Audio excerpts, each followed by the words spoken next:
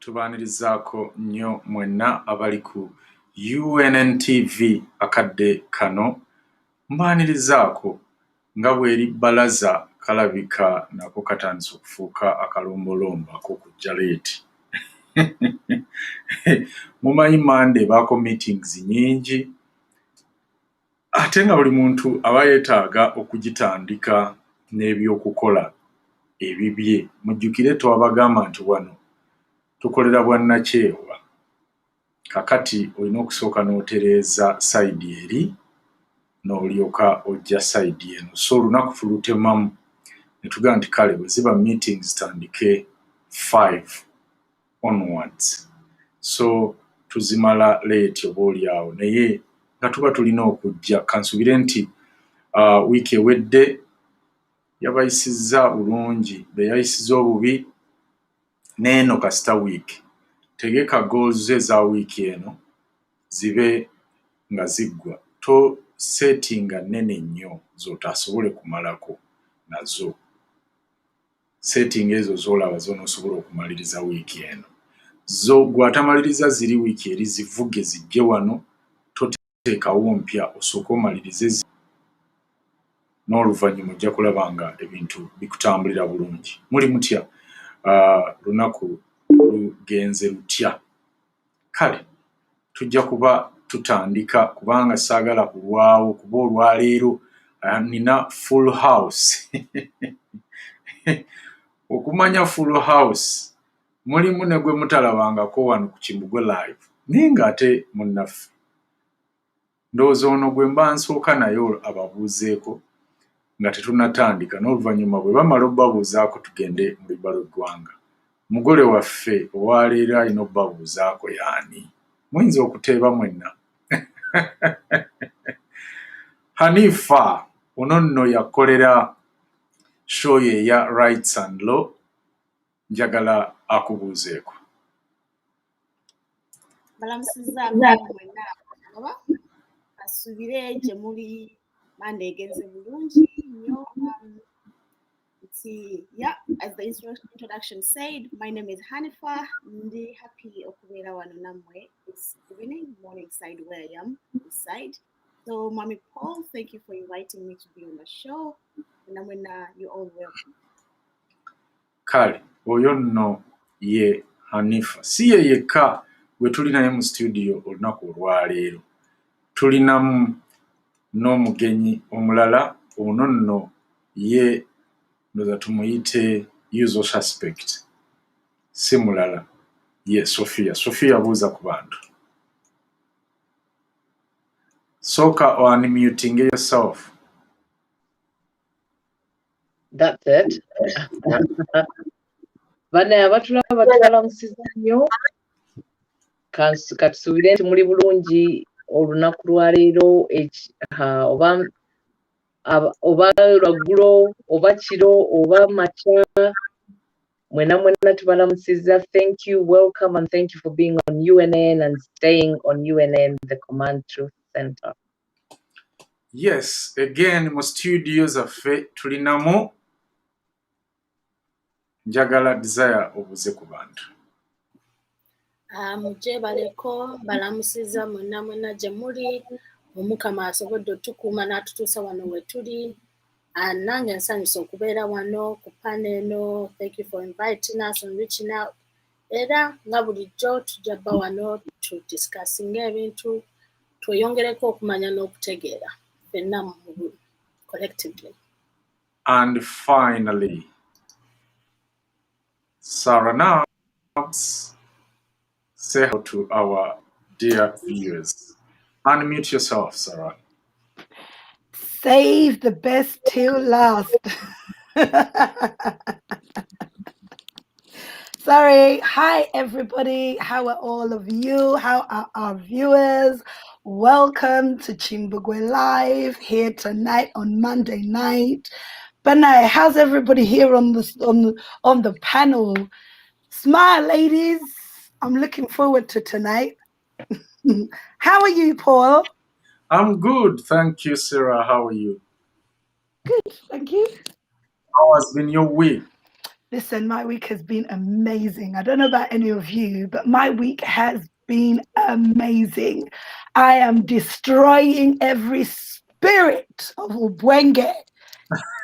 That's what I'm doing. Mm. Yeah, that is our spirit sorrow. Yatusabira wano bannange. Mwebye buli bye musindika ono yabizzaayo. Kaakati mukikolenga nga mumanyi nti buli bye musindika ng'abizzaayo. So mubeere steady. Kaakati nga bannaffe bwe bamaze okuba nga batubuuzaako, kaakati ate ngenda kuba mbatwala mu luyimba lw'eggwanga n'oluvannyuma tugenda kukomawo tubeere nga tutandika show yaffe bulambalamba. Olwaleero tuli mu leadership series ekitundutundu ekyokubiri oba ekyokusatu oba kyakubiri nga tugenda kuddamu okutunula ku nsonga za leadership ze twayita principles of leadership. Tulabe munaffe ali eyo, kwata ekitabo, kwata ekkalaamu, oyanguwe otereere otebenkere. Tugenda kusooka kwogerako ku bwenge, kuba waliwo obwenge obukudde ejjembe obugenda mu maaso. Then bwe tumala tugende butereevu mu leadership series. So funa ebiberenge byo, teekamu amazzi mu bbaafu, oteekemu ebigere, n'oluvannyuma bwe tuva mu luyimba lw'eggwanga ngenda kujja ntandika show yaffe eyaleero. Share this video to go viral. Tofiiriza munno ayagala okumanya omukulembeze we bw'alina okweyisa. Na bibuuzo ki by'alina omubuuza. Kankolemu bwe nti katono nkomawo. Oh, Uganda, may God uphold thee. We lay our future in thy hand. United, free, for liberty, together we'll always stand. Oh, Uganda, the land of freedom, our love and labor we give, and with neighbors all at our country's calling, peace and friendship.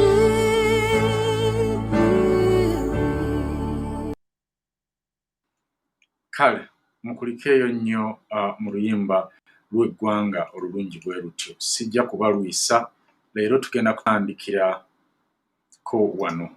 Tulina amawulire si mangi olunaku olwaleero, era amawulire ge tufunyeewo olunaku olwaleero ge g'omukulembeze wa Kenya owa Vice President wa Kenya omukulu yaani ye Ruto. Ruto ono abadde alina leero oba abadde sindoza si leero lwokka naye abadde ayagala okubaako by'ajja okukola mu ggwanga erya Uganda. Ne bamuyimiriza. Twasooka ne tubaleetera eggulire lino emabegako wali nga tulaga nti Britain erabudde President wa Kenya Uhuru Kenyatta ku Ruto's plan oba ku ntegeka za Ruto nti alina bingi bya planinga wakati we ne Nakyemalira. Ono eyeewaŋŋamya ku bufuzi bw'eggwanga Uganda. nga ye Museveni Kaguta Kawenkene Saabatemu. Era mu bingi bye babagamba kwe kuba nti singa anaagenda mu maaso envumbe eyinza okuteebwa ku Museveni ne Kenya ejja gitwaliramu. Kakati tubadde tuli awo olunaku olwaleero nga tulaba eggulire. Eggulire lino Monitor yerikoze n'etugamba nti Kenya Deputy President William Ruto has been blocked from flying to Uganda for a private visit. His office protests alleged change of rules on his foreign travel without notes. Nga bagamba nti Vice President wa Kenya William Ruto agaaniddwa oba aziyiziddwa okubanga agenda ku bugenyi obwekusifu oba ku bugenyi obubwe obutali official because private buba bukwata ku ye nagwagenze kukyalira aba tagenze kukyalanga Vice President wa Kenya. Era bagenda nti ofisi ye yatandise dda okwemulugunya kwayo ku ngeri gavumenti ya Kenya gyekyusizaamu amateeka ku kukyala kwa William Ruto ono eri amawanga amalala. Tugezezaako okufollowinga story eno era ne tugenda ne ku mukutu gwe nga ekipande akitaddeyo nga yeemulugunya naga nti I have been stopped from flying to Uganda because the system believes only the children of the rich and famous can fly to foreign countries to dine with the presidents. But we have God and will overcome. I'm putting the tribalists and dynasties on notes that our patience has run out and we will not take any more humiliation. Let them face me openly instead of hiding behind their lowly ciphers in the civil service. Kakati omusajja ono lwakuba simanyi Luswayiri ate tetulina Irini twali muwadde message mu Luswayiri kubanga ebintu byayogera wano ate ffe Uganda be baana baliwo akaabya nakajanja agambye nti nyimiriziddwa okubuuka okugenda mu Uganda kubanga system ya Kenya ekkiriza abo bokka abaana b'abagagga ababijodolo abaana b'ababinyonkondo okuba nga be basobola okutambula mawanga amalala okugenda okulyako ebyeggulo ne ba presidents. So sifa abanaku nganze William Ruto Ruto oli munaku naye bannange aha kakati naga nti Katonda waali era kino tujja kivuunuka wabula nteeka obusosoze buno n'obubinja bw'abasosoze bano ku nninga oba mbulabula nti obugumiikiriza bwaffe bulabika bunaatera okutuggwaako oba butuweddeko. Tetukyaddayo kugumiikiriza kutulugunyizibwa oba kutuulwa ku nfeeto oba kusimulizibwako bitoomi n'akatono.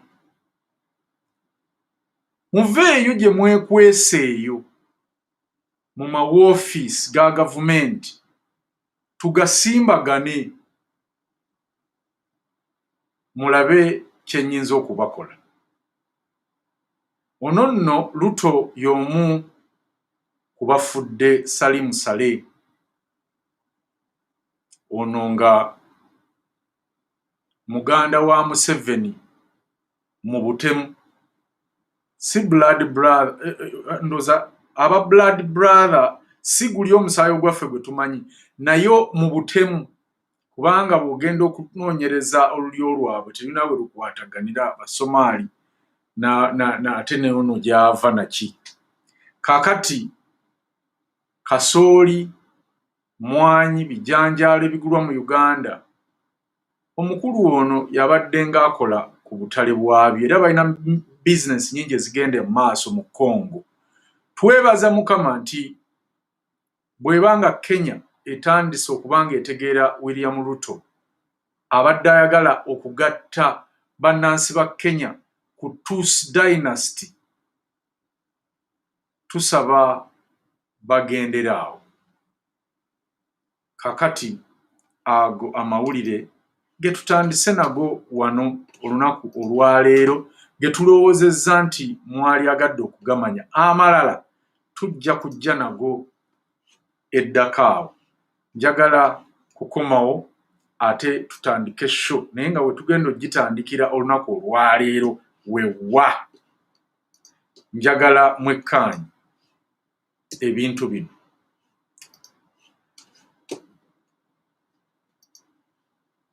Bwe mulaba ekifaananyi kino, tulaba Sarah Nabs, tulaba Jose Chameleon. Waliwo ebigambo ebyayogeddwa ba na NUP. Omanyi kakati abantu bw'ovaayo ng'olaga nti olina common sense oba by'oyogera bya mazima ebiriko n'obujulizi, nga bakugamba gwe toli wa NUP. Kakati bo abatoletoole aboogera ebintu ebitalina mutwe na magulu, abo bo bwe baba aba NUP ennyo. Kino nno sikireese mummwe ba members abalala, njogera ku bantu abakola omulimo gw'okusaasaanya ebyo ebikolebwa mu NUP. Bannaffe ba bloggers ab'oku social media betwogerako nti abo bokka aboogera ebitalina mutwe na magulu ate be basinzibwa mu NUP. Ate nno nabo bakimanyi, baga nti waliwo eyankubira naŋŋamba ndi muganda wange, nze nkwogerako naye nsonyiwa. Yagamba nze olaba sikwogerako naye kale ndeeta abantu ne bakwogerako, kubanga amazima tetukyalina kye tulya Uganda. Abali eyo mu diaspora be batubeezaawo. Kakati ate ennaku zino bwe tujja nga tukuvuma oba nga tuvuma UNN oba omuntu yenna ali ku UNN nga batuweereza akasente, era bakama baffe batuga nti gwe bw'okolayo sho n'ovuma Kimbugwe oba n'oleeta avuma Kimbugwe ng'ompeereza record then nga nkuweereza ssente. Kakati ssebo nze okukuvuma nkikola lwa kubeezaawo famire yange, kubanga amazima ku secretariat tebatufaako era tebakyatuwaayo kantu. Naye kati okuggyako okuwa akantu konna kababa abali mu diaspora olina kubanga ovumye Kimbugwe, UNN oba abo abagikolako oba abagyogererako. Era nsaba nze onsaasire, kuba nze era owulira soogera nze bwe nzija nga nnyanjula program nga nteekako bali abavuma. Ne mugamba naye kakati ekyo ogenda kikola otya mu maaso ga Katonda? Munnange, ne Katonda era mwegayirira ne musaba buli lunaku, kubanga by'oyogera Kimbugwe tewali kye tutamanyi. Naye abantu tebannategeera, kati naffe tulinda era bwe binaakyuka bingi ate ffe bye tulina ne by'otamanyi bye tujja okujja twogere ku kibiina ekya NUP. Ne mbaga nedda, you don't have to do that. You don't have to do something okumakinga omuntu okukwagala oba okusanyusa omuntu omulala.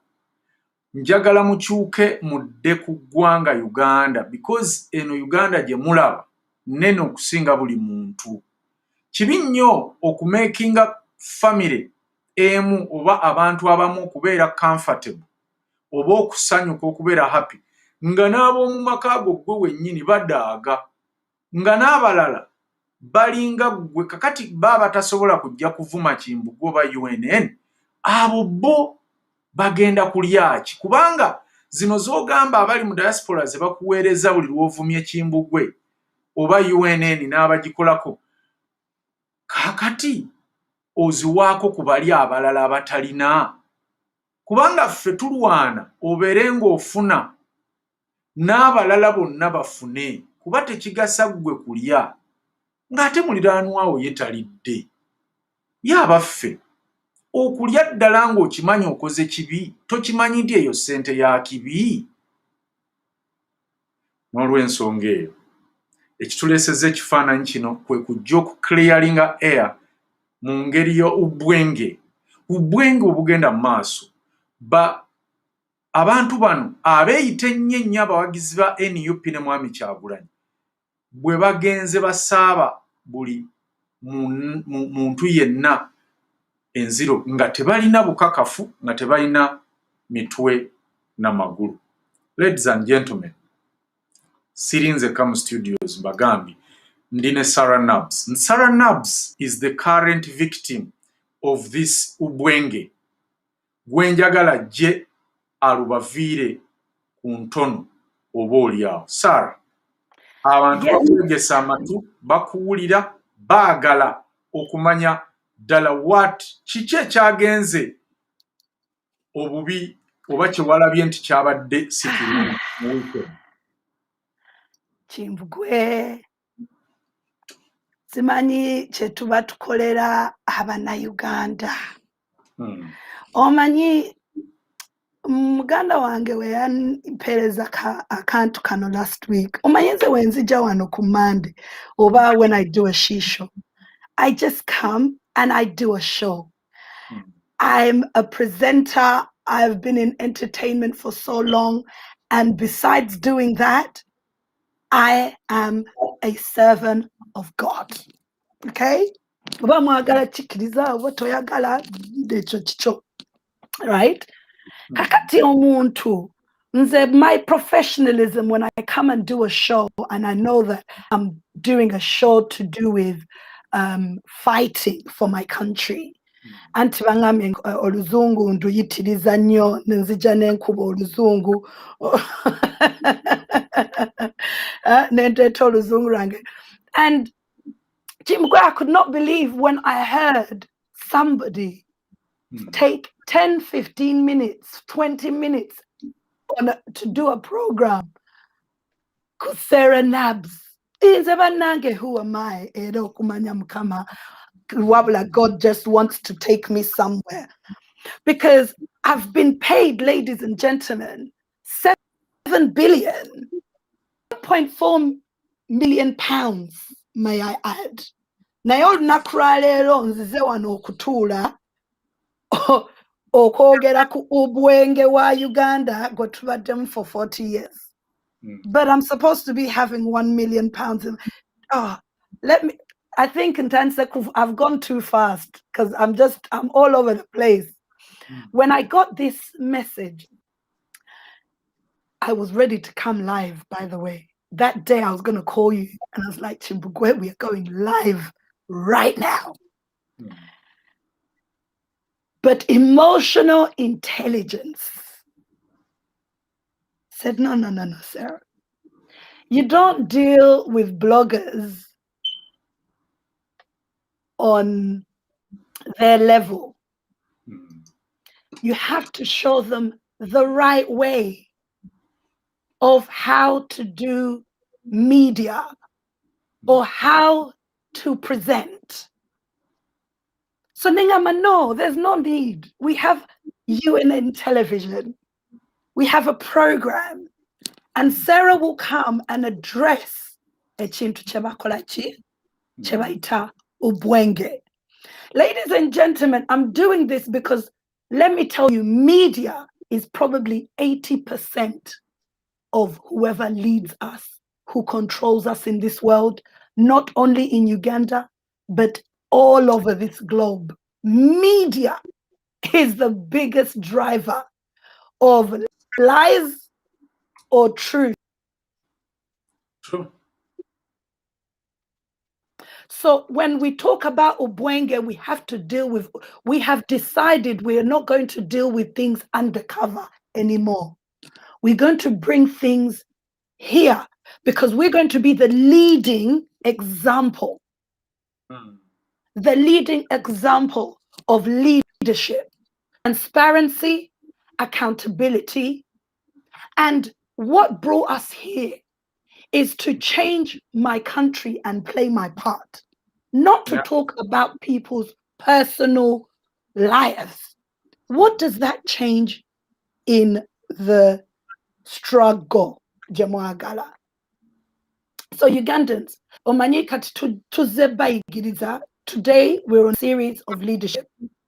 So tutandika nti nabadde njagala muwulirize akantu kano. Yeah. Lwaboko naweebwa ssente okulaba nti abantu mu diaspora battibwa. Sala Nabusono atamumanyi, omukyalo ono yeefula nnyo ayogera accent ey'Ekingereza naye munnange yakoma mu primary 4.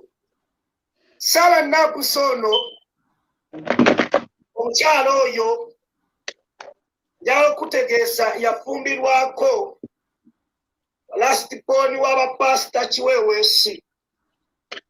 Kati kambabulire kawo. Ladies and gentlemen, this is what Ubwenge does. Ajja kuleetera some truth, mixingemu to make you think that ekintu kyonna akikutte wano. Yes, I've been married to the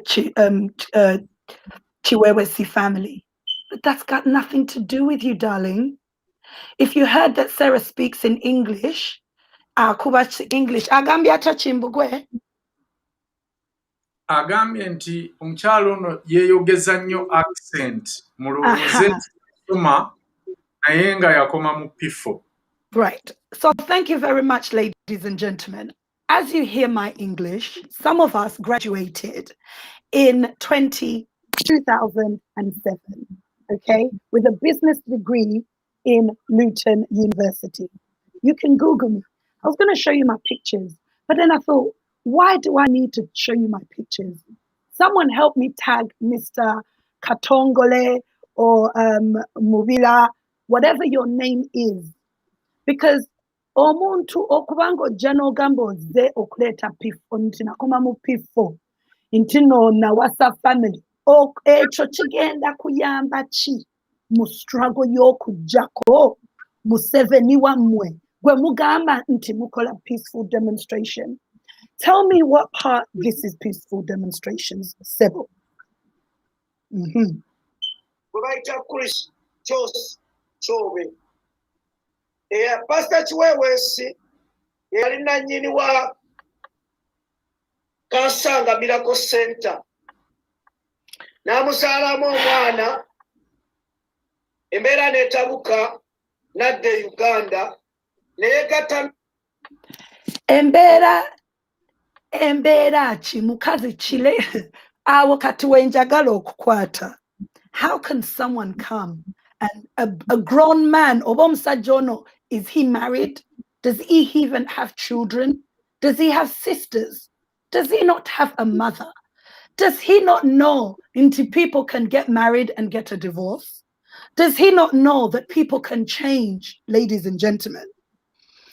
I'm not going to be here and abuse this man, but I want to show you the Uganda we need to go into.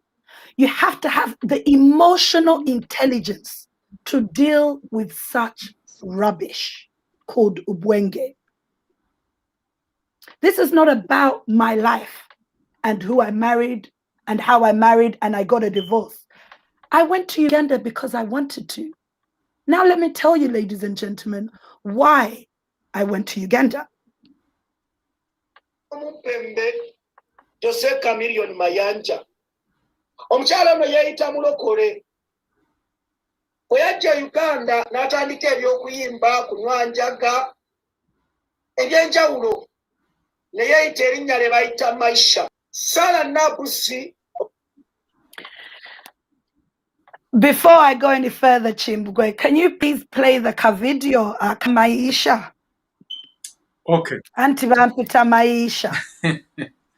Kakati kambabulire bannayuganda nti lwaki tukola ebintu bino Sarah tagezaako kwennyonnyolako eri muntu ono naye Sarah kyakola kwe kulaga public social media bannayuganda bwe babadde bagikozesa ekiseera kino kyonna ekiyise nakati era gye bakyakozesa to attack personalities z'abantu nsasula mu kuvumire mpa ssente mu kukolere bwenti ate bambi ng'oluusi abantu abakozesa abantu abo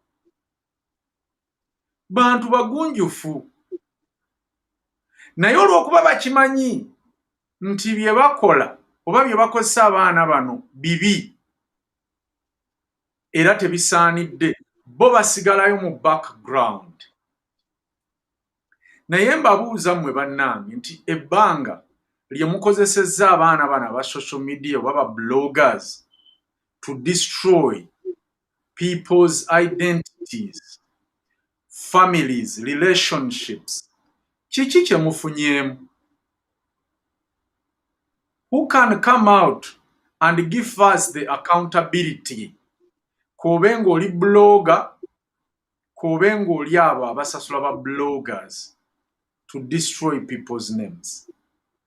Ye oveyo ngambe nti nze ondaba wano ndi mukambwe nnyo nayonoona amaka g'ono ne nnyonoona image y'ono ne nnyonoona n'oli era kakati bino byenfunyeemu. Era ogenda obasanga nti after 10 years 4 or 5 years on social media era they are still surviving on those giveaway, those peanuts they are getting from people. Kambabuliremu abatuma abaana bano okukola bino ebintu muboonoona ate muboonoonera obulamu bwabwe kubanga nabaga nti ebintu bino bisigalayo ku record, video zino zisigalayo. Kakati ono omwana gwe mulaba katongole ekintu kye muli mumukozesa kitta dream ye eya politics, kiri mukutta political career ye. Exactly. Yes, ayinza okuba kati ali bubi ng'anoonya kyakulya, anoonyeza maama we kyakulya. Kubanze lwe nasembayo okwogera naye issue ye yali ku maama we. Alabika ndooza talina baana. Naga maama wange ali Masaka gwe nfiirayo mu biru yansibisa aba NUP ne bagaana okunzija mu kkomera ate nze bye nali nkola byali bya NUP naye I'm willing to spill all beans era I want to come on UNN njogere buli kimu. Ne muganda nedda okyalina obusungu by'oyinza okwogera kati biyinza obutakolawo makulu oba obutakuyamba abantu bajja kulowooza you are still mad at NUP people bw'abanga mubiru ye yakusiba ate nga mukulu nnyo mu NUP. Soko kakkane osanga story eyo jjagikyusa. I'm telling you ekintu kye nagamba omwana ono era kyatuukirira. Story yakyuka. Eyali ayagala avumirire NUP mwabagamba nti UN eyagala kuleeta abantu bavumaganya NUP. Nedda ebintu Katongole byonna bye yannyumiza nga ndaba tebigatta enkwata gye baamukwata ate yamukubira essimu ate yamukola bwati byonna nga agezaako kubanga namugamba nti mpa ku ebyo byonna. Do you have call record essimu baagibba? Do you have this nedda? Do you have any conversation with this? Kakati ffe wano ku UNN tosobola kujja to tarnish people's name oba someone's entity without proof, because ebintu tubikola kiprofessional. Era omwana ono namugamba nti take time osanga ogenda kukyusayo story kuba kati obusungu okyalina bungi. Amazima ga Katonda waayitawo ndowooza n'omwezi tegwawera n'akyusa story. Era mwamulaba Mubirugwe yalina Kennedy ng'agamba nze famire ya Mubirugwe ngikwatako ngyokya, Mubirugwe mukwatako nja mulya bufi. Ate yennyini wano bwe baabika Mubiru ye yali amubika, ye yali alaajana mugende tumuveeyo tubanje mulambo gwa Mubiru n'ebiringa ebyo. That is ubwenge. Museveni bw'atyo bw'akoze abantu. They do what they do for survival. They don't care abantu ki be balumya. Bw'owulira story y'ono omwana gy'ayogera ku Sarah Nabs, atandise agamba nti Sarah yaweebwa billion 7, that is 7 billions. 7 billions 1.4 million pounds. Butegeeza obuwumbi 7 mu za Uganda, then mu za Bungereza, that is 1.4 million pounds. Nti Lwabogo yazimuwa atandika abantu mu diaspora. Nti nata made. Yaweebwa sente ezo kutta abantu mu diaspora. Kino mwakiwulira nga waliwo akinteekako nange nti ndi musi w'abantu. Era ne Patricia Sewungu yawona buwonyi naye yali nali ngenda kumutta. You know? So, njagala mutegeere nti emboozi eno oba ebintu bino bye tuleeta wano titubireeta like kwewolerezaako, naye tubalaga biri bye tubasomesa naddala ku ngeri Museveni gye yafuulamu Uganda. These are living examples. Kakati bw'avuddeeyo ku Lwabogo kubanga yasasula Sarah £1.5 million okutta abantu mu diaspora, n'ayingizaamu famire ye. Bannange ku Bulaaya kuno oba Uganda, muntu kyatayokonangako na muntu oba tafunangako misunderstandings na mwagalwawo. Ono omwana kikyamanyi kuba talina mukazi, tamanyi talina mukyala, tabeerangako na famire. That's why ayogera bino, kubanga omuntu alina omukyala, singa omwana ono abadde n'omukyala abadde tasobola kuvaayo kwogera bino. Mukyala yali mugambye nedda, biki byogenda okwogera ebyo? Bituzimba, bitukola ki? Avudde ku famire atuuse ku Chameleon ne Maisha, agambye nti Sarah yakyusa amannya ge. Si ye Sarah wabula ye Maisha, oba yeetuuma amannya ge nga ye Maisha.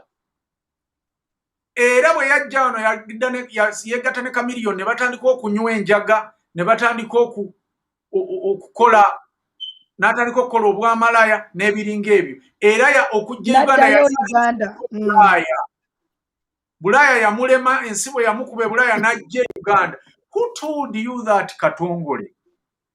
Katongole munnange, nakugamba nti ejjanzi teribuuka na nzige.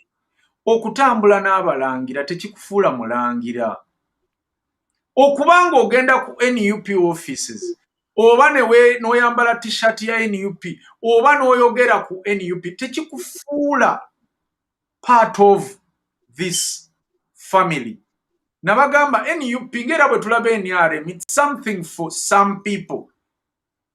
Ne NUP yazimbwa ku musingi ogwo kubanga abagiri emabega oba agiri emabega Lubongo yajja eri kintu kya NRM kye yaleeta wano. There must be people, the few people abafunamu si buli omu naawe katongole era gwojja kumala oyogere ebyo byonna okole eyo live oddeyo mu kafunda ako musajja wattu akayumba tekalina ddirisa osula oba wansi oba nekyolya tokimanyi because sirowooza nti mwami katongole olina omulimu mpozi nga guno gwe wafuula omulimu naye bwoba omulimu ajjemuwe akati abantu bano b'oyogerako nga Saara bw'oyogerako tomumanyi kuba tokoze research ku ye wabula bye bakugambye by'oyagadde omwogerako it's bad nti omuntu ono olwosanga ye yalibadde akuyamba n'okukuyamba genda onoonye bakyala ba Frank kati tuyina records wano oba tuyina voice records famire ya Mubiru famire ya Frank ng'era ajana bagamba nti n'omukyalo omu gwe yaleka n'olubuto eyazaala abalongo katongole gwe wennyini sente ze wakuŋŋaanya okujja omukyalo oyo mu ddwaliro ate wazirya. We have the records. Naye sometimes we have a lot to do. Ebimu tetwagala na big yingiramu. Gw'oyingiramu ono, gw'oyingiramu oli. Because wava mu kkomera ng'olina akasagazi. Kw'okwogera kw'okwagala to try to survive. But you have to survive nga weegendereza. Njagala to playing a video attachinga Saara ku linnya lya Maisha. Katongole kye yayogedde kubanga nakyo singa yakikozeko research. Saara, she's an international artist. Ne bwogenda mu Google n'obuuza Saara, bajja mukulaga spiritual soul. Ojja kulaba buli ekimukwatako. Eby'amasomero ga Bungereza oba America sebo bwana Katongole. You don't have to call. You go in Google, put the school, over the name, bajja kuleetera Saara gye yasomera na mwaka ki gwe ya graduatinga. Tebiringa byaffe bitalina database.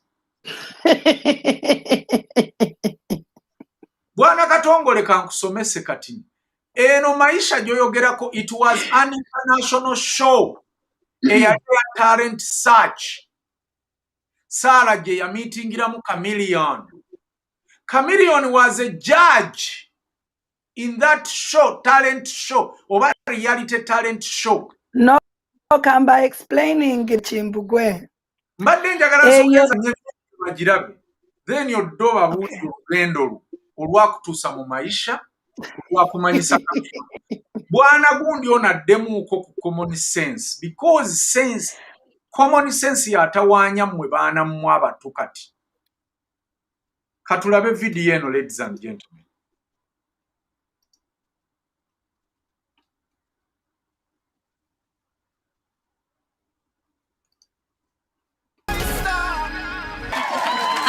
I see studio audiences crying because of your star rookie's performance. How does that make you feel? No, I'll be very honest. Sarah does a lot of things that I can't do personally as a professional artist.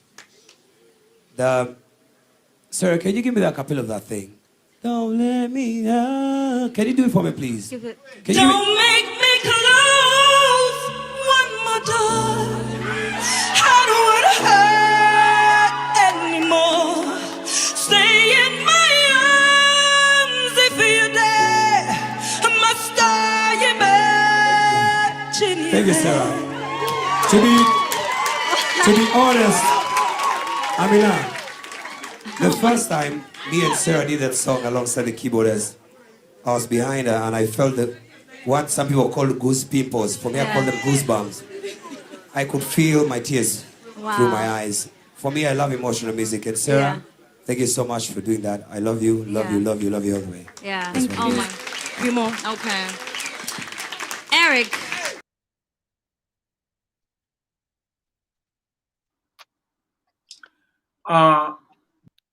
This is Sarah Nabs. Waliwo ngambye nti please cut them. Eno ye Maisha show oba talent show, reality show. Eyali e Nairobi, Kenya. Eyali international. omukulu Katongole gye yagenda Sarah si bwe yatuuka e Uganda ne yeetuuma Maisha. Katulabe the talented Sarah Katongole was talking about.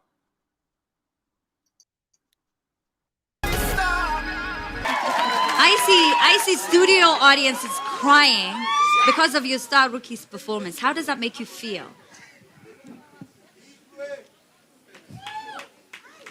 No, I'll be very honest. Sarah does a lot of things that I can't do personally as a professional artist. Sarah, can you give me that couple of that thing? Don't let me down. Can you do it for me, please? Don't make me close one more time. I don't want to hurt anymore. Stay in my arms if you're there. Must I imagine you? Thank you, Sarah. To be honest, the first time me and Sarah did that song alongside the keyboardist, I was behind her and I felt that what some people call goose pimples. For me, I call them goosebumps. I could feel my tears through my eyes. For me, I love emotional music. And Sarah, thank you so much for doing that. I love you, love you, love you, love you all the way. Yeah. Oh my. Few more. Okay. Eric.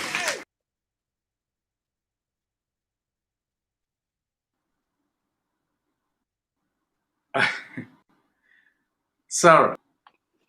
Wanji. Watuuka ddi okukyusa amannya weyite Maisha? Enjaga yo gye wanywanga mu Afirika nga yali nnungi yakuyimbisanga bweti nange ntiddemu Sarah. Hey, enjaga twaginywa ate ngenda kulimba. I was a musician. Enjaga twaginywa era ne Bobby Wine twaginywa fenna. Nze mbamanyi bonna bulungi nnyo. Naye what no one can ever come here and tell me who Sarah Nabs is. Because yes, Sarah Nabs ajababulira chali. Sarah Nabs yagenda aka Spirit Soul. Twakola sheyo ne my friend Joseph Chameleon. He's my brother. When I left Uganda, the UK, na deciding ogenda go back to my country. Ngo muntu wa deciding anti omanyi kanzireko back home, tandike something. I went, atenga show bienali nkolo kuyimba Kimbugwe, nga nyamba Mulago Hospital. Let me please note that. Nga nyamba abachala abalina olubuto, nga mbagulira packages ez'okuzaala, nga ntekamu obugirita government wetasobola kulira bantu. Let me Mugatomato, abamanyi Gatomato, abamanyi all those live bars that kolako live music. Eyo jena meeting Jose Chameleon, and we became very good friends.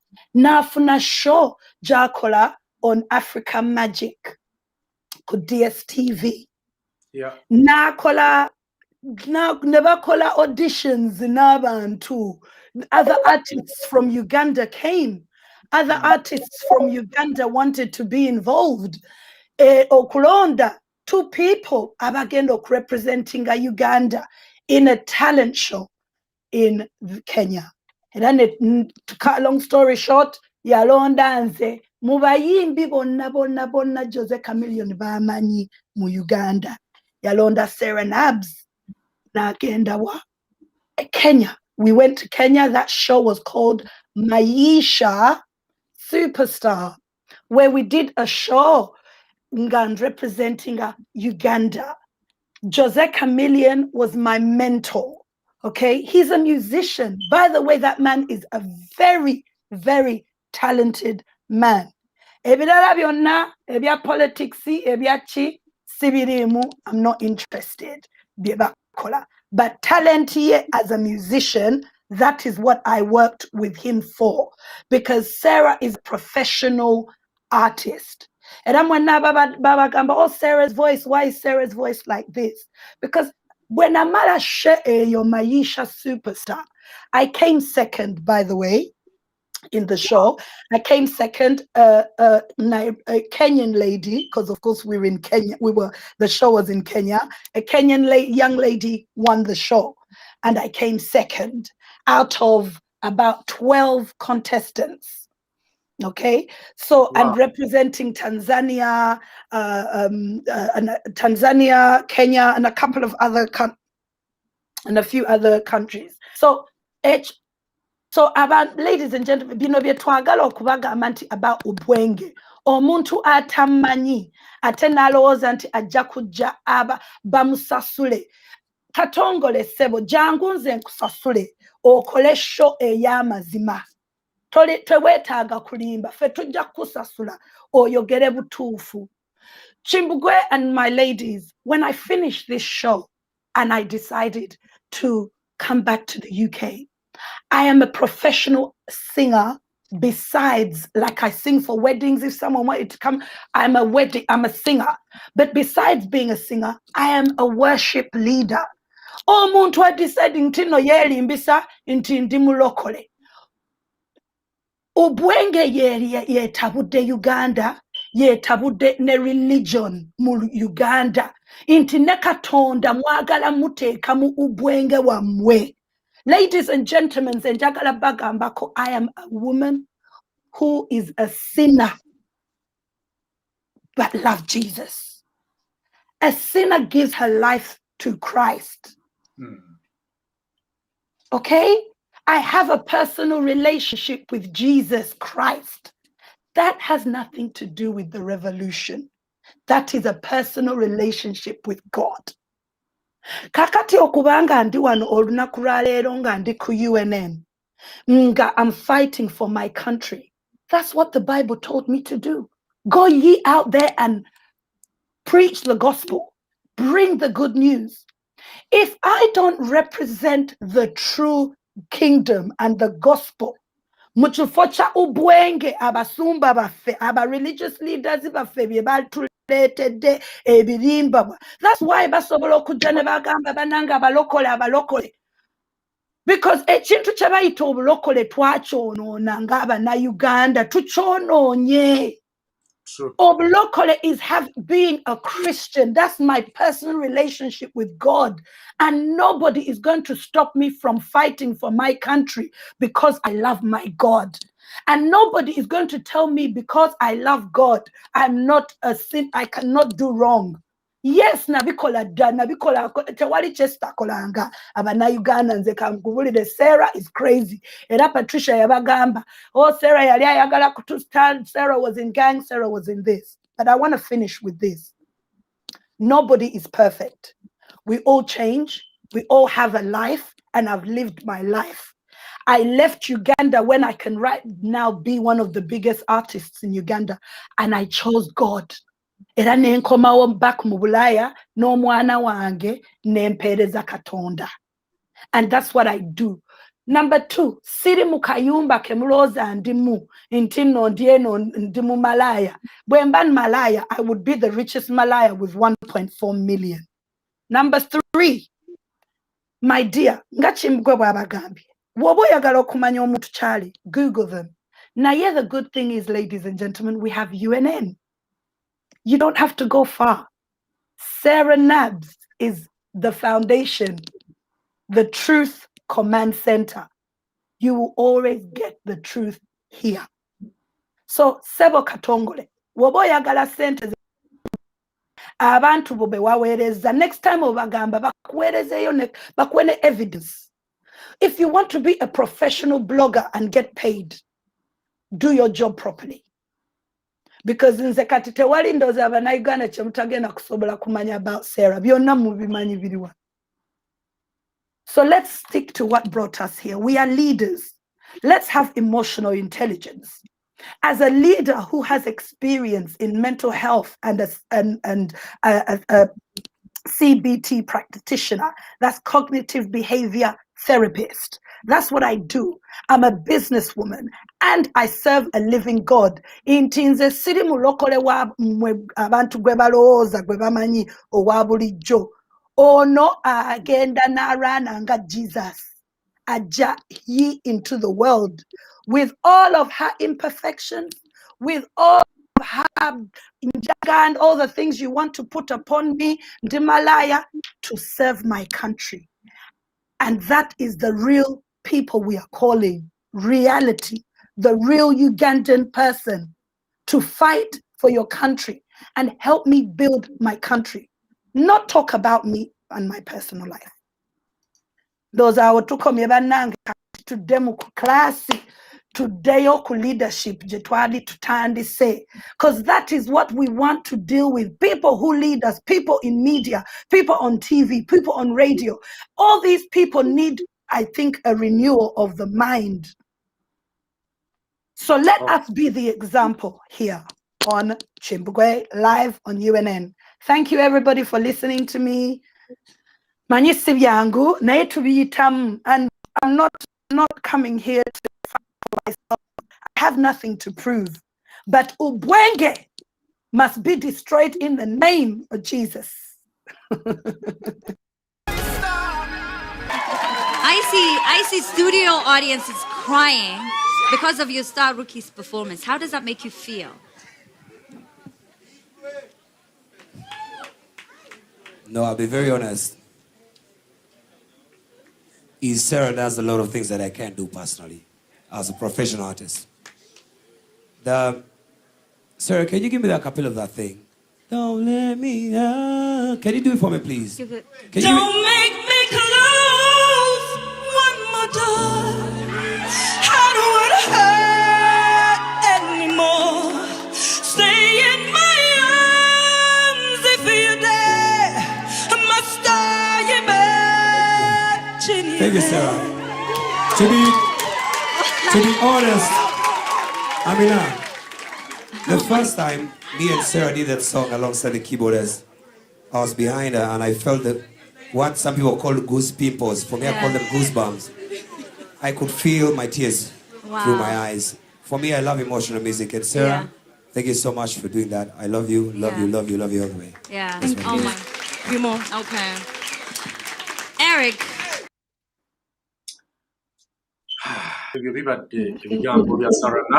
And that is her story. Briefly, ku chintu omukulu ayogera n'atafayona kumanya nti Maisha was a talent reality show.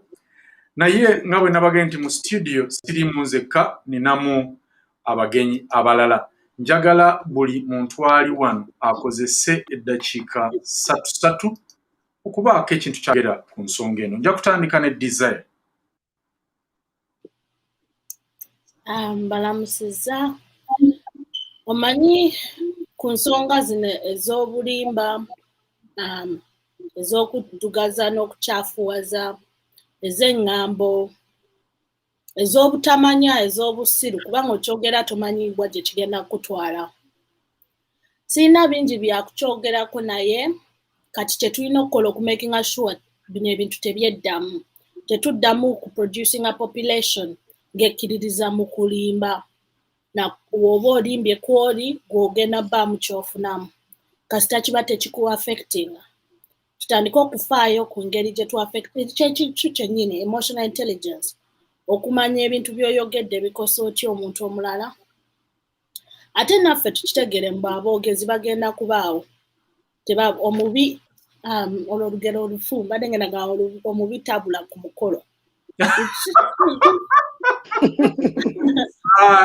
Desire omusese yakubera engero kiro okyazireka. Tusooke tukuteeketeeke. And oluzungu, in a basket, there's always one bad apple ruins a whole basket of apples. Bagamba abazungu. So abo abantu we batyo batwonoona ffe ng'abantu. Kubanga nze ebiseera ebingi nze Desire nyinza okugamba nze sifaayo kubanga ebigambo by'omuntu omulala tebinkosa nnyo. Neeyongerayo ne ngenda mu maaso. Naye kati engeri gino kye kirukibbwamu n'ezo apples embi 3 zoonoona akadeeya konna. So abo abantu tubamanye, tuboolese, ate tuba denouncing. Weebale nnyo Desire. Oyo abadde Desire. Anifa mu dakiika 3 kikyoyogera ku defamation ye. A case very, interesting in a sense that Kateyo bino bino omwami byabadde ayogera ompulira Anifa 1 minute. I mean a second. Babatamanyi Anifa munnamateeka era nga tukola naye wano mumumanyi yakola ne show yaffe eya rights and law era nga y'omu ku bannamateeka abaffe kati yagenda kyogera mu perspective y'obwannamateeka bwe. She's a lawyer by profession. Genda maaso Hanifa. Yes, Chembade Ngamba, that is a very interesting allegations in a sense that tugera ne twogera ebintu tubiteeka on media nti bisigalayo forever and ever interestingly, and at the end of the day tetumanyi private life ya Sarah egenda kuyamba etya struggle ahead in any sense nti singa mba njogedde nti yafumbirwa yakola ki, how is that going to help the struggle at the end of the day? Then nekirala nti ebintu bino bigenda ku records. Recently, there's someone who went and reviewed a company actually. Now, nga wogera no wanika Facebook review or anything, nga wa very bad remarks on this company in that most times abantu ba taking a legal action against such very bogus allegations. So, and anyway, nga tetunana kutuuka yeeyo nti gwe kikuyamba ki really kigenda kuyamba kitya okujjako Museveni osoka n'otuula things we say otuula n'oweebuuza kyenjogedde leero kijjako kitya Museveni nti Sarah yanywa enjaga, Sarah ye maisha whatsoever tugenda kujjako kututya Museveni really. So that's pretty much I have to say. This is a very sad situation in that people in this very day and age tukyalina abantu who can think so low okutuyita okulowooza with a very low thinking capacity. So that is very absurd nti these youngsters betusuubira nti bebagenda okuba leaders of tomorrow naye they're just thinking of today right now instead of thinking about the future. Like, how is this gonna be? There is Sarah is okuba playing off, that was my life, that was then naye ate gwe bisigadde ku record your future employer, your future children as well bagenda kulaba ebintu bye biti ebiri very not so good for public view naye ng'obitaddeyo. So we have to be mindful of what we think, what we publish and what we talk about others about their private lives. Singa abadde ayogera nti Sarah ekintu ekiri in public domain, that would have been very okay, but this is kind of very absurd. That's what I would say. Okay, Anifa wakyo wayogedde ku nsonga eno. Oyo nno mbagambye ajogerako nga munnamateeka era buli kintu ekigenda mu maaso wano gwe ate oba wa reporting a company oba wakola byonna biri filed because for omulimu gwaffe ku profilinga each and individual Ugandan, not in a bad way, but okujja okusomesezaako tujja kujja wano tukusomesezeeko naawe yawandiikira yagenda ku company search and you put a bad words against us naawe ya reportinga account ya PayPal naawe yawandiikira byonna bamala ne babituwa kubeera ntuba tubiraba we profile ekikukubisa mu company ne bakugamba nti we are going to record your phone call baba baagala era bakikubulira nti for training purposes and other things naffe gwe buli kyokola wano against us we profile it because tujja kisomesezaako abaana bo bazzukulu bo jjajja wammwe oba taata wammwe oba bazzukulu ba gundi bwati maama wammwe bwe yeeyisanga oba ssenga wammwe oba jjajja wammwe. So Sophia, in 3 minutes. Yeah, simanyi kumanya what to say, but as obviously someone who's related to Sarah being my sister, it hurts on a personal level. At the same time, we're lucky that we're strong enough as women in this family. So please don't think anything can ever break us down. You've got another thing coming. All right. Nature, one thing I would like to say, I think whoever you are, anyone who's behind this or who has orchestrated all of this silliness and stupidness, njagamulekera kino.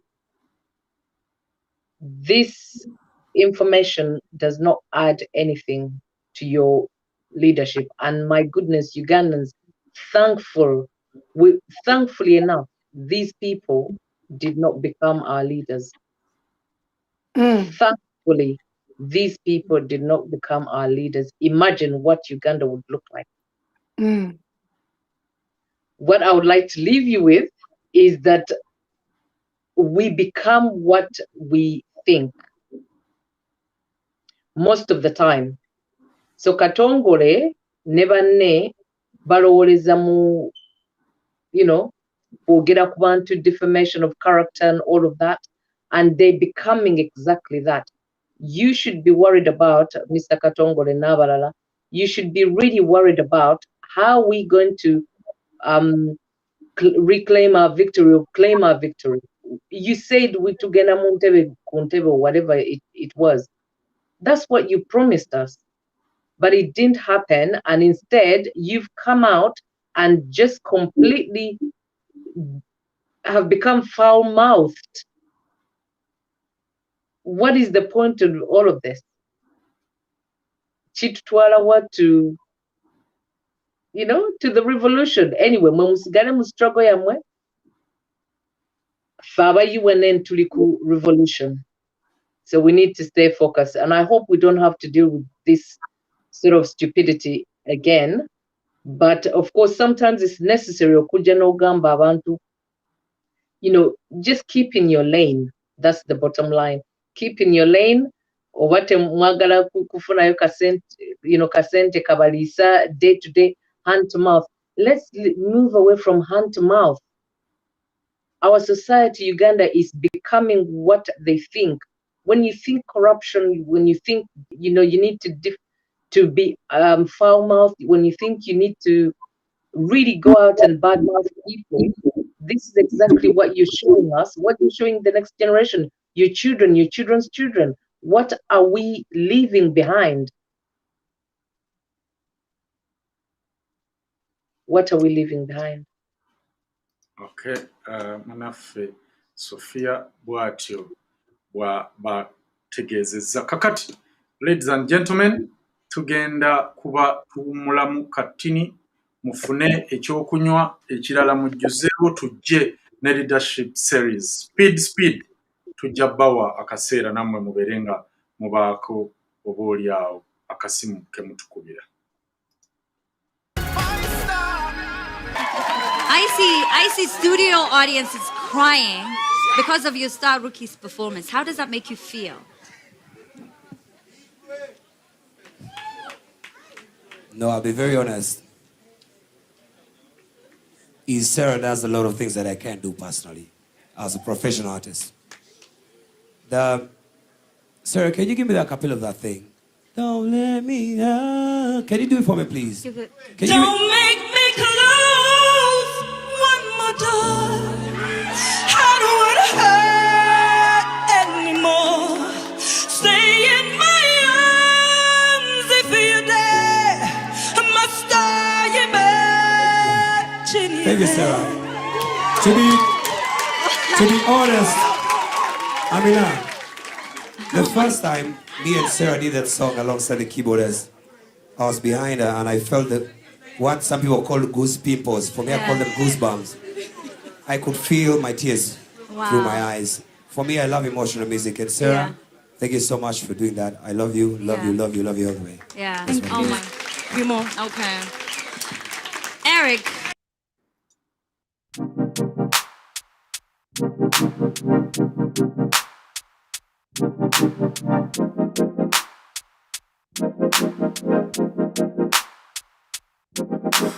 Time takes a toll on everyone, they say.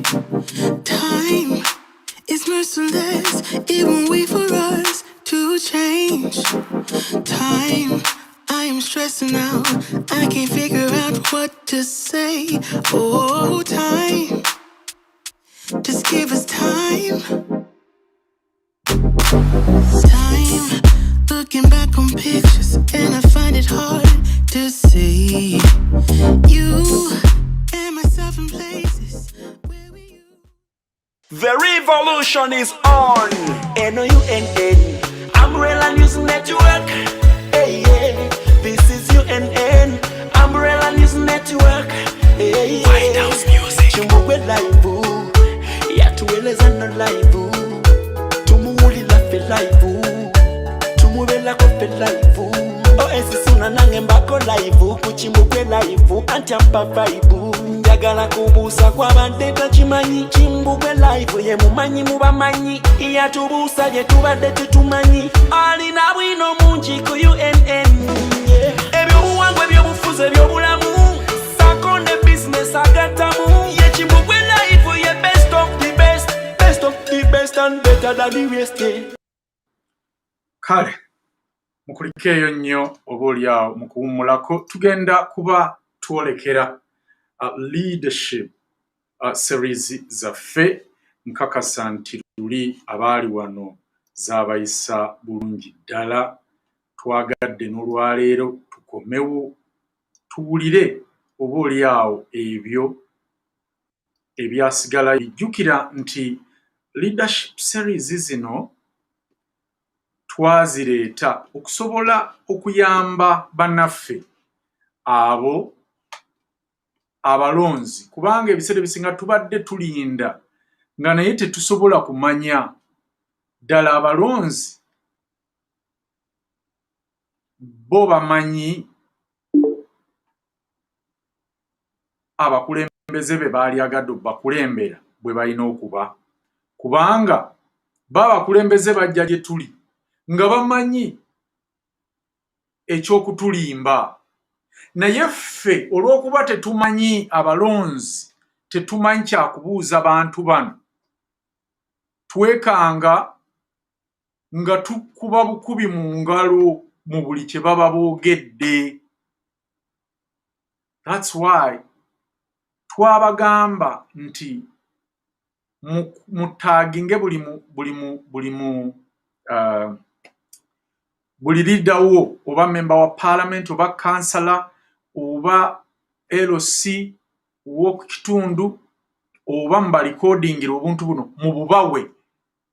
N'olw'ensonga eyo mubage nti owaayi gwe okusinziira ku ebyo by'owulidde abo boogerako ogwawa. That is the very interesting. Singa munaamanya kigenda nabbaleetera kati okulowooza bwe munaategeera leadership series zino nti oba oli awo tulina abakulembeze oba tetulina bakulembeze mu ggwanga erya Uganda, oba bwe tubaamu nabo be baani, kubanga tujja kuba tukubwaza okukusomesa nga naawe oyize otegedde omukulembeze bw'asobola okubeera. Sirinze Come Studios, ndimu ne Sarah, ndimu ne Hanifa, ate ne bannaffe abalala Desire ne Sophia mwetuli. Kakati ngenda kuba ndooza tugenda kuba tutandikira wano wennyini kweno, kubanga eno ye peegi yaffe ekulembera. Sarah bw'atusomera Oluzungu, kakayolesa Oluzungu, lwani mwagaye nti yeyogeza nnyo accent. Kyolina kyoyolesa. Kati oneeragira wa omuntu atamanyi na kumanya accent eri nakyo na eri plastic, then mba sikutegeera. Sarah naye tayagala kwogera bw'atyo, era asiiba yeegombaga nti nange singa nsobola okwogera obulungi nga Kimbugwe Oluganda. Mukazi wattu ate kakati bw'ate mumugamba nti yeekoza. It's unbelievable. Tulinamu Hanifa lawyer yajja kutunuulira ebintu bino b'ensonga zino ozitaputa mu lulimi lwo olw'ekinnamateeka. Sarah, njagala akantu ako ko kuba tujja kubajjukiza nga buli lunaku akali ku cover page olw'ensonga eyo tubajjukize. Era tutandika bwe tuti bannange abantu baffe abatulaba, the DNA of mastering the art of leadership. The key word in that title, by the way, is DNA and mastering. Do you know whether you have what it takes to become a great leader? The kind who attracts people and makes things happen. If you took the time to really look at yourself deep down, would you find the qualities needed to lead people in order to accomplish a given project successfully? Njagala leero Hanifa waffe yaba atuvunulira. Chai! Wow. Hanifa ye mupya leero yagenda okutuvunulira ne desire ewanagaana takuyingiramu. I surrendered. I couldn't do it, Kimbugwe. I said to Kimbugwe, I'm not doing Luganda today. You're Cancel Hanifa. Nsuubira nti the first line or the first sentence would mean oyina ekyetaagisibwa okubeera omukulembeze, oyo attracting abantu to make things happen. Someone oyina ekyetaagisa okubeera omukulembeze ayina ekyo ekisikiriza okutwala abantu to make things happen. Okola ekiriwo, is that right? Yeah. So that's what I would say. I think desire.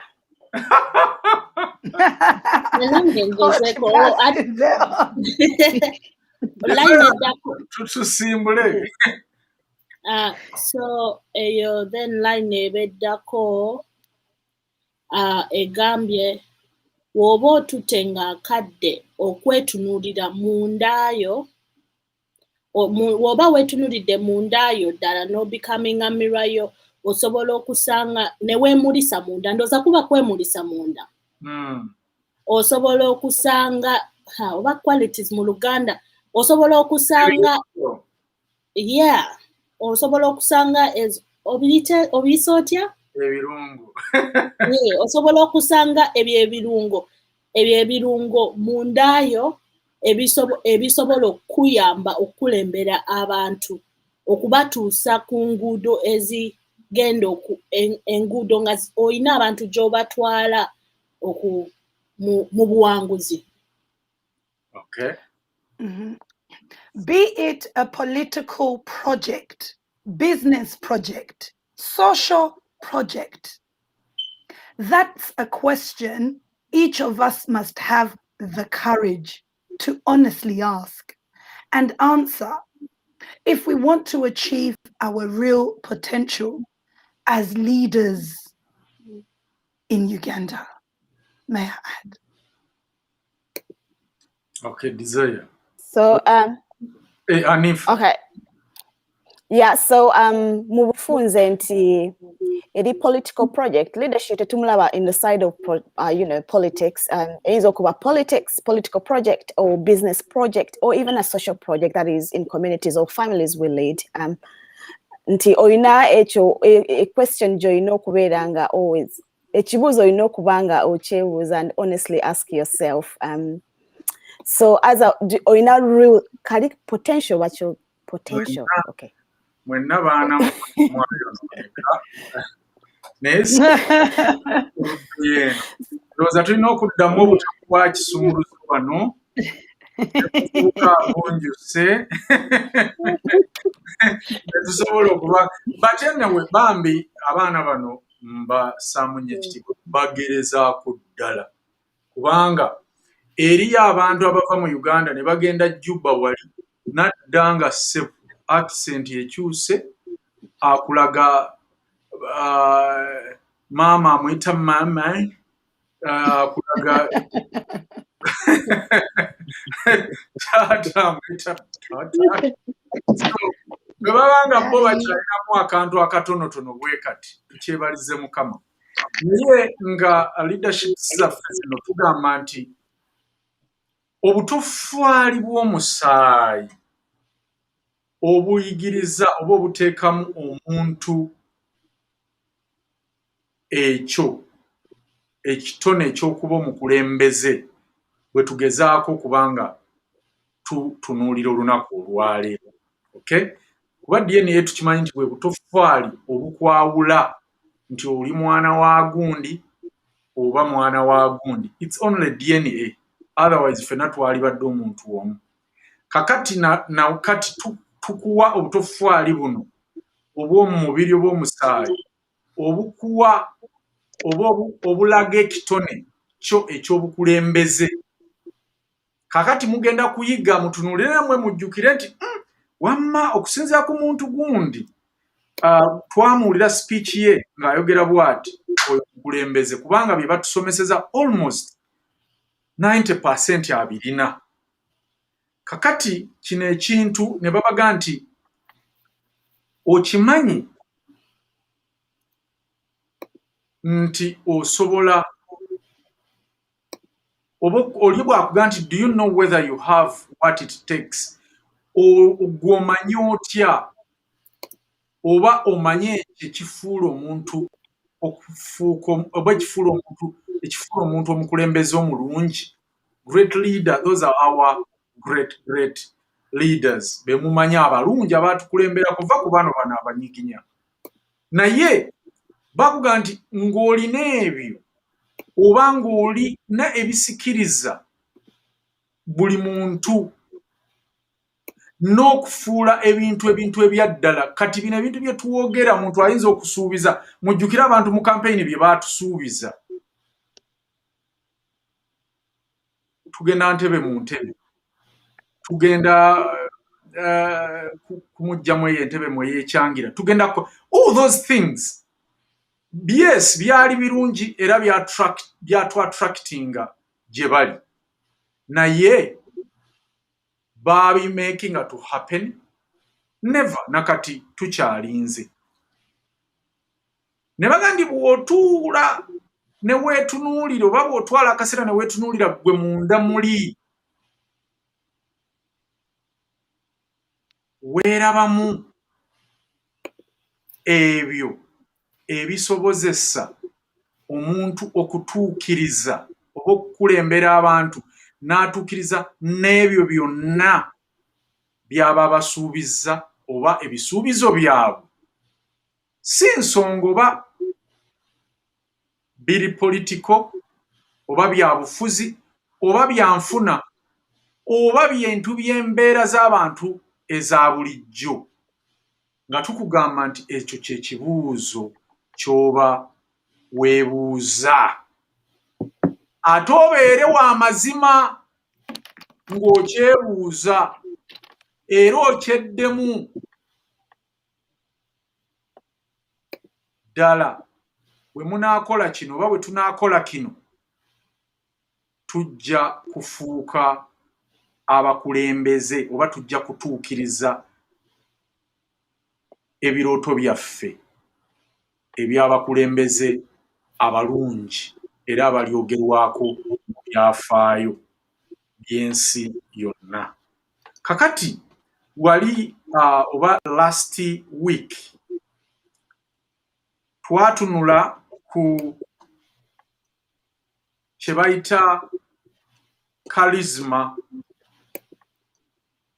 Twasooka n'ekintu kye bayita character, ekyo mwakisoma tetujja kiddamu. Ne tuddako ekintu kye bayita charisma. Awo nno we twamaliriza ku charisma Kimbugwe. Yes, awo wennyini ku charisma tugenda okubanga tutandikira oba tutunula. Kubanga tubanokoleddeyo abakulembeze be tulowooza nti bali charisma. Kubanga biri ebintu twali tubimaze ebibakwatako oba ebikikwatako. Kati wano wenjagalira tutunulire abakulembeze bano. bw'otunula mu kifaananyi kino olabamu abakulembeze abo abantu abali wano balina okuba nga babamanyi bonna era ebyabafuula tubimanyi ebitonotono bagoberera nga njagala tusooke n'omukulembeze oba kale tujja kukwatamu abamu kati nga omukulembeze Gandhi Desire kyekyafuula Gandhi mu ddakiika 3 okuba a charisma leader. Ndoza ekyafuula Gandhi so charismatic and attractable to abantu be kubanga Gandhi yali wa India is Gandhi yali bulungi yalina ebyobugagga bwe naye n'alaba obutenkanya mu society nekimufuula so appealing to abantu in that ebyobugagga bye byonna n'abireka mabega n'asalawo kubeera ng'abo be bayita ba have not mu society okutambula nga bo okugenda mu bulumi bwabwe ate okubeegattako okulwanisa embeera badde basobole okuba nga balina access to material needs abantu ze baba beetaaga mu society ndoza ekyo kyekyamufuula so charismatic ate nga yatambuliranga mu nnono zaabwe eze India mu ddiini zaabwe n'ekyo nakyo kyamufuula very attractive to the people. Hanifa, Chagwe Vera oyinza munnyonnyolako otya okuba nti he was a charismatic leader? So bwe tuba tugenze ku charismatic leadership and this Balinga, they had that influence, so they used this kind of influence to create a powerful and a very appealing vision. But vision ebera clear as a charismatic leader nti ngawe tubadde kati bwemba nkuba ku Uganda nti tukuba appealing or rather vision nti oba ogamba nti fena tugamba vision gye tulina kujjako dictators. So these leaders are very charisma in a sense that they talk vision in that fena followers, we're going to stand up and then we follow because they are very appealing. They are very straightforward to the vision, what they are carrying forward. Tebakuba corners, they don't stop. So they keep on pushing. So they are very charismatic. That's what I would say in terms of charismatic. All right. Sophia, chicho osobola okwogera ku basajja abo ekibafuula charismatic compared to our leaders back home? Well, what I can say, Muruganda, both. Anyway, chensobola ogamba Luzungu, Lugangereza. What I can say, ntino, baleaders abona baina commitment, ba following through. When you say charismatic, baina appeal eyabantu baina ekintu kye balina ate abalala kye batalina nga kati nga bw'onoogezaako kangezeeko tugambe nti mu gundi ani ono wanu nga bw'abadde bwe yalina ekintu ekyo ekiri appeal n'appealinga ku ghetto n'appealinga nga alinga ategeera abantu ba bulijjo kye baagala n'abasikiriza n'afuna following ye ennene kati ne bano bwe baali wadde abamu baali kale ba dictator naye nga balina that sort of gundi charismatic appeal eyogamba nti baagalibwa balina characteristics ezaagalibwa ezagalisa that's it ng'osobola okurelatinga ku kye baogera vision yaabwe gye balina ng'osobola okurelatinga. Yes. That's what I can think of charismatic leaders. Yes. Okay, Sarah. What? Omanika's last week to our Komaku charismatic leaders. You were one of them. Remember, we had talked about your charismaticness, wow. Mr. Paul. I wanted to go and do some research. Nengenda nenzirayo ku Martin Luther King. Tofayo, not on you, just not on you. And I went back and read his speech, Banange, in Zeyankwatako. I was to show you what the embodiment of what a leader should be. And that, of course, I'm very much like him. He was a man of God. He was a preacher, but he also fought for what was right. I'm just going to read you this small extract from one of his speeches. He said, "We can never be satisfied as long as our bodies, heavy with the fatigue of travel, cannot gain lodging in the motels of the highways, of the hotels of the cities. We cannot be satisfied, in other words, as long as the Negroes' basic mobility, basic okulinya ka taxi is a problem, from small ghettos to large to large ones. We can never be satisfied as long as our children are stripped of their adulthood and robbed of their dignity."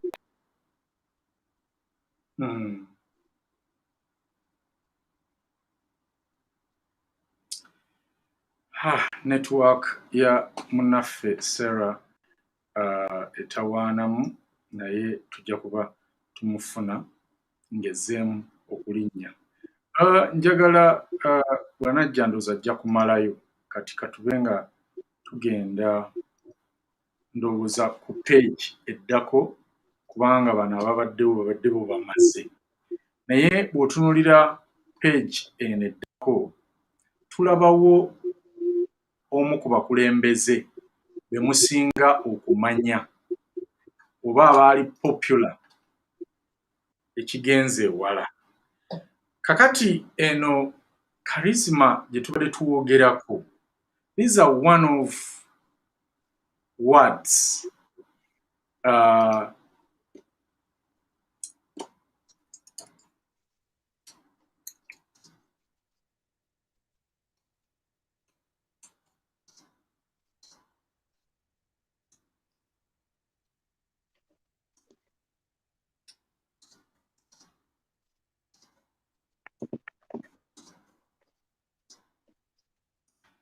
munsonyiweko katono, waliwo communication gye mbadde nkola. Bw'otunulira ebigambo bino byebimu ku bifuula abantu charisma, oba okuba ng'abantu wejjako gwa amaaso okwetunuulira, n'oba nga otunuulira abantu b'oyogera nabo oba b'obuulira. Kubanga ebiseera ebisinga tulaba abakulembeze bano nga bo beefaako bokka. Kino ba pastors bakikoze nnyo, si bonna naye abasinga. N'abanga mu church leero baba basonda nnyumba ya pastor oba ey'omusumba, enkya basonda mmotoka ey'omusumba, luli basonda mbaga ey'omusumba, luli basonda church. Kati you can imagine, naye omusumba oyo mwabasabirayo ne muteebuuza nti ddi bwe tulijja nga waliwo oba nga tusonda essomero abantu abasabira muno abanaku abatasobola fees za masomero gali private, nti abaana baffe bajja kusomera muno. Kubanze nabagamba I'm proud to be a Catholic. Why? Nze bwe ntunulira ba missionaries oba baminsani be tuyita baminsani mu Uganda, baatukolera ebintu. Amalwaliro gaaliwo baagalekawo, amasomero baagalekawo, kati ono Kawenkene yazzaagajjawo. Naye gwe weebuze nti bukya Christian churches zino zijja mu Uganda, bapasita Kayanja, bapasita Kayiwa, myaka kati nno gyekulungudde, batulageyo essomero nti twateeka wano essomero oba eddwaliro eriyamba abakristu oba Christians abasaba naffe. Churches zino zasigala nga zaabwe n'ettaka kweriri ebyapa birijesalingibwa mu mannya gaabwe n'abakyala baabwe ba ne famire zaabwe. Emmoroka be bavuga ez'ebbeeyi, amayumba be basula mu gaakabi, ekiweebwa ng'abantu abasaba gye bali kiri kimu, maybe kuzimba churches mwe batuula nga zirabika bulungi kubeera nazo bantu be bazizimba. Kati kino kye tuyita nti bw'obanga omukulembeze wali charisma kweganga oyagala okulaba charismatic leader yevaako ye ng'omuntu yejjako amaaso kubanga ye aba avuddeyo era waaviiriddeyo aba abasingako ng'ayagala nammwe abasitule okutuuka ku musitindo kwali kumpi n'okusingawo. Ebyo bye bimu ku byagaza Obama. Njagala Sophia tusomere obuntu buno oba oli awo bwe mbubavuunulira mulabe why Obama yali attractive to many. Sophia, akantu akasooka. Let me see. I'm a bit so akasooka kugamba college should be affordable for every American who's willing to work for it. Amasomero aga college kye yali ayogerako wano galina okubanga buli muntu yenna kaaba omunkuseere agasobola naddala oyo ali willing okukikolerera. Kakati kino kye yali agezaako kugamba Abamerika naga nti tugenda kuddira colleges oba nze bwe nfuuka omukulembeze ngenda kuddira colleges okubeera nga buli muntu asobola okutwalayo omwana we as long as agenda kukola. Kitegeeza nti yali alaga nti agenda kussaawo emirimu. Buli muntu yenna anaasobola okukola emirimu gino omwana we ajja kuba capable oba ye kennyini ajja kuba capable okusobola okusasulira omwana we mu college zino kubanga ebisale byalina okuba nga bikendeera. Muwulira kati njagala mugendewo nga mureflectinga abakulembeze bammwe bo bwe babadde bakuba campaigns. Bino ebintu byonna Obama yabyogera campaigning okufuka president wa America oba abammwe waliwo eyajja nga akyogerako engeri eyo. Tugende kukaddako Sophia. The first 100 days is going to be important, but it's probably going to be the first 1,000 days that makes the difference. Kakati muwulira ekigambo ekyo omusajja ono kye yayogera wano kubanga abakulembeze abasinga bwe bajja batunuulira ezo ennaku 10 ezisooka era bangi baga tubuulire byogenda okukola mu nnaku 10 ezisooka nga baagala bajajinge liido oyo mu nnaku ezo. Kati ye najja n'abagamba nti yes ennaku 10 ezisooka za mugaso naye ennaku 10 ezinaddako oba ezisooka ze zigenda okukolawo enjawulo kuba amazima ga Katonda tubeere realistic. Mu nnaku 10 kiki ky'osobola okukola ne kiragawo enjawulo? Okwo kwe kulimba ebyo bye bivaako ubwenge. Ye ennaku ezo nkulu naye ate ennaku 10 ze zisinga obukulu ezisooka kubanga ezo mubajja kuba mutandise okulabawo enjawulo ku ebyo byenzize mbagamba. Kati omukulembeze wo takukyamusanga bino bye bazze batukyamusa. Besigye yatugamba ndeeta tsunami, omusajja ajja genda ndeeta tsunami. Same thing Bobi Wine yazze, we are removing a dictator. Naye tonnyonnyola technicalities eziri mu kuggyako dictator so that nabano bakuyambako ate kakati bwe biggwa nga dictator asigaddeko then you come back and n'obibawa nti ate kakati mbibakwasiza namwe mukole ki mubeeko kyemukola omuntu yena kasomuwulira nga akyamuukiriza omanya nti oyo si leader mulungi tugende kukaddako.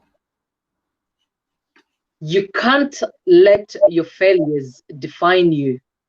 You have to let your failures teach you. Tokkirizanga ebyo bikulemye kukulaga kikyoli oba kulaga kikyoli abantu olw'ebyo ebikulemye wabula ebikulemye birina kuba nga bikuyigiriza obutaddayo kulemwa oba oli awo. Ndoze kintu ekyo mukimanyi. For example, nali era wano njogerako ne mbagamba musajja yakola balubu. Omanyi lwaki nze nayagala nnyo Obama, Muhammad Ali, who else, abantu abayogeranga obulungi, Michael Jordan, naye si yali musajja muyitire. Nti bakubuuliranga ebintu gwomuntu atandika omwana kati ali wano ali mu kuyiga leadership principles ebisobola okuyamba oba okwongerako. Kakati omusajja oyo yakola balubu yalemwa balubu emirundi egisoba mu 9 oba mu 9 naye ogw'olukumi n'agikola naye bwe yajja mu press conference mumanyi kye yayogera kubanga bwe tujja twewaana nnyo ebintu bye tukoze bye twakiivinze ye yabagamba nti kye yeebaza Mukama kati amanyi emirundi 999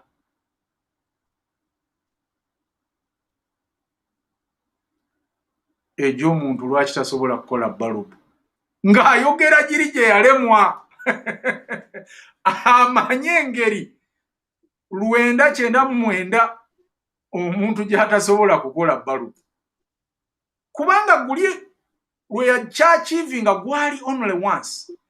Lwaki tewenyumiriza mu bino n'obisomesa n'abantu nti bw'okola bwoti ne bwoti ne bwoti tosobola kukola balubu n'oba ng'osembyayo kiri so that nabana ababadde baalemwa baddemu amaanyi bage nti wamma nange eyo y'ensobi gye nakola. Toleka feriyazo oba ebintu by'olemeddwa kukulaga eri bantu oba kudefining eri abantu oba kufuuka ekyo kyoli nti oyo yalemwa. Bangi batuyita ba failures nammwe eyo gye muli bakibayita. Nze nabagaba bwe nali ntandika wano buli gwe nagwa idea eno yaŋŋamba Kimbugwe kino ekintu tokitegeera kintu kya social media muganda wange kizibu ebyo bintu byoyogerako eno tebikola mu social media tebikola ne mbaga ndi nedda bisobola okukola. Let's give it a try. Omanyi Kimbugwe waliwo okulowooza nti Rome was built in one day. Exactly.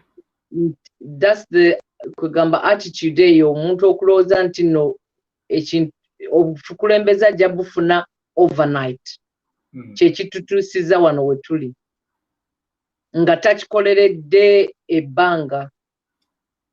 Teyeeteeseteese tataddeewo na foundation n'amanya nti kwega ebintu bya kivandulo nanga nti tomanya nnyinza okukeera enkyanga ssebo ndi president. It's not easy. It's not easy by the way. Era eno ensi nabagamba nti gwe bw'obaako amadaala g'obuuka n'okugenda waggulu era ojja kudda. At any time you have to come back n'eri eddaala lye wabuuka n'oliyitako. Bangi nnyo tubalabye.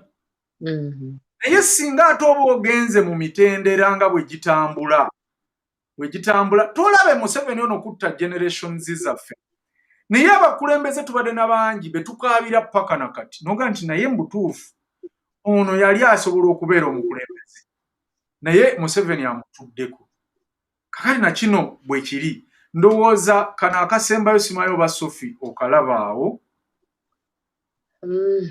sikala bulungi. Okay, kali nti the new president confronts the worst global economic crisis in more than 80 years and pushes to overhaul the nation's health care system at the same time.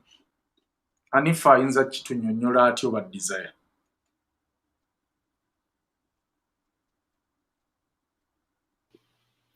Yemuli oba nkiddemu Mbadde tulina okukazuumingamu wano tukalabe bulungi. Okay, kankazoominge katukazoominge desire abe bulungi. Kano Obama yakwogera naga nti the new president confronts the worst global economic crisis in more than 80 years and pushes to overhaul the nation's health care system at the same time. Yeah. Obama we yajjira mu buyinza, it was 2008. Abasinga twali bato naye nga waliwo world economic crisis. Yeah. And see Wall Street markets kati abaali abakulu during that stage mujjukira in the late 2000s. Economy yali mbi nnyo ate tewali bingi bikyuse. So kino kigenda kwogera nnyo tu ani anaddamu okutufuga kuba tukyalimu eno crisis y'emu. Tukyayogera ku healthcare systems eziri nationalized, abantu bafune access to healthcare n'amalagala, economy ekyaplementing, so twetaaga leader agenda okusobola okukola n'abantu abantu abalala balowooze ddala economy y'ensi nga twefuze mu ddembe ate nga twefuze nga ffe ffennyini ffe abali okwefuga. Tugenda kumendinga batya economy ya Uganda into economy ya Africa and later into the global economy. So nekyo tulina kitunuulira nnyo, and this is advice for abantu batulonda our next leader. Okutunuulira policies zaabwe economically ziyamba ffe oba ziyamba abantu bamu basse kinoomu kubanga eyo economic policies za Museveni kuyamba ye na family ye. So tulina okuba abeegendereza okumanya mbu eyo crisis tukyagirimu teyavaawo. Okay. Ani folks ku bigambo bino byolabye gwe bakulembeze ekyolabye mu Uganda abasobola betusobola okubanga tufunako remarks ezifaanagana bwezi. Okutandika nga ngamba ku remarks ezo nti ndaba Obama mu remark eyo yawa hope nti wadde kale ebintu bibi waliwo economic crisis, the health system is very, almost shutting down, but there is still hope.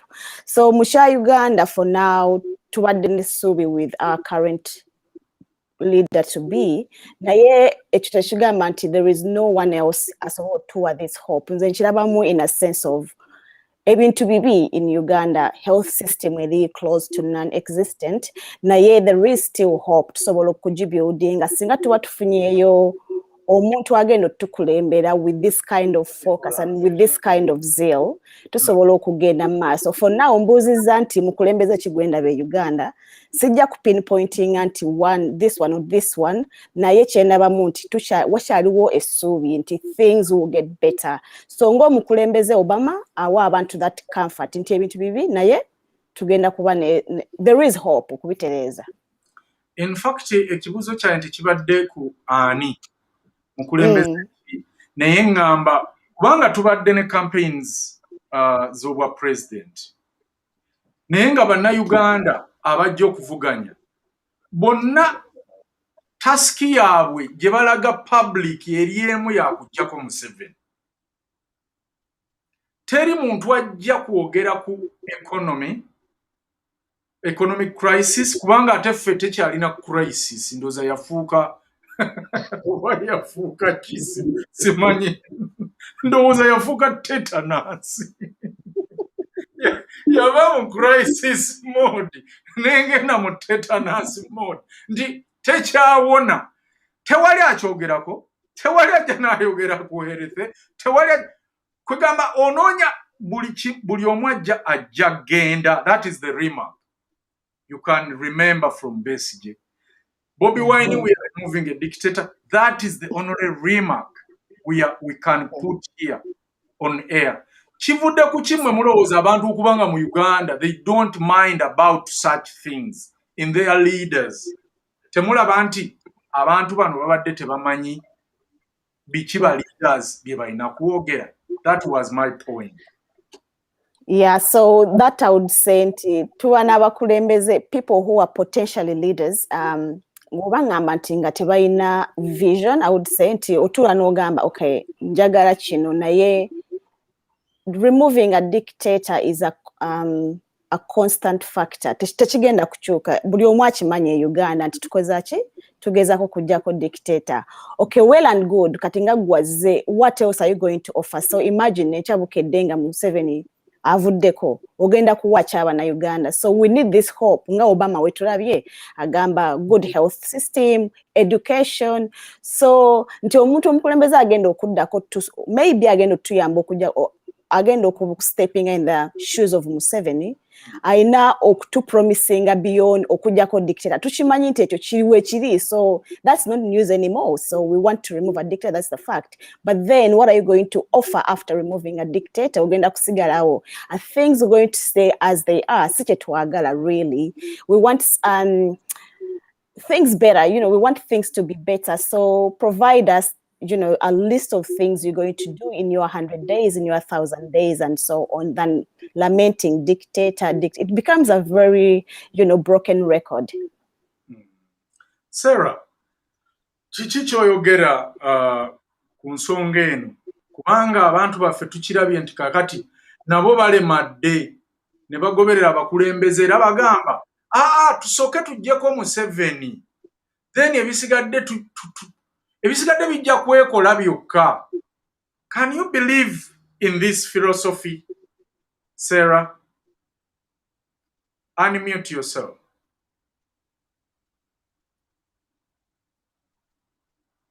Hi guys, sorry my internet is really playing up today, but for me nze wenzirayo chemba de mbabulira ngate network yange inti abakulembeze era ne bamano ffenna tubeera ne someone who inspires us. One of the people who inspired Obama was Martin Luther King. Martin Luther King had a dream nti ayagala kukyusa wana akantunga naye nga amaliriza nti I say to it says no, we will not be satisfied until justice rolls down like waters and righteousness like a mighty stream. I say to friends and family that though we face difficulties of today and tomorrow, we still have a dream. Nagenda on okugamba nti dream eno nti one day the nation will rise up, live out the true meaning of its creed, the truth.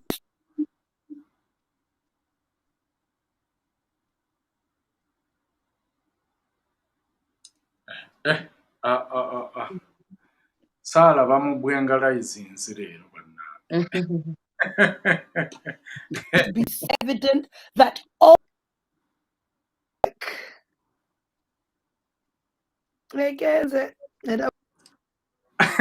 ani akubwengawo leero tebanjagadde anti nabatabudde nabakufa network yange okubabuulira nti you as a nation have to rise up, going back to what's era bino ebintu bye batukuba omuliro ku UN nti tubasomesa history gives us what we ought to be and become. If we came from the Buganda and how Buganda started and how the countries to bring civilization,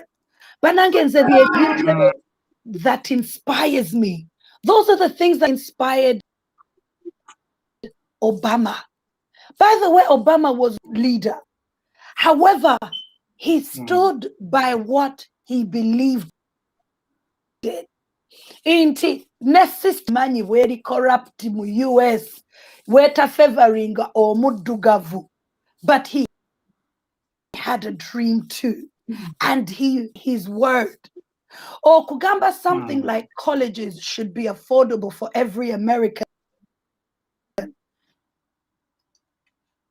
Ugandans, education should be free.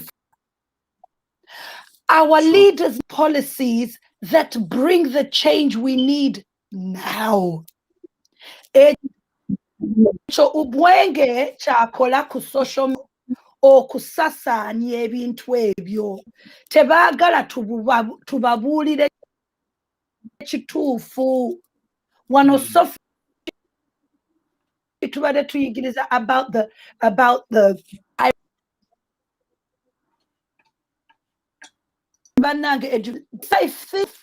but leaders baffe mu campaign bwatu kuba omuliro mu campaign Kimbugwe banaye mwenna mujjukira Desire Hanifa, I think me and you were one of the people nga Kimbugwe bwatuleetera ekintu ekiri negative nga ffe twagala namuttirawo nga twogera ku Bobby because we were inspired by someone fighting for our country who is going to do it in right. Cannot be satisfied. Why are we satisfied? Justice rolls down like waters. From top down. Chechimisinga mu machachi, chechimisinga mu institutions, chechimisinga mu masomero, chechimisinga mu our governors. Era batusalako fe abantu ababulijjo nti tetubimanya. Politics wa ababbi. Nedda, politics si wa ababbi. Ababbi be bajja ne bayingira politics. True. Webali nnyo, webalire ddala Sarah, ndowooza ensonga ye evuddeyo bulungi. Tugezaako okwagala okubuulira bannayuganda wano mu kye tulimu mu series zino nti let us not only concentrate on one task of removing the dictator. Ate omulala bw'anajja n'atuula mu same twakayita katiba oba template nti oli era bw'anajja okufugira mu pulaani y'ono byennyini ebibadde biwoona obuyinza okutunyigiriza era naye ajja kuba abirina. Kyangu nnyo obbanyigiriza kubanga ate yajja kubeera n'ebyokulabirako abagambe mu njaga zaaki oli nga yabafuga emyaka 4 oli nga yabafuga ebbanga bweriti nze lwaki mungoba kubanga na wano bakitubuulidde abamu nga baga nti naye Kimbugwe ye Besigye nga mwamuleka emyaka 2 lwaki Bobi Wine naye temumuleka. Banaye kino ekintu kye tuliko kya ggwanga. This is not a personal thing. It's a company or a factory somewhere. This is a they do. That's what they do to us. They make us feel until now Bobby is a god. Talk about him. We can't talk about NUP. We can't talk about anything. But you promised us. You promised us the heaven and the earth. Kakati ne mwerabira nti oli aliko ate ye kye yakola yatuleka tumwogereko n'atulimbira awo nti atuwadde freedom. Naye bannayuganda olw'okuba tetwawula kigambo liberty na freedom twasigala tujaganya kubanga nabagamba nti liberty kitegeeza maama okuleka n'ogenda n'ozanya naye ng'akugambye nti bayisawa bweziti olina okuba nga okoze eki okomyewo nze tebankonkona. Yes, you have a liberty to go but you don't have a freedom to do what you want. Then a freedom kwe kuveeka wammwe n'ofuna ewuwo ekyo kye beta freedom kuba yojja kuyingira nga bw'okola ki. Museveni yes yabaleka mumuvuma mumukuba mu katuuni mugenda ne mukuba ebidongo ne musulayo ne mukeesa naye olunaku lwagamba nti leero kafiyu etandika ku ssaawa 3 lazima erina okutandika kati gwe Munnayuganda ategeera wookizuulira nti bulijjo tulowooza baatuwa liberty nga gye tuyita freedom enkya bagandi lockdown mwenna muve mu kibuga tewali ajja kudda mu kibuga kati tetwagala mukulembeze na bwatyo twetaaga omukulembeze nga ffe tumuwa liberty okutukulembera nti ssebo tukulembere naye eno gye tukuwadde is a liberty not a freedom. Museveni twamuwa freedom to lead us. Kimbugwe Annette agambye alina kufuna liberty to lead you kubanga you are the owner, you are the boss.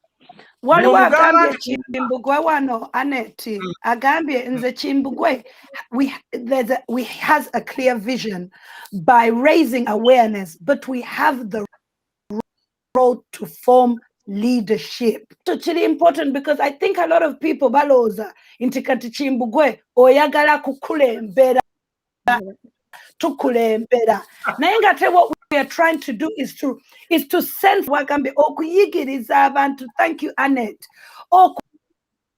Okubalaga what a leader should look like ingala kubeera the next president of Uganda jangu ku UNN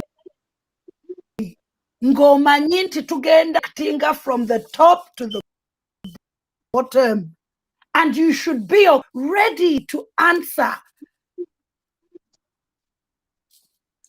Ono Annette mwagadde nnyo. Annette weetaaga okuba ku pano eya leadership series kubanga akijjayo bulungi kuba people thinking nti kati Kimbugwe is trying kujjawo Bobi Wine yajje. That is the mentality gye baabateekamu. Kakati eyo mentality yateekawo oba ye creatinga politics gwe bayita komanyoko politics. Nti ono okumeruka alina kuvuma oli n'amusuula ku ttaka n'amulinnyirako ebisooto n'alyoka ajja. Eno idea gye mbaleetera wano saayita Bobi Wine yekka ne Besigye namuyita ne Mao namuyita na buli muntu yenna alowooza nti ze leader era yeetaaga Uganda okukyuka. That's right. Era Annette akibagambye n'abaga nti Kimbugwe has a clear vision by raising awareness. But we have the role to form leadership. Mbayigiriza omukulembeze omulungi oba abakulembeze abalungi bwe balina okubeera. Mmwe ne mbawa eddembe lyammwe oba okukyuzinga oba okulonda omukulembeze omulungi okuva mu bino byendi mu kubasomesa. Thank you. Annette, thank you very much. Era njagala abali eyo mumukubireko ngalo. Era n'addamu n'abaga nti Kimbugwe is not forming leaders. Exactly. He's setting channels of communicating ideas. Thank you very much. Annette, kwegamba singa obadde tondiwala badde njagala kukuwa akafumiti.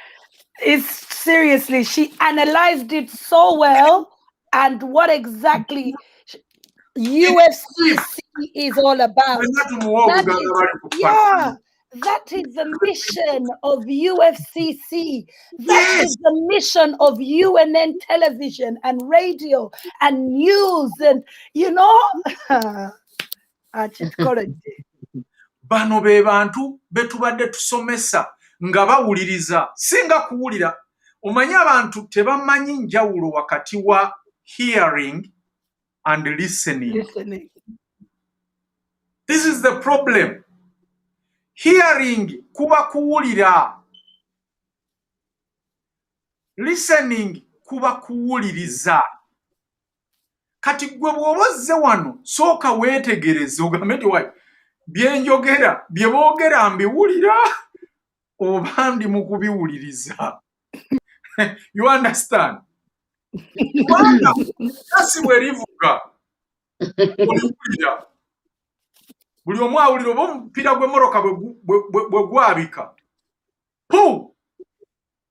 ffenna tuwulira era ne twekanga naye ekiddako awo kuwuliriza gwe bw'onodduka obuddusi nga tosose kuwulira maloboozi gaddako ku kibwatuse eriyo omuntu alaaja nanti onzise woowe nnyabo onzise oba owulirayo abalwana because kuwuliriza kigenda kuwa direction entuufu kuba oyinza okuba nga atodduko dda maaso ga mulabe olw'okuwulidde essasi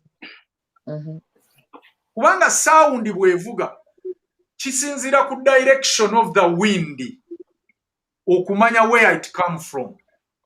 Eyinza n'okuvugira ku left naye ng'ate akubye ali ku right. Kati olaba bw'oddukira ku right naawe ne bakkuba. Tuyige nnyo okuwuliriza baana mmwe abali kuno ba student baffe abalungi. We are going to solve so many things. Kimbugwe, ekyo kye tusobola okugamba okugattako okuwuliriza nti most times we listen to understand. Si kuwuliriza to react. So in most instances abantu abasinga betulaba ku social media listening to react like ngenda kukwatakinga, but instead of what are you picking from what is being said, we forget about that. That's what I would add on that. Yeah. That is fantastic. Are you here listening to understand, or you are here listening to attack or to react? Ekyo nakyo kikulu. Twabagamba nti take time to react on anything over any issue. Nze bano bammanyi wano bannange benkola nabo betukulaakulanyiza UNN eno ffenna nga tewali n'atukase tewali n'atusasula. Tufuna wano obuzibu ne banoonya essimu ne zivuga Anifa n'akuba, Sofia n'akuba, Desire n'akuba, Sarah n'akuba nga zonna nziraba naye nga sizikwata kubanga amazima mba sirina kyakubaddamu mu kiseera ekyo. Era nze bano bamumanyi nabaga nti nze buli issue njiwa at least 9 hours to react. Era bakimanyi abakinjigiddeko wano bakiyize kubanga kati gwe bw'onoowulira ekintu boom no reactinga gwe how sure are you nti togenda kufaanana muntu oyo? Era twamegganako wano ne Saara singa twalina kye twali tusobola okukola twali tusobola okukubira poliisi emukwata okugisikayo because ogenda n'obusungu n'oyogera ebintu kubanga nabagamba buli lwoba ng'onyiize ofuuka vulnerable omulabe waaba akumaze. Nakibagamba mu bikonde Muhammad Ali oyo nze lwaki mwagala mwe munoonye fights ze mujjazira.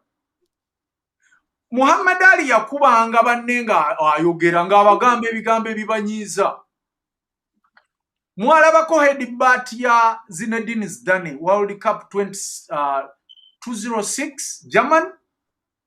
They lost a final just because of his reaction.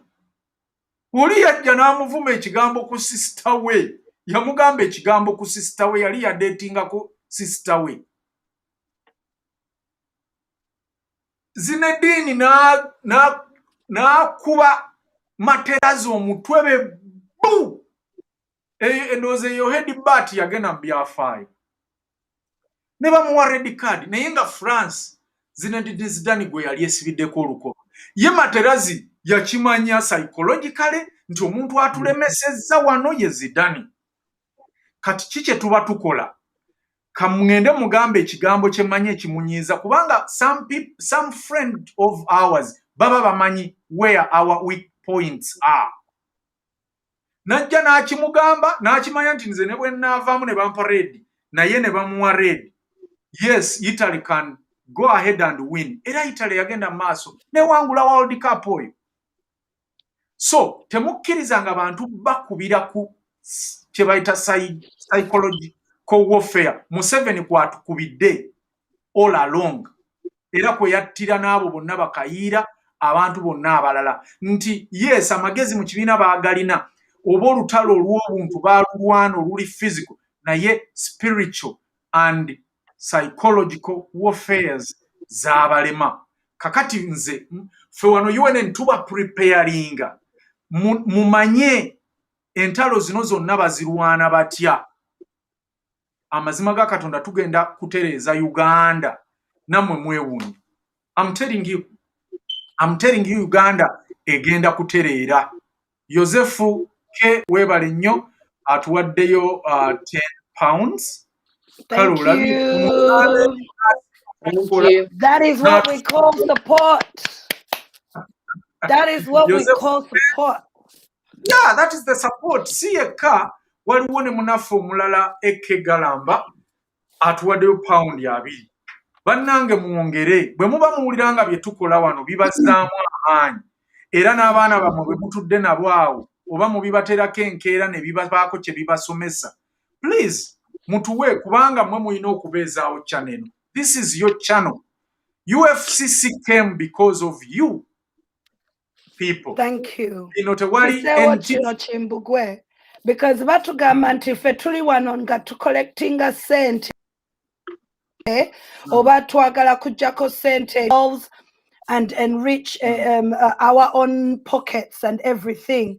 Naye I think evidence katindoza egenda ebalaga nti omuntu omulabirako actions ze kintu kino mwakitandika from the beginning of the year till now oba tulina ssente oba tetulina.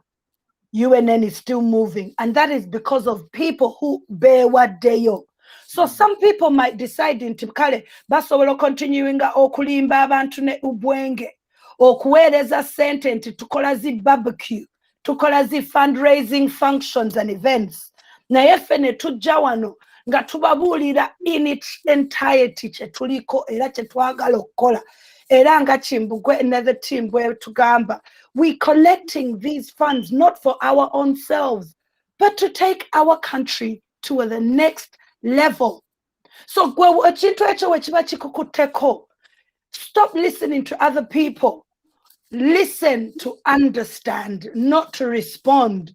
Now when you wo joke bango kama nedda nze kanteekemu squad ekituufu kiri nti ffenna twateekamu ssente zaffe mu campaign naye mulabe gye twatuuka. Nze wano mmanyi omuntu eyasendinga over 10 million in Uganda. People gave their money out there like no man's business. My family alone. So let's stop this thing of saying to people, UNN, you shall know by our fruits because we are transparent. I promise you, no, I'm number one for being, Chimbugwe knows me already. We walk on the Truth Command Center. That is the foundation. So when you give, trust me, you will reap change. So, ndowooza ensonga eyo etegerekese bulungi. Temwerabira tuli ku UNN, the Truth Command Center. Tugera ne tubajjukiza. Mumanye nti ffe wano tetuli mu wolokoso, tetuli mu folofoto, wabula tugendera ku bintu ebyo ebirabika. Kakati mwe abagendera ku bitalabika. It's fine, but at least don't ate kuvumirira kwegamba towaayiriza. Ffe twabagamba nti wano lwakuba temuwuliriza tewali avuma NUP wano nedda. Tewali yali alumbye NUP leader n'atandika ku describinga bwe yakula. N'atandika ku describinga ku attacking his personal character oba her personal character. Tugenda ku bibuuzo ebiyinza okubuuzibwa omukulembeze yenna. That's it. So njagala tugende ku gundi yaffe endala wano olunaku olwaleero, era nga si ndala yeeno bagiyise commitment. Sophia agenda kutusomera commitment kyetegeeza, muwulirize bulungi, then ate buli muntu agikomentingeko. Jjukira buli muntu aba n'eddakiika 3 oba ya okubanga abaako kyayongereza. Yes, Sophie. Okay, if you want to be an effective leader, you have to be committed. True commitment inspires and attracts people. It shows them that you have conviction. They will believe in you only if you believe in your cause.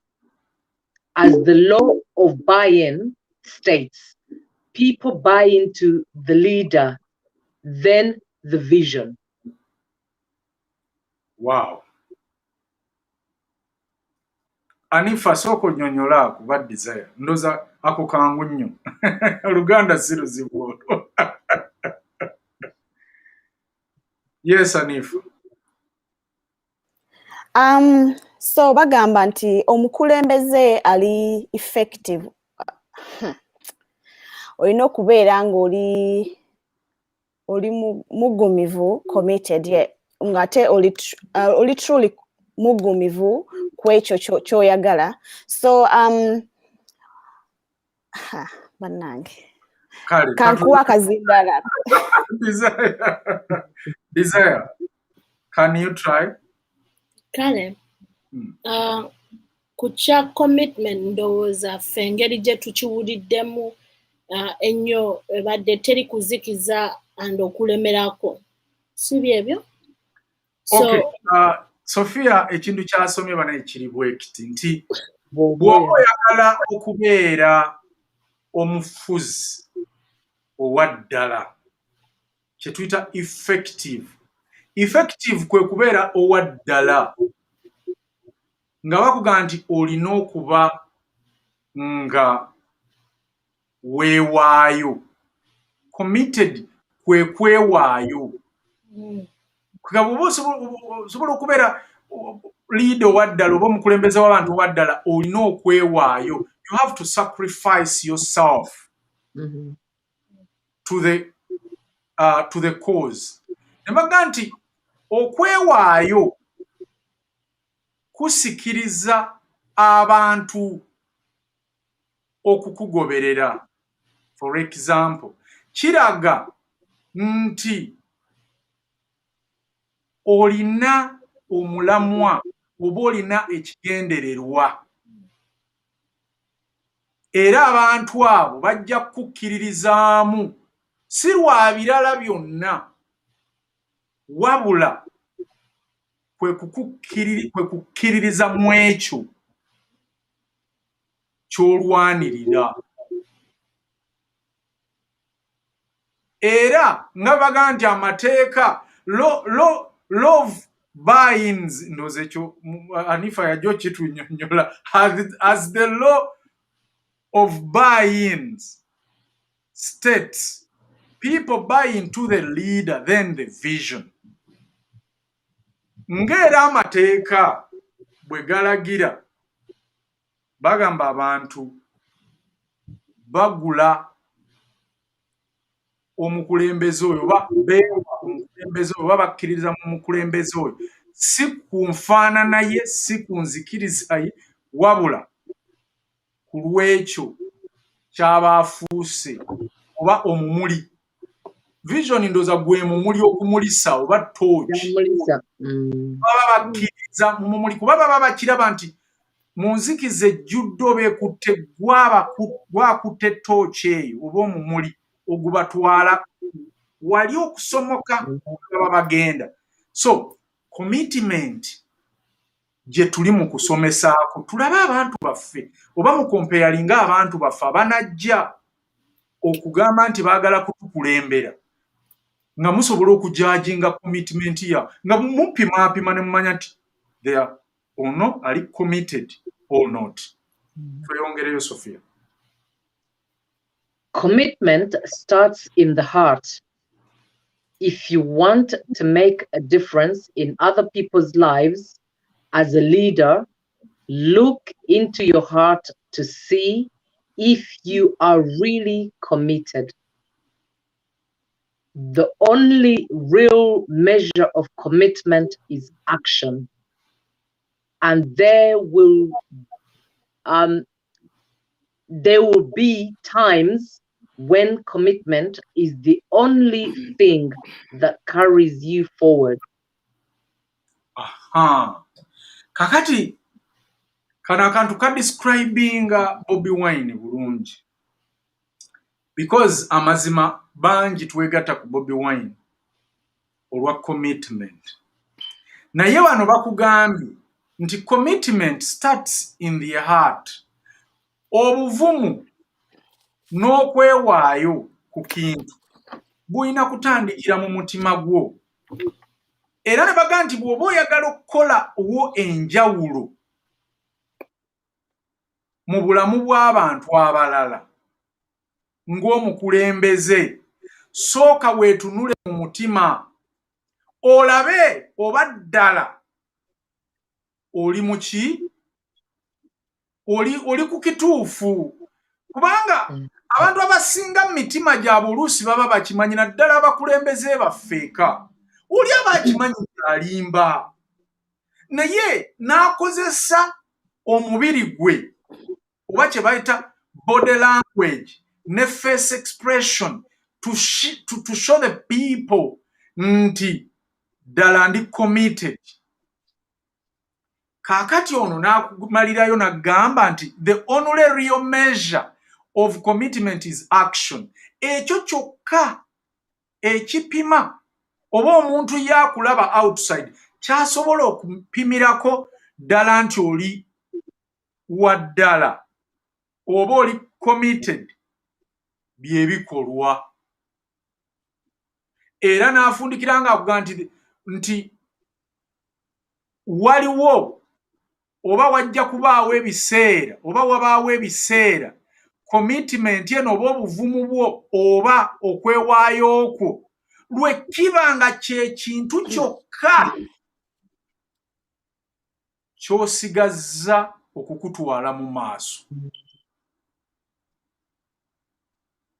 Twebuuze mwenna abali eyo nti abantu bano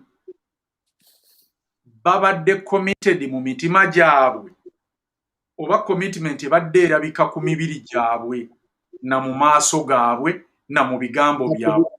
Gambye nti ekipima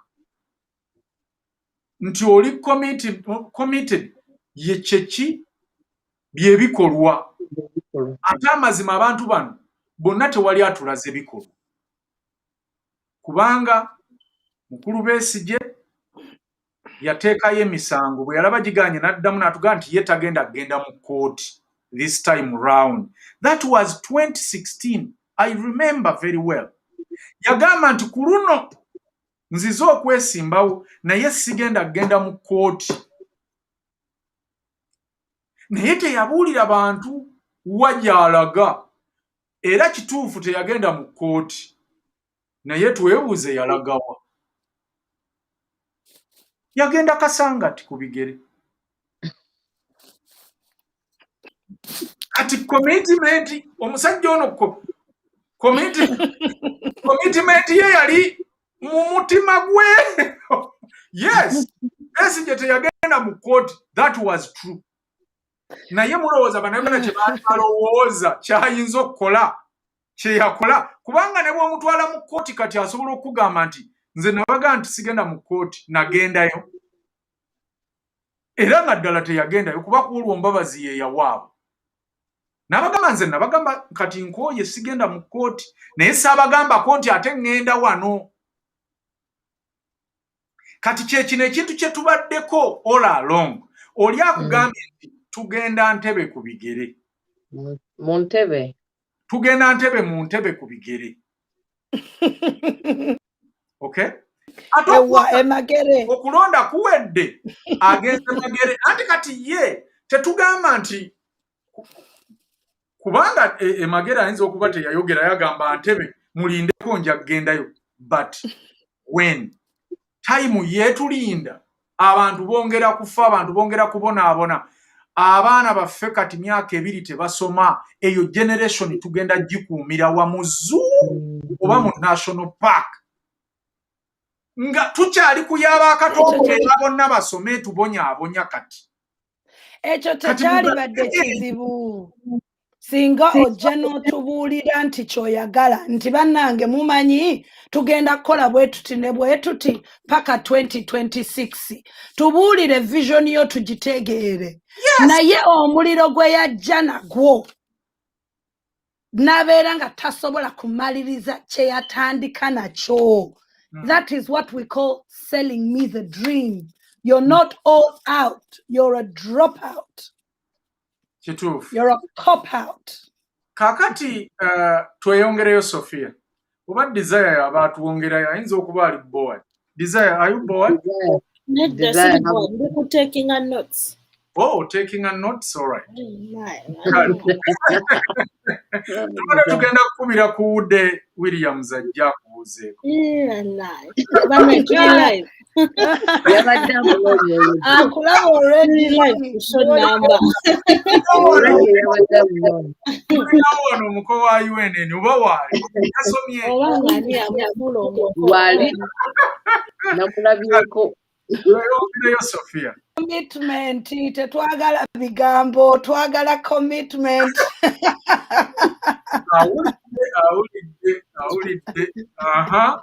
Sophia, let's go ahead. Baba gambye mulekerawo okwekwanira wano, but anyway. When it comes to commitment, there are really only 4 types of people: cop-outs, hold-outs, drop-outs, and all-outs. What kind of person are you? Are you a cop-out? These escape from facing up to something. Or are you a hold-out? These kind of people resist or survive in different circumstances and hold a feeling of optimism. And number 3, drop out. These simply abandon the cause at the first excuse to do so. I wonder who. And how about all outs? These make maximum effort to ensure the project or cause succeeds at all costs. Amen. Wessaala y'abaatuvuunulira kubanga kamukutta omubabiro. This is my favorite. You know, commitment. I love it. Chigamo commitment. And people who know me. Commitment and communication is probably my biggest thing. Bananginga network tenabakufa. Committing to something that you are. Are you a cop-out, a hold-out, a drop-out, or all-out? I will tell myself, I know I'm a real all-in. I'm all in. I'm all in love. I'm all in my purpose. I'm all in changing my all in everything I do. Some people like us, though, we get really broken-hearted because a lot of times is into wayo nyo nga omuntu ayingidde nga really ye amanyi kye yakiyingiddemu nga tali truly relevant. Era omuntu owa bulijjo atategeera bintu bya obufuzi. Bw'oba otegedde commitment nti omukulembeze wajja natu promisinga, it's like a husband. Omwami najja nga agamba ayagala kuwasa. Remember, kuwasa is the commitment. Naye tubeera mu courtship. And you're in that courtship for a long time. Some people are in it for years. Some people are in it for a shorter time. But it's in that time you really realize how committed are you in a job or a business. Because a partnership. Kati, if we are relating it to for relating to our country.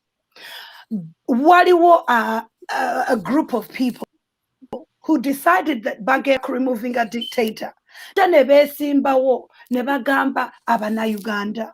Inti tuli committed okujjako Museveni. Inti 4 years ababaddewo tebabadde tebakola mulimu gwabwe. Naye ffe truly tuzze committing ourselves moving a dictator. That's what it talks about. True commitment inspires, attracts people. That's what inspired and attracted Ugandans to NUP. But it's that very commitment, by the way. I don't know about anybody else. The very reason why I'm no longer supporting NUP. Because you are an organization of not your word. If you've committed to me and have sold me and told me that this is what you were going to do, I expect to see what you said you were going to do. Bullet or ballot. Come what may. You've got 80% of the youth on your side, and we've committed to you. You've gone and taken soldiers and made them commit their entire lives to you. Do you know because of that commitment, they died? Some died. Some lost their lives because of this thing called commitment. By the way, don't play with commitment or muntu asolo kujitwalaku all the way to death.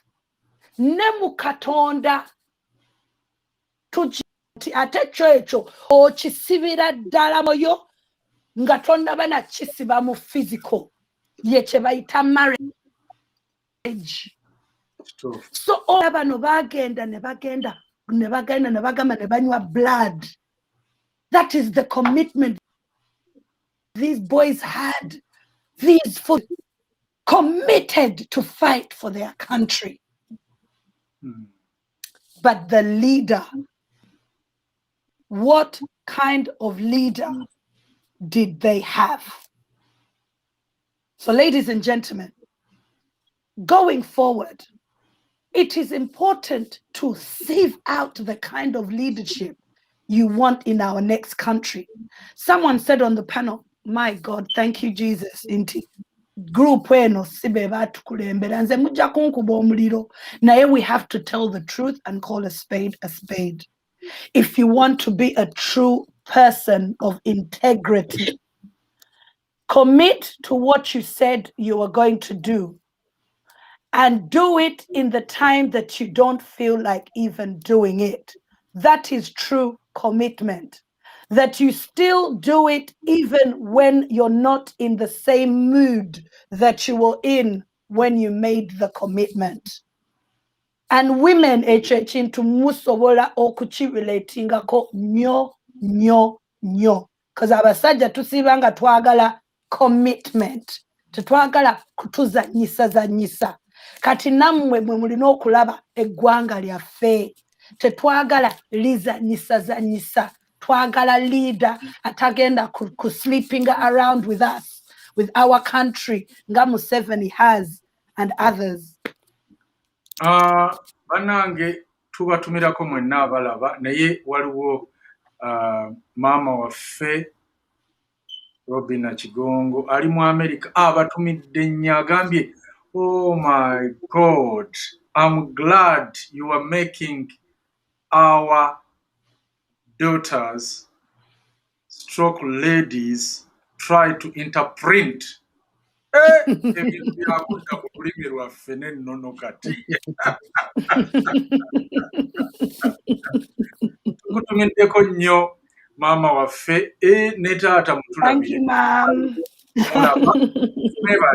Bambi omukyalo ono y'omu ku Sewungu be ya exposinga ku social media amanya gaabwe, akawunti zaabwe, sente ze bawa UNN n'ebiringa ebyo, naye yali bold enough n'awandiika ebbaluwa n'aŋŋamba njagala ogisomera abantu ng'abaga nti nze sente zino nzaazikola era nze amanyi butyo bw'okuzisipendinga.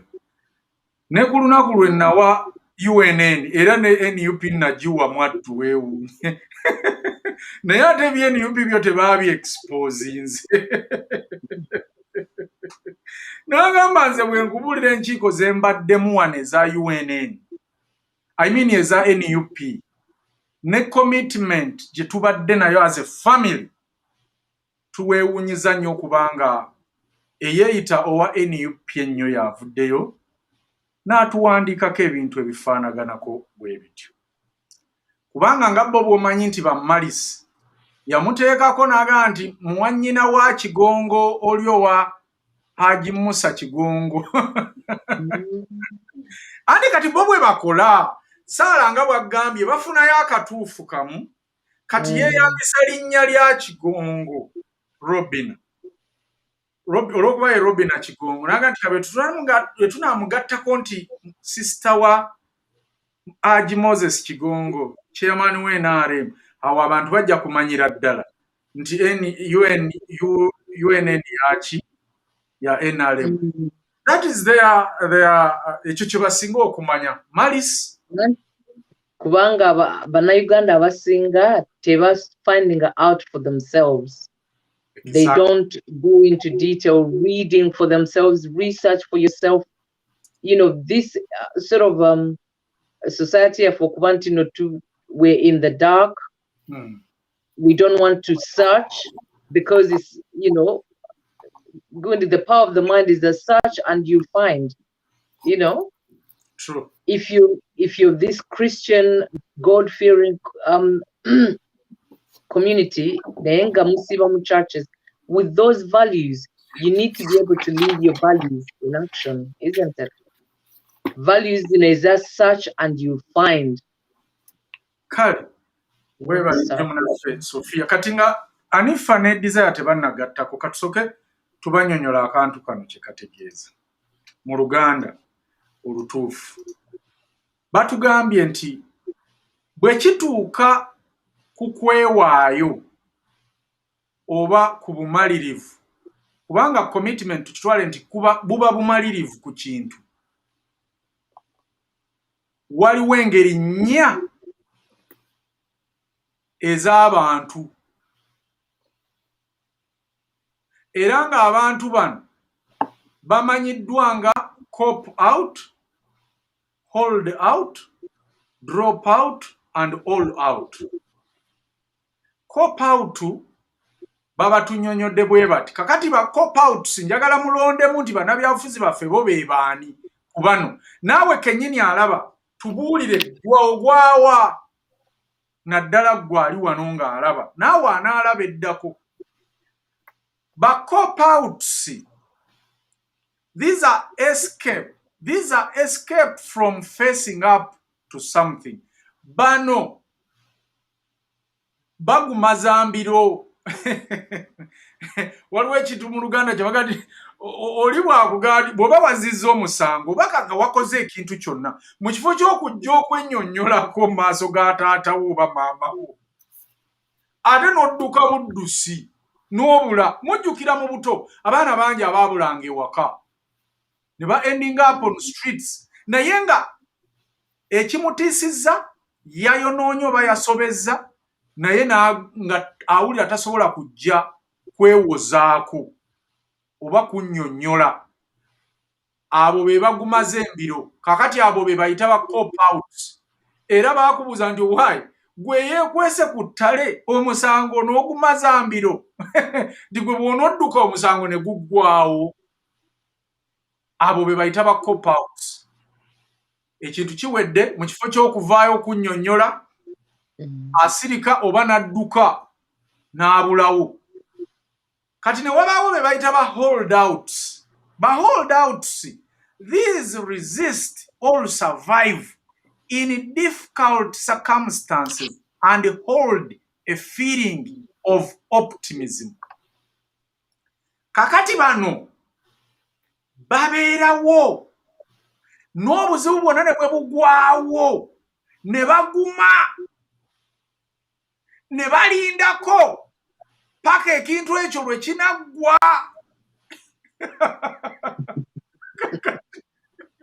mubamanyabo ngagati bavume bajja kukoowa kati abo balinda yalinga bwolaba Lukiri oba Lubongoya. All what is happening wali a resisting ze alinda alabe how it end kubanga yayina essuubi nti bajja kwogera bajja kukoowa. Ye Museveni same thing nti Museveni akola ekintu ng'akimanyi kibi kiyinza n'omuviirako mu nsi ezitegeera president kimuviirako kulekulira oba abantu ne beegugunga naye ye agamba bannayuganda bajja kwogera yo like a week ekyo bakiveeko oba tuleetewo ekirala.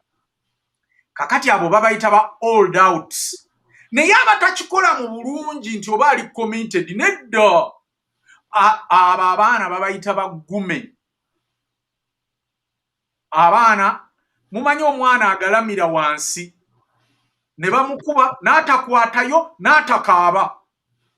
Tolowooza nti embooko ze baba bamukubye batemulumye naye aba alumya musomesa era abasomesa abamu banyiiganga nga bwamukuba n'alaba nga talaajana ng'akubako n'eno ku bisambi ne mu mugongo.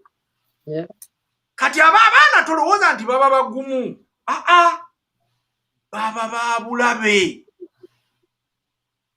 nti omukozi ekintu naye ayagala kukulaga nti tebinnumye nakunnuma oba olowooza binnumye.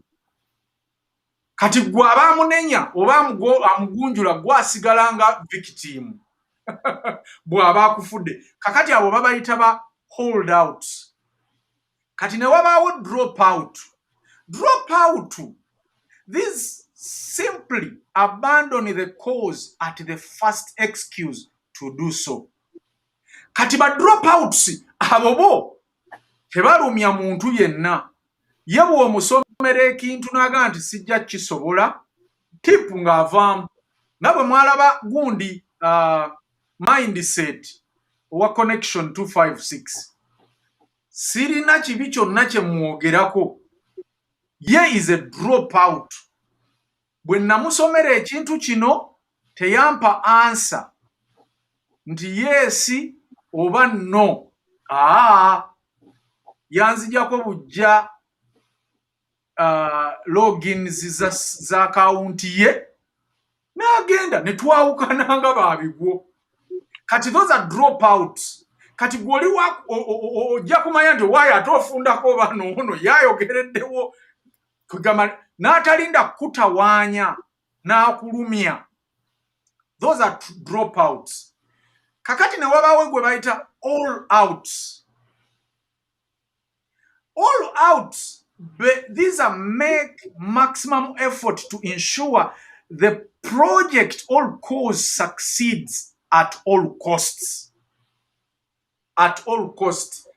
Bano be bateekamu buli kimu okulaba nti ekyo kye baba baliko oba kye baba baluubirira kituuka ku buwanguzi mu mbeera yonna oba kitya oba kitya. Ladies and gentlemen, twagala okubalayirira wano buli atudde wano ajja kweyogerera naye tumi ne ku bigambo bye twogera oba bye twesuubiza mu revolution yen we are all out. Don't expect nothing but the truth on this channel. Commitment.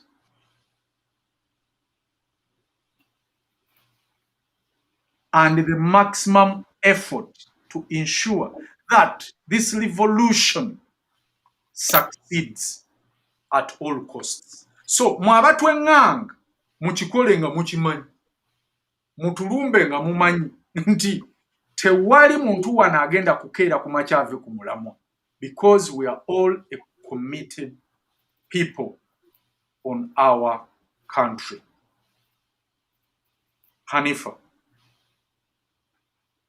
are you drop out? Hold out? No way, nedda. So when njogera ku commitment, drawing back to servant leadership, nti nga bwe tugambye nga tutandika nti commitment etandika with leading from the heart. So servant leadership pretty much preaches about that. So kati nga omukulembeze olina okubeera committed, and you have to lead by example. You can't be a dropout, of course. So olina okubeera, all in out. What do they call it? All outs. So in a sense that bw'obeera committed ng'omukulembeze ogenda ku motivating others around you nti omuntu ono ali committed tagenda ekintu akirina from the heart, obukulembeze abuyina okuva ku mutima, so n'abalala abakwetoolodde bagenda kubeera motivated, and then in a sense that as a leader who is committed, everyone is going to be motivated by your leadership, and everyone is going to work alongside you very well, and their hard work is going to pay off at the end of the day. Or committed or motivating zabalala, and then things are going to get moving, Tedi kugamba nti one foot in, ndi committed, and then the other foot out. Nti wona we chiganira nze ngeze by nedde kyo tekigenda kubeera wongo mukulembeze. Ate abalala bagenda okweyungako already abakweyuzeko bo motivate ze to join you ogenda bakolera ki in that regard. Then waliwo omusajja eyayogera abadde asomesa nnyo about leadership, bamuyita Peter Drucker, musajja mu Austria and American. Yagera n'akola ka quote akagamba nti unless commitment is made, there are only promises and hopes but no plans. So bw'oba toli committed ng'omukulembeze, ebirabo byonna bigenda kubeera just mere promises ebitagenda tutwala like anyway, nga bwe twawulira ntebe mu ntebe, at the end of the day to ending up with magere ku bigere. So bw'oba committinga nga tokommittinze, byonna by'obadde okoze plans ng'omukulembeze zigenda just kuba mere promises. That's what I can add on. Desire mukyala Udda. Wetuba twogera ku kintu kya commitment, ndowooza n'ekintu ekirala ffe ng'abanoonya ba leaders, kuba ffenna tuli committed, ffenna twesanze Abannayuganda nga tuli all out, nga buli omu yateekamu buli ky'asobola okulaba enkyukakyuka mu Uganda, kuba twetaaga Uganda tujeddize, eddemu ebe y'Abannayuganda, ate si bokka bali mu diaspora n'abali ewaka. So tutuuse point whereby commitment gye tuyina, we should ask for the same commitment. We should ask for the same commitment or even double the commitment for the leaders baffe ababa baddako. Budde tokubira Desire kamalirize show. Nedda. Nga tuze ku bya show ebya serious, nga twogera ku nsonga za commitment. Waliwo eno quote ono musomesa gwenjagala ennyo ekigambo ky'agamba fail better and fail again. So oyo leader alina okuba ne commitment okuyita mu buli kintu, mu buli kasago, mu buli alina kuba, era nga we baagambye nga tutandika, to buying into the leader before to buying into vision ye. Yeyo commitment kati gye tunyoonya mu leader anaddako. Era kati ngaffe abantu kuba Abannayuganda ndowooza historically kati history yaffe eraga tubayinze into the vision and a leader at so many points in historic time yaffe, ate material conditions z'abantu baffe ne zitakyuka. So tunyoonyenga nnyo commitment, ng'ate omuntu asoose kutulaga commitment si mulundi gumu 2 3, naye emirundi egiwerako egimala nga tetuna buying into that idea. Ndowooza kyekintu okunoonya omuntu nga ayina yasimanyi ngeri yakukyogeramu, naye nga tunoonya omuntu ali committed, ate atuleke mu mitala w'amayanja ye ajumpinge ku ka raft boat. Kwegamba okyogedde bulungi, kankikuyambo kikkaatiriza. Nga wano bwe batugambye oba wali emabega we twavudde nti we don't buy into, let us this time round let us buy into the leader, not the vision. Kubanga katugeze vision ya Kyagulanyi yali to remove a dictator. That's what we bought. Tetwagula ye era ne tutamufocusingako kumanya oba yali committed. Same thing ne ku Besigye. Alhaji Nasantege Sebagala Omulemirembe ye yavaayo nga bamuganye ku last okwesimbawo nti talina mpapula. N'atugamba tuwagire Besigye. Ne tutandika okuyimba ennyimba ajalagidde alagidde tuwe Besigye obululu. Kakati twagula ekyo kya Haja alagidde. Tetwafaayo oba tetwatwala na budde kwetegereza Besigye ng'omuntu. I think desire ekyo kyobadde ogezaako okulowooza nti kati ku ssaawa eno tuve ku kyali moving dictator omuntu takyasobola kitulimbirako. Tusooke tubayinge him, then alyoka atubuulire ki tulyoke tubayinge ki vision ye nga gwe tusookeddeko. Who is this person? Ani amuli emabega? Kubanga bagamba mbuulira gwempita naye gwoyita naye nkubuulira empisa zo. America abantu bagenda okwesimbawo oba Bungereza ng'olredde abantu be bagenda okukola nabo bali identified. This is going to be vice president, this is going to be my this is going to be my this. Kakati awo we mulabira omuntu ono ne mugati hey, wait a minute, ono agenda kukola nani? Atugambye ani? Mujjukira nga nvaayo ngamba aba NUP nti bana mukasiriikiriro kano ke mukoze nga n'omusango guvudde kati mulonde cabinet. Museveni alonze cabinet ye kati mulonde yammwe. Abantu batandiko zikompeyalinga nga bakompeyalinga minister woli wa Museveni n'owa NUP nga baga nti ono asinga bitundu bwe biti ne bwe biti ne bwe biti. Ekyo ne baŋŋamba gulagiranga ani? Kyokka ate bwe nali mulonda tebanga nti gwe omulondanga ani? Naye tulabye naye nga Katonda ye mubeezi UNN eno nga tukyali balamu ffenna nga bwe mutulaba wano. Kuba vision eno si ya muntu omu. Tubalayirira tugenda kukiggusa. Munaagaana bugaanyi kuyiga naye ffe twewaddeyo bayigiriza. Omukulembeze omulungi ki? Kakati wano we twagala okubagambira nti to improve your commitment, do the following. Sophia, tutwale. Sometimes we think we are committed to something. Waggulu eri obuuseeyo all the way nga tonnatuuka ku commitment waliyo ebiri badde siraba screen ebadde. So from the top, ask yourself these questions then. Have you been reaching your goals? Are you achieving all that you believe you can? Do people believe in you and follow you readily? If your answer to any of these questions is no, the problem may be your level of commitment. So to improve your commitment, katusoke tunyonyolako nga tonnagenda kubuulira how they can improve their commitment. Yeah. Wano bakugamba nti weebuuze ebibuuzo bino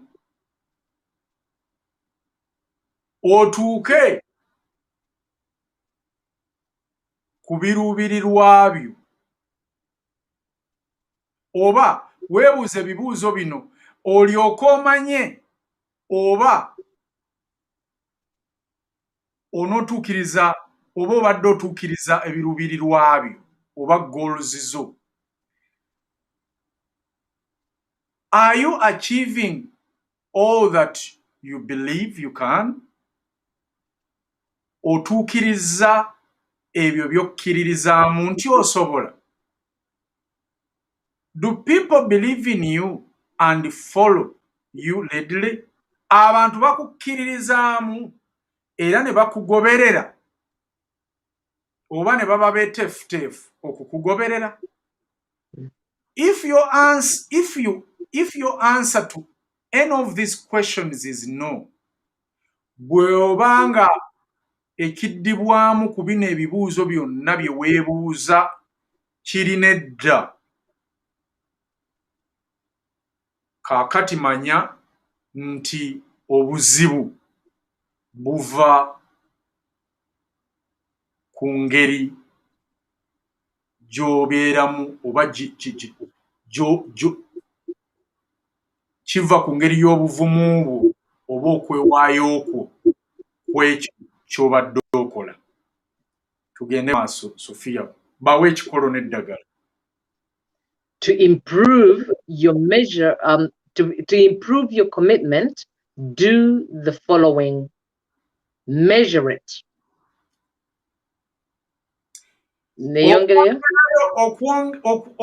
Okwongeza oba okwongeza mu kubeera commitment oba mu buvumu bwo n'okwewaayo ku kintu, kola bino wammanga. Measure it. Bupime, pima obuvumu bwo oba okwewaayo okwo kupime mu ngeri bw'eti. Sometimes we think we are committed to something, yet our actions indicate otherwise. Spend a few hours tallying up how you spend your time and where you spend your money. All these things are true measures of your commitment. Bas, sebo soka n'olekera. Ebiseera ebisinga tulowooza nti twewaddeyo ku bintu okukola ebintu ebimu, naye ng'ate ebikolwa biraga kirala. N'olw'ensonga eyo, mala akaddeko akatonotono ng'obala oba ng'ogatta dots ku ngeri ki gy'omalamu oba ku bintu ki by'omalako obudde bwo, nawa w'omalira ssente zo. Bagambye nti mala akadde ng'ogatta dots kuwa w'omalira ebiseera byo, nawa w'omalira ssente zo oba biki kw'ossa ssente zo oba kw'osaasaanyiza ensimbi zo.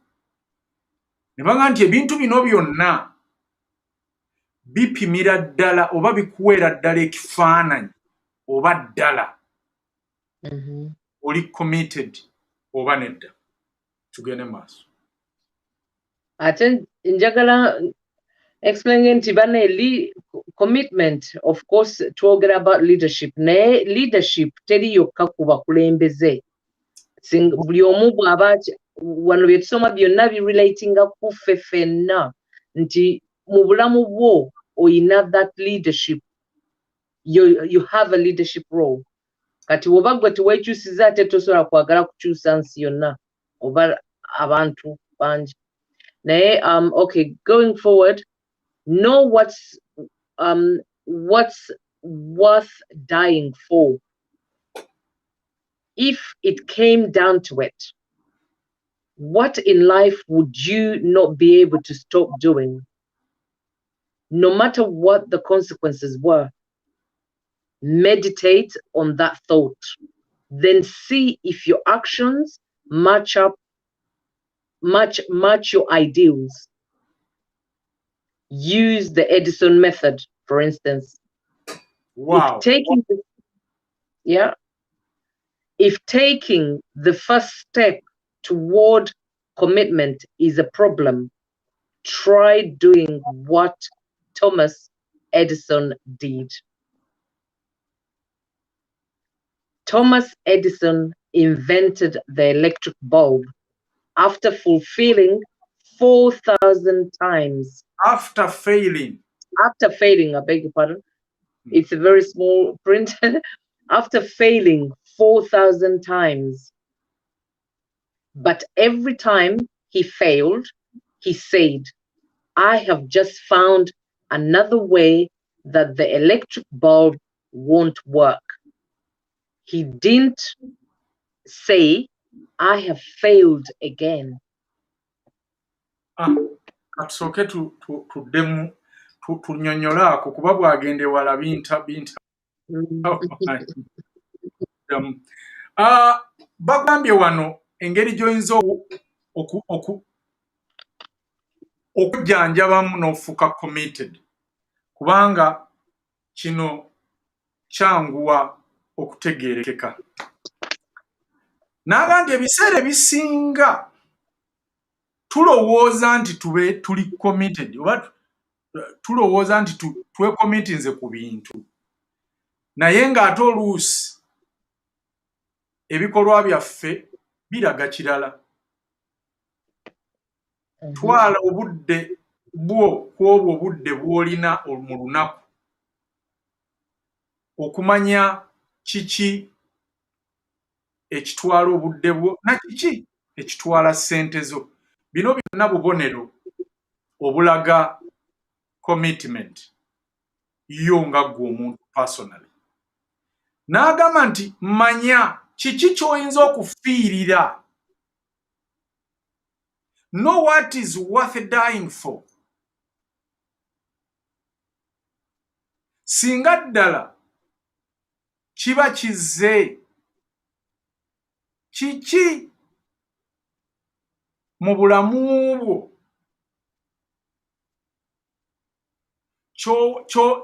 would you not be able to stop doing? Kiki mu bulamu bwo singa kibaawo ate kiki mu bulamu bwo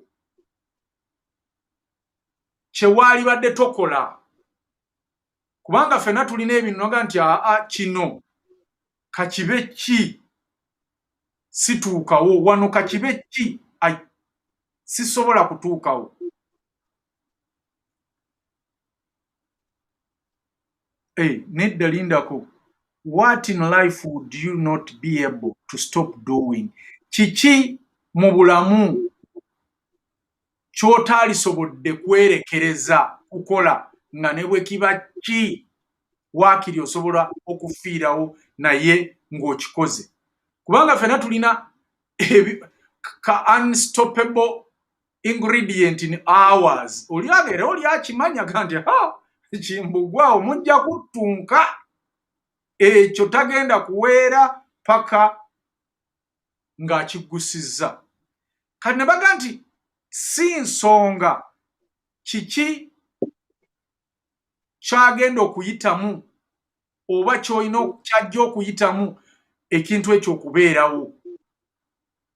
Era ne bakugamba nti meditate on that thought. Eggulo twabadde ne Liizi wano mu this and that nga tuwogera me time. How many of you here have ever meditated? Kwega n'ogamba nti okay kati eno time from 1 p.m. lunch time yange ngenda ku meditatinga. You go and sit somewhere oba lubalama lwa nnyanja oba mu miti nga tewali ddoboozi lya kintu kitonde kikufaanana okuggyako ebitonde ebirala ng'ebinyonyi ng'ebiwuka n'oyogerako naawe n'oyogerako neyo inner person kubanga omuntu waffe ow'omunda there is no way bw'osobola okwogera naye when ng'okyali mu myoyo gino emirala egikufaanana. You can't. Okwogera neyo inner person oba ogwo omwoyo gwe tugamba nti Mukama aguwummuze mirembe tuba tetugamba gwe by the way. Era bangi bagamba nti naye Abaganda oba Bannayuganda oba Abafirika n'omubbi n'afa ne tukaaba n'omutemu n'afa ne tumusaasira tuba tetusaasira oyo omuntu abadde mu mubiri mmwe gwe mubadde mulaba. Tuba tugamba his soul, may his soul. Soul eno ebiseera ebisinga tetukola oba tetukolera ku yo. Singa oluusi tufollowinga souls zaffe, twalibadde tetukola bibi bye tukola mu nsi muno. Emyoyo gyaffe giba mirala, ate ffe emibiri gyaffe ne gikola birala. Kakati ono akugambye nti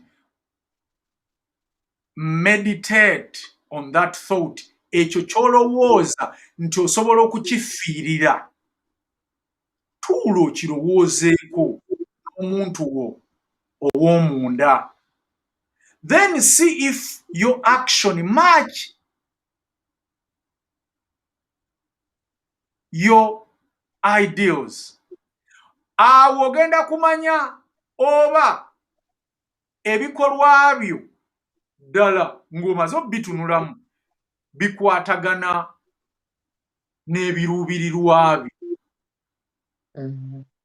Kubanga ebyo ebintu bwe biba tebifaanagana, my friend, don't even try. You're going to mess up everything. You're going to mess up yourself. Ne bakugamba nti kozesa enkola ya Edison. Eno nno omusajja wa balubu ekintu kye kyagenda viral, mbadde nkyogerako nga simanyi nti tukirina wano. Baagituuma na method. Ne bagamba nti bw'onookozesa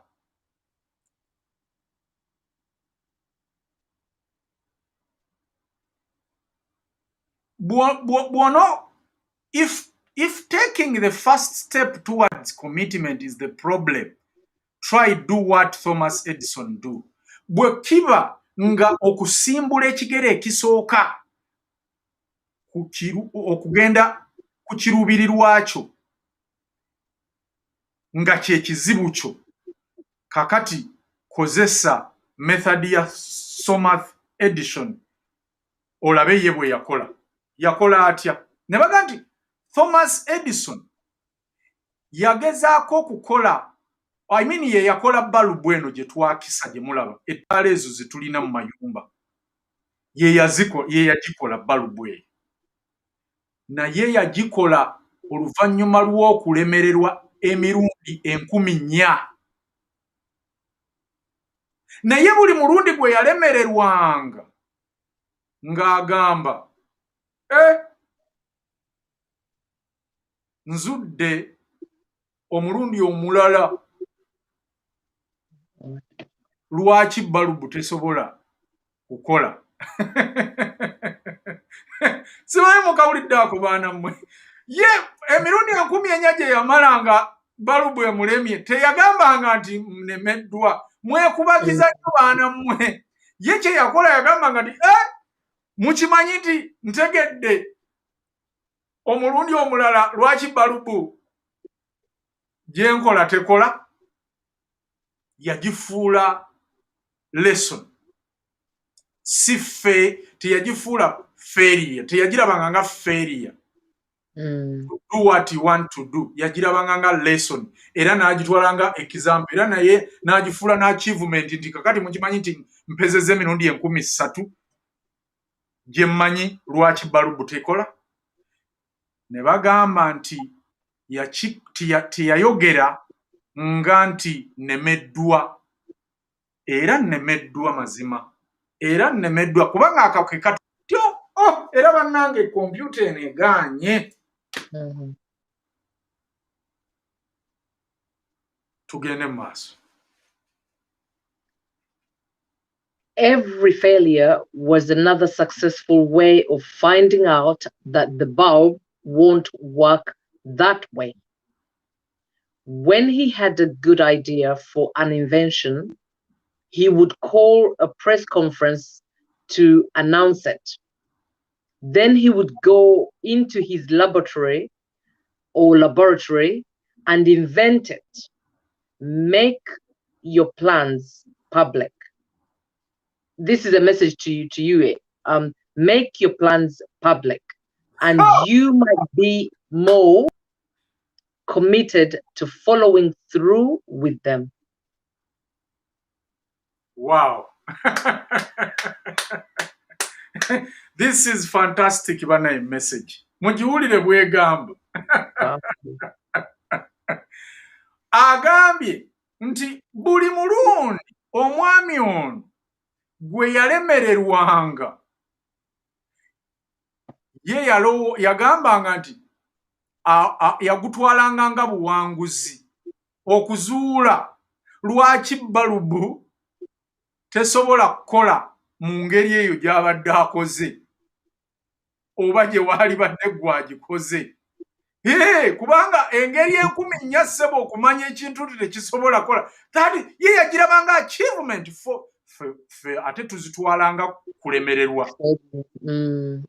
N'agamba nti bwe yafunanga idea yonna ku kukola balubu endala, idea endala yonna kukola balubu, yali badde oba yayitanga press conference oba bannamawulire n'agibategeezaako engeri eyo, era n'amala n'addayo mu labalatole akole engeri eyo gy'ategeezezza bannamawulire, so that bwadda okubagamba nti bannange n'eno engeri nayo tekola bajja kuba bakimanyiko kubanga baategeera oba yabayitiramu nga tannagenda mu labaratole ye kukola ku ngeri eyo. Kubanga jjukira yajjanga n'abaga nti eno engeri ejja kukola ne bawandiika, kati kitegeeza yajjanga okubannyonnyola lwaki engeri eyo tegenda kukola, ye kye yayitanga success, okumanya balubu lwaki tekola. Kubanga bwe yamalanga nga baga nti kati ntegedde nti neno engeri tekola, n'abasembayo ng'akugamba nti pulaani zo zonna zikole mu lujjudde, ojja kubeera committed okusobola through with them, okugamba to following through with them. Kino ekyokukola plans in public kikuyamba okuba committed oba okuyita mu kintu ekyo oba pulaani ezo ng'oli wamu n'abantu bano b'oba ozitegeezezzaako. Eno nno message egende ku bantu abagamba nti ffe ebyaffe tubikola mu lockdown style. Amazima ga Katonda lockdown style yali tekkiriza muntu yenna kumanya ku ngeri ya kujjako Museveni ng'oggyeko abo bokka abaali bakwatibwako. Kyemuva mulaba nti kati abantu nakati bakyebase, nabagamba nti eno enkola ya Museveni era ye yagikola era ye yagitraininga. Lwaki nze mbeera nga nti Lubongo ya mwana wa Museveni all the time? Teri muntu ya masteringa Museveni oba ya duplicatinga nkola ya Museveni nga Lubongo ya bwe yakikola mu NUP.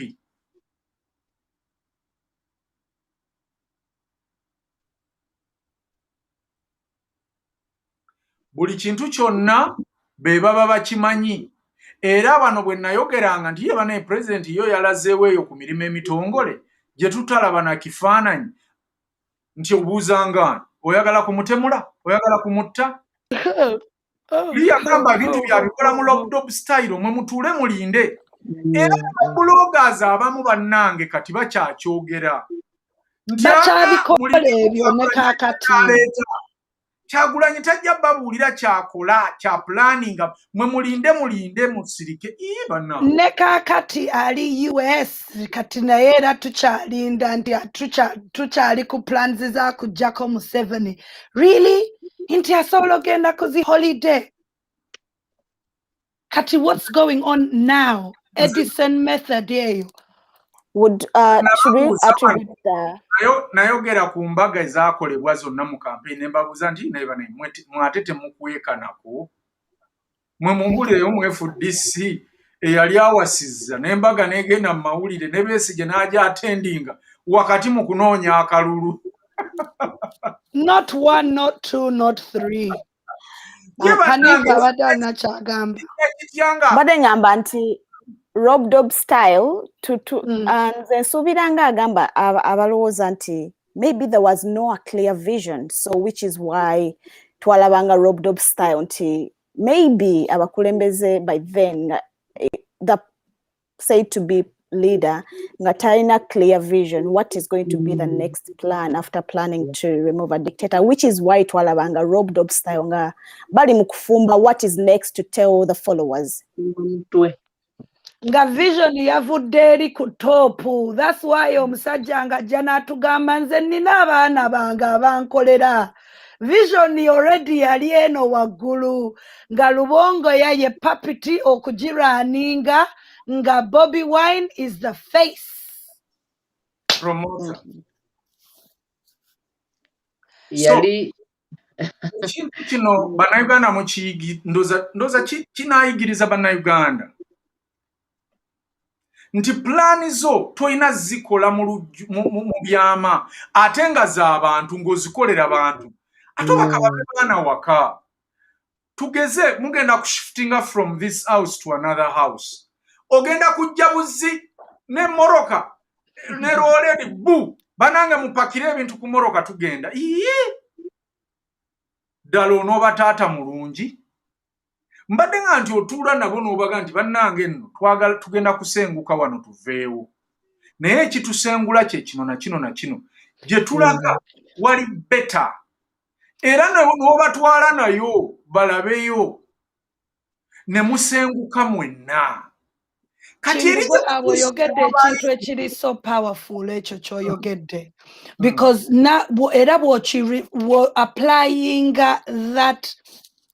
that ideology narrative into when we apply it to what happened inga okay tulabye nti ekintu kiganye tetujjeeko Museveni ne ballot what next ne tudda ku what next fete twali tetugamba nti tukukuba leaders osobola okukola mistake ng'omusajja ono 4,000 times ne mubeera nga mwatsettinga plan netagenda ku plan tewali buzibu just come back to ku tiimu yo otuule naffe to re-strategizing ekyo kyokka kye twali tuba trying okubagamba abannayuganda nti omuntu bw'oba okyali mu invention stage mujjukire tewali eyali ajjeeko Museveni in 40 years bonna baali babase tebaali tebasobola kukola mulimo ne eyaliwo ya trying for 20 years nebimulema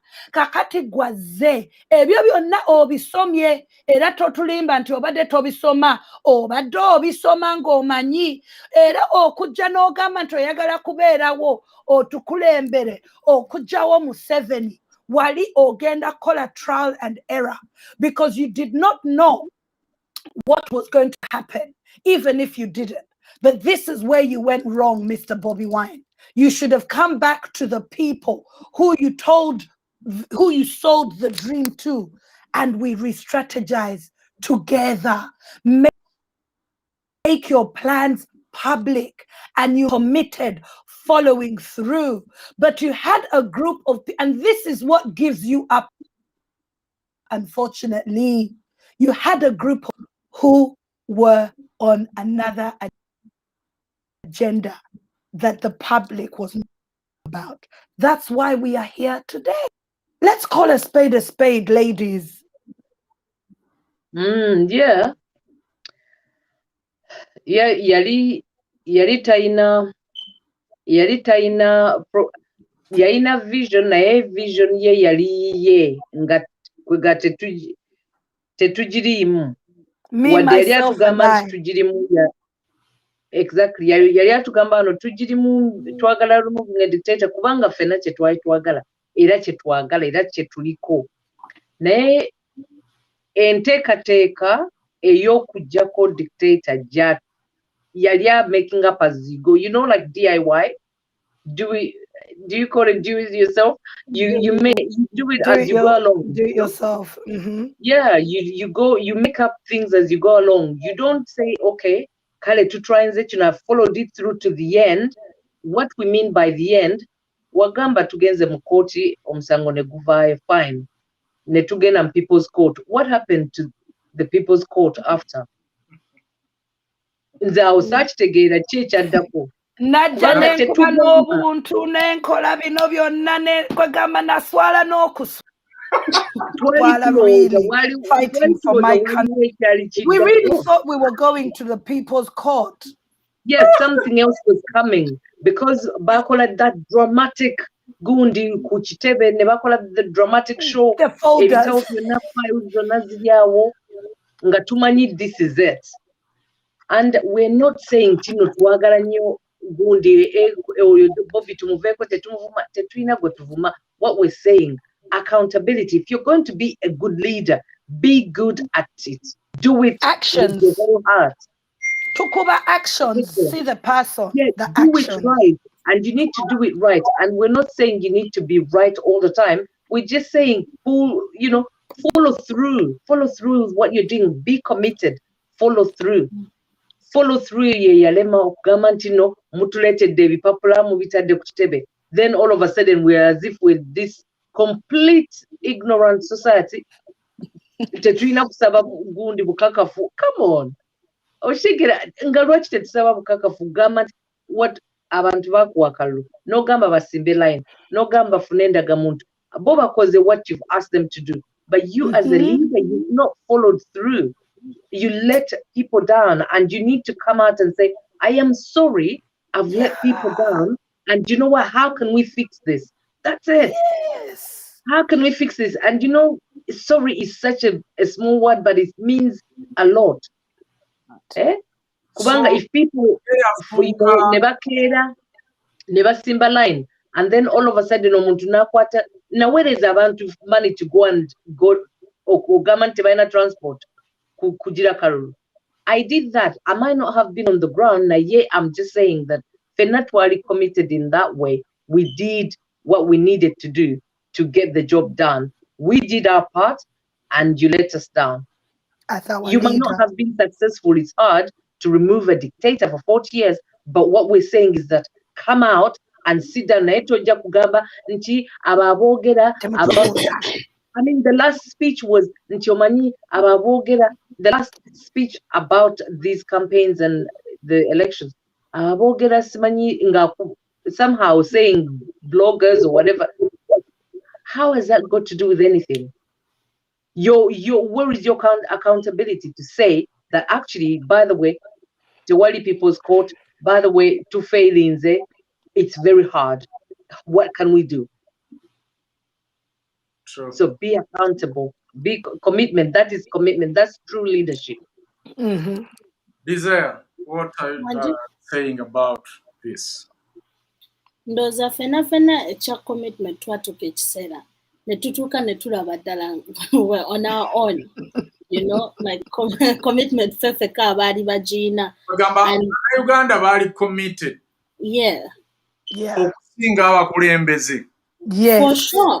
Nzijukira mu meeting emu watubuuza kyali kibuuzo kimu ekyayita ku mmeeza ffenna abali committed abali mabega wa kino ekintu ne batubuuza Uganda ne tumala tujjako Museveni mufuniramu wa ffenna tetwalina mwe tufuniramu just naye ekirowoozo ky'okujjako Museveni nga tuli committed ate eyo commitment ne batufuula endiga wabula bajooga mweyo commitment gye bamanipulating and that's Museveni's politics. That's right. Kastola abezo dot no gamba kubanga kati ne story ya Bobby Wine sijagala. Kubanga ategenda kuzaawo bintu bingi. It's like sirowooza yengo omuntu wano twogedde ku meditating no kulowooza ku kintu n'ofumiitiriza sikiwa embeera eno yagifumiitiriza n'amanya kiki egenda okukola kubanga kye yakola tekyakosa just for abantu abajja wano ku UNN ne twogera kyakosa ggwanga. Kigenda kosa ggwanga lino for years to come. wekibanga tekiri handled the right way. Sorry ye tetujagala mpozi nga ina byagenze n'akolayo naye n'ebyo tetubisuubira kuba politics wa Museveni omumanyi akukwatira ku ye baziyita batya mu Luganda bakuteeka ku leash ate obakumbi talina space weeyo. So ekya commitment kati kyetuba tuyigamu mbu fe Abannayuganda tukimanye we are very committed to this cause ate ne Museveni akimanyi mbu tuli kati yanyonya eyo commitment mufe agitta atya kwe kutuwa Bobi Wine ng'abazungu bwe bakola abaddugavu. Same politics. Era waliwo wano omuntu ayogedde mu comments ekintu kyembadde ndowoozaako for these days abadde agamba nkiwandise ne wansi ndowooza ye Kent agambye mbu this is about what we're willing to settle for and how much we can stretch we can stretch what we envision. Kat vision yaffe bagiteeka so small mu kasaako ka we are removing a dictator. In that, twali willing to settle for that. Wabaddewo babadde boogera ku eno period gye baatuwamba Abafirika mufunye independence, waliwo emancipation politics. Kwegamba tetunoonya bintu bituyamba. Fe tuba twagala just ekyo kye tusobola okukolawo awo mu bwangu. Ate ne tufitinga in the same model nga tetulina kye tutuusizza. You know? So vision yaffe yali so bagikwata ne bagishrinkinga to one slogan word. We're removing a dictator. Ate kati ekyo twali willing to settle for this parliament eyandize yanu nga tebalonze na cabinet tetwaninafuddeyo. Nawulira n'abantu abamu abali bayomba online Musegirinya tamanyi kwogera Luzungu abala ne baga Segirinya nabo batamanyi kwogera Luzungu fajja tukulembera manyi kyakoledde abantu b'ekawempe. So just politics whereby as a people tuli kusettlinga for what politician is, leaders are, what leaders can do. Nature Bobi Wine abantu bali more willing to settle for Bobi Wine Rukirimana ya blackmailinga mukyala we yamukosa bino. Yes muntu tategeera tamanyi kyakoze free will talina free will teyeroowoleza tafunangako audience nga tebamuli kumpi. So byebyo ebintu byonna whereby then ekibuuzo kiri kufa abalina commitment kati fe abalina commitment ate njogera ali bannayuganda bonna fe abalina tufumitirize how much more do we want to stretch okufuna kye twagala, and that is total freedom okwefuga mu ngeri gye twagala okwefugamu ng'abantu ate fe abagenda okulonda ba leaders baffe. So ezo qualities zivenga muffe ng'ate tuzisuubira mu ba leaders baffe. Kyogerebwa wano mbu these qualities are not only for leaders but these are qualities that are for people. It just comes down obatya n'abantu in a community eyo neba ng'etegere omuzungu akiyita ng'eri humane ng'erina those fundamentals. So ebyo byokka bye nsobola okugamba ku kya commitment. Okay, to add on commitment, mbadde ngenda gamba nti bw'oba oli committed as a leader olina okulowaringa your ego as well. Nti mulimu abakulembeze abeerabanga nti I'm the best the world has ever had. Naye notamanya nti at the end of the day there are other people who are out there who can, still do a better good of job than you would do as well. So then nekate waliwo oluyimba luno abamu abakulembeze ababadde they carry themselves as no yimba oluyimba luno gamba nti twali tulabye abanene emirembe engalo. So we've seen them. So bw'oba olowarinze your ego, you can get back. So you listen to the people who are your followers. You also create a room for others also to, to advise you to do anything possible to lead the vision forward. Nga olowarinze your ego. Well said. Bannayuganda wano wenjagala tufune amasimu. Tugenda kufunayo amasimu matonotono. Tugenda ate naffe tuwummule wano ate we tugenda okutandikira. Nabaga principles zino ziri 21 ate zonna tujja zimalayo. Team panel eno nga bw'ogiraba ejja kubeerangawo buli lwa Monday twasalawo twekomiitinge ku kino so that Uganda oba oliawo tufuna obwenkanya, tufuna enfuga eyaddala. Naye nga teweerabira gwe Munnayuganda ali eyo ng'oyagala okuteeseza ensi yo, twateekawo umbrella oba manvuuli mwe tugenda okwegattira nga bannayuganda naye ne bw'oba munnabyabufuzi jjako ekkooti eyo ojjenga munnayuganda ow'ebirowoozo byo mu Uganda Federal Consultative Meeting Consultative Council, Uganda Federal Consultative Council. Lwe lukiiko oba ye manvuuli mwe tugenda okwegattira ffenna tuteese ku nfuga eya federo esobola okufiitinga mu nsi yaffe. Federo y'enfuga yokka ejja obuyinza ku baliida ne budda eri omuntu abantu. Kakati bano baliida oba abakulembeze baffe ne bafuuka abakozi bo. Ugandans, we are the director. Tugeze Uganda we back company.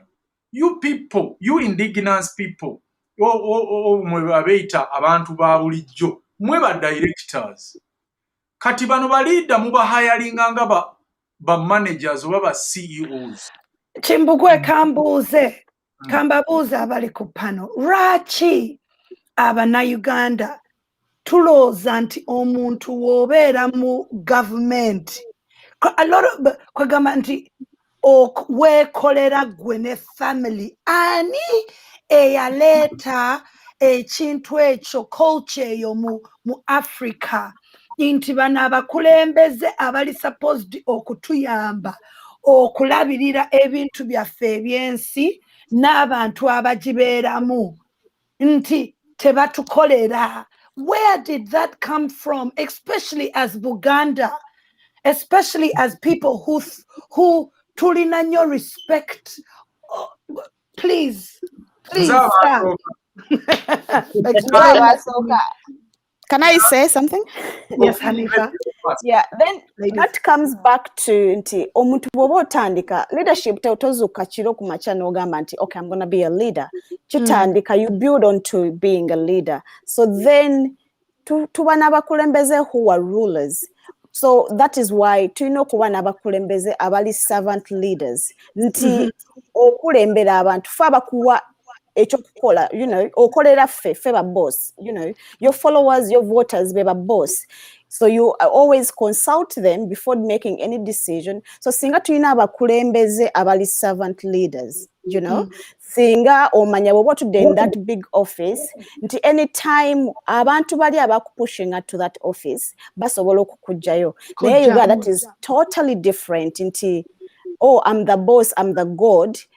Mwe abakulembeze tulina abakulembeze nti afuga abantu abali ku earth naye yenga is from Mars. So which is the problem? So they feel they have superpowers nti tetulina that kind of those kind of leaders abali servant nti bannange nze nazo bakulembera so bye bino ebintu byange tubiwandise wano ku ABC bye ebintu byambe mwantumye okukulembera so nze nkolera mmwe seekolera nze. So Hanifa, as a lawyer, if Katinga constitution, because I thought that's why we have a constitution.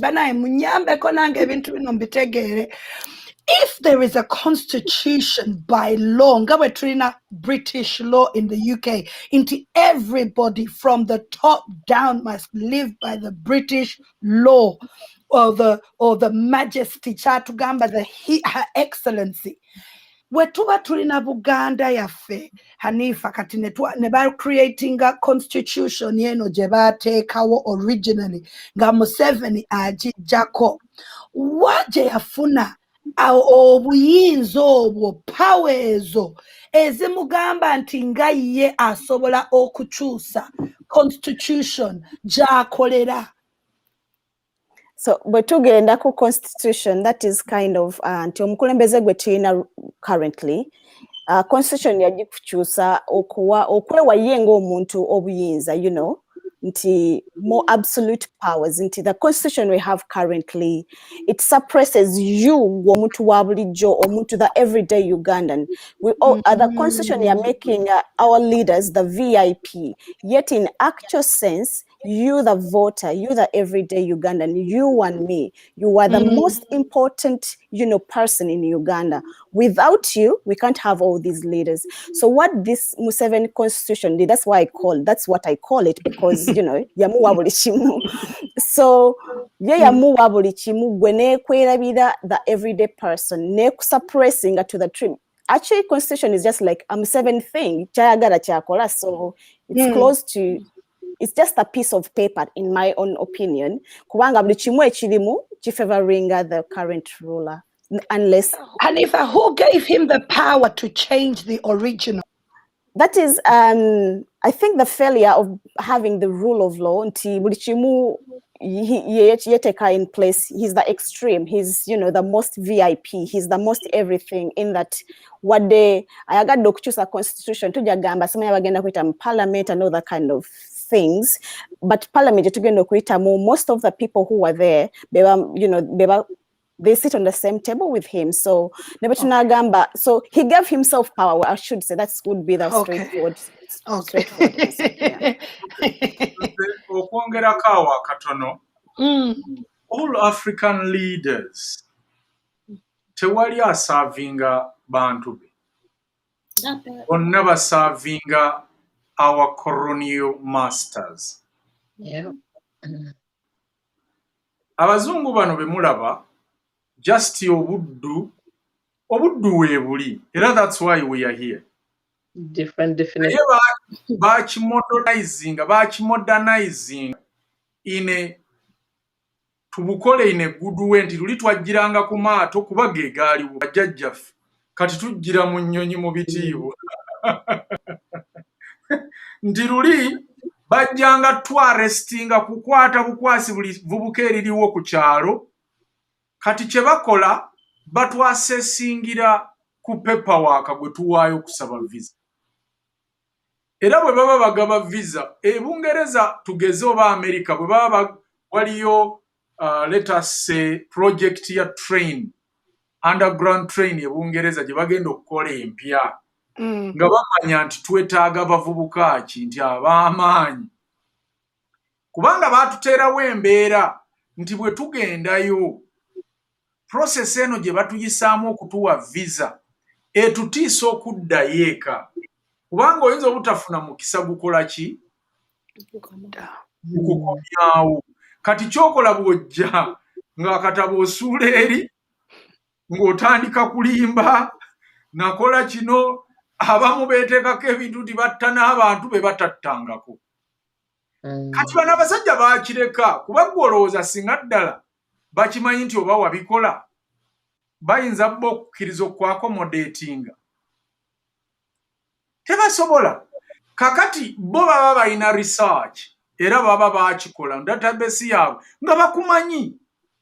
Kimbugwe wali okola wano n'omulimu wali ogulina kubanga bwe tuba tusaba visas ebintu bino byonna tubijjuzaayo gy'okola omusala gw'ofuna recommendation letters from the company nga kuliko ne all addresses. Naye kyogaaba ogenda ku home office bw'obyogera baali badde ddala singa tebakwagala osigale baali badde tebabitrivinga byonna ne bagaa nti no sebo eno walina omulimu omulungi tokolangako kino you have to go back home.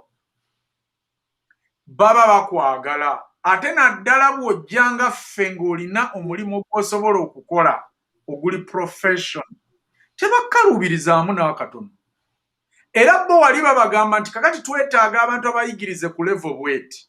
Twagala abantu 4,000 kakati tubagabanye tutya nti mu Uganda waveeyo bwe bati, mu South Africa tufuleteyo bwe bati, mu Kenya tuleteyo bwe bati, mu ki kati kyovola nti oli asobola okugenda ku embassy okusaba visa nga byonna byataddemu bya bulimba ne bamuwa.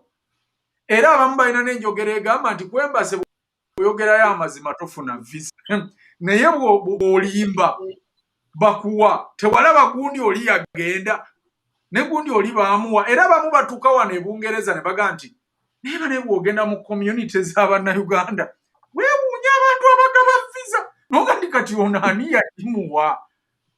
Lukwa genda ku social media olaba abantu bwe babitwe ask yourself naye abagaba visa ono kati yabagamba ky'okugimuwa kati abo abantu babaleeta nga bakimanyi bano they are going to work without a proper paperwork oba ne bwe banaafuna paperwork tebasobola kukola mirimu giri profession kubanga nabo balina informal sector abantu bangi batumanyi nti abantu basobola okukola emirimu egitali profession kubanga informal sector yaabwe ani anaagikolamu kuba abaabwe tebabikkiriza bikolayo oli n'agamba nze mmaze mu underground emyezi emeka emyaka 4 talina mpapula naye akola era aweereza ssente eka tolowooza nti system eba tekumanya eba ekumanyi naye obuddu nga gwe weesiimidde ne bakulaga n'okukulaga nti tukuyamba okukola obuddu okuddamu ekibuuzo kya Saala tugende ku masimu abasajja basaavinga our colonial masters as long as bo ba colonial masters baffe bali happy gyali ffe tafaayo kuba be bamuwa emmundu n'ebyokulwanyisa by'olaba ajjayo ng'okulonda bukuuse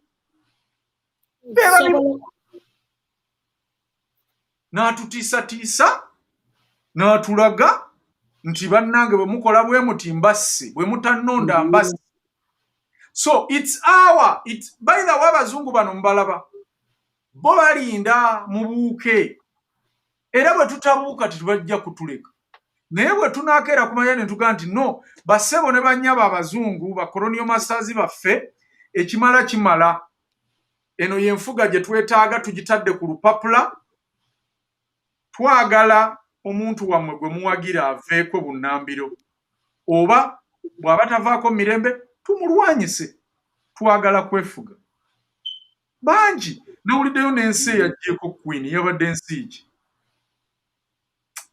ensi ngyerabidde yagambye Queen era nayo yabaddeyo nga Queen waabwe bo baagaye nti kakati ekintu kye ebbanga lyeryo kakati tumaze kati twagalawo owaffe nawe swera ku makyega nti Queen tweyanziza nnyo okubeera Queen waffe all this long naye twagala kati mutuweereza owaffe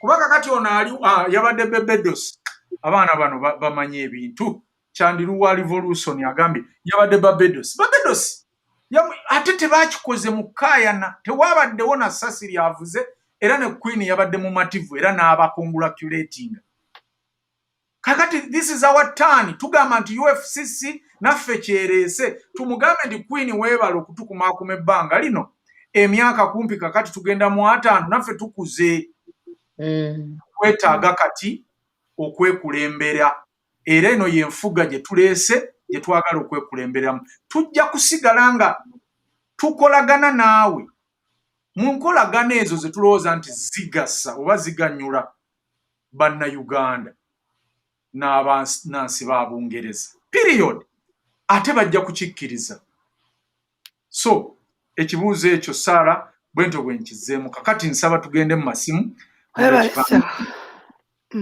omatidde matidde nnyo naye n'abannayuganda abalala njagala batuddemu bwe baba baagadde twongere desire mbadde just ngenda kwongerezaako mbu kati eno century gye tulimu obuddu bwe tulimu si nti nno ffe abava ewaka ne tudda eno ne tukola eno n'ewaka obuddu gye buli kubanga tebatukolera bakolera colonial master so mumanye nga ffe naffe we tuli mu buddu n'ewaka we bali mu buddu buli omu kati bakiyita we all on the plantation buli omu waalimira so it's so true desire making a systematic kati jukira laws zajja human rights kati tetu kyasobola kusalako omutwe gw'omuddugavu jagusalako in a different way you will go and step on the knee you will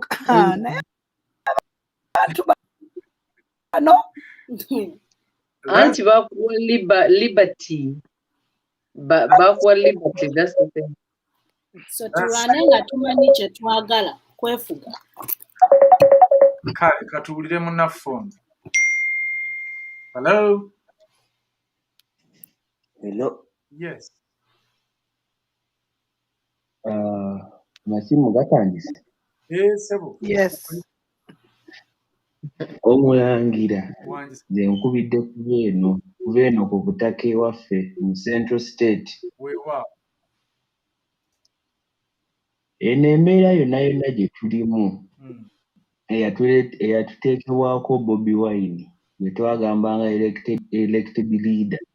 Tetuganye Bobi Wine elected leader, naye yatusuulawo tuli mu maziga, yatuyuza emitima okuva ku mutwe ne bakadde baffe abakyala abakulu boolaba babaama baffe abaatulabanga ku makubo ne bagamba mugende muwagire munnammwe bonna ssaawa zino bwebagamba ekiramu Bobi Wine tebalina kye bakuddamu. Era w'osigala ng'oyogera people power nuupu tebakyakuddamu bonna bonna emitima gyawutuuka. Era eno enkola banaye tusomese abaagala okutuliibinga bajje nga bamanyi kye bagenda okukola, kubanga ffe tukyaliyo ate Museveni musule bulungi. Akaseko ako mukawulidde? Bakayita the commitment laugh.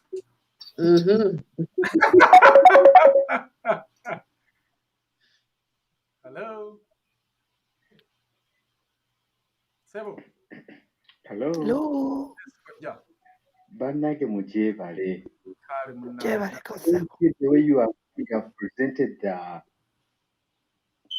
the show. Very nice, very great, very insightful.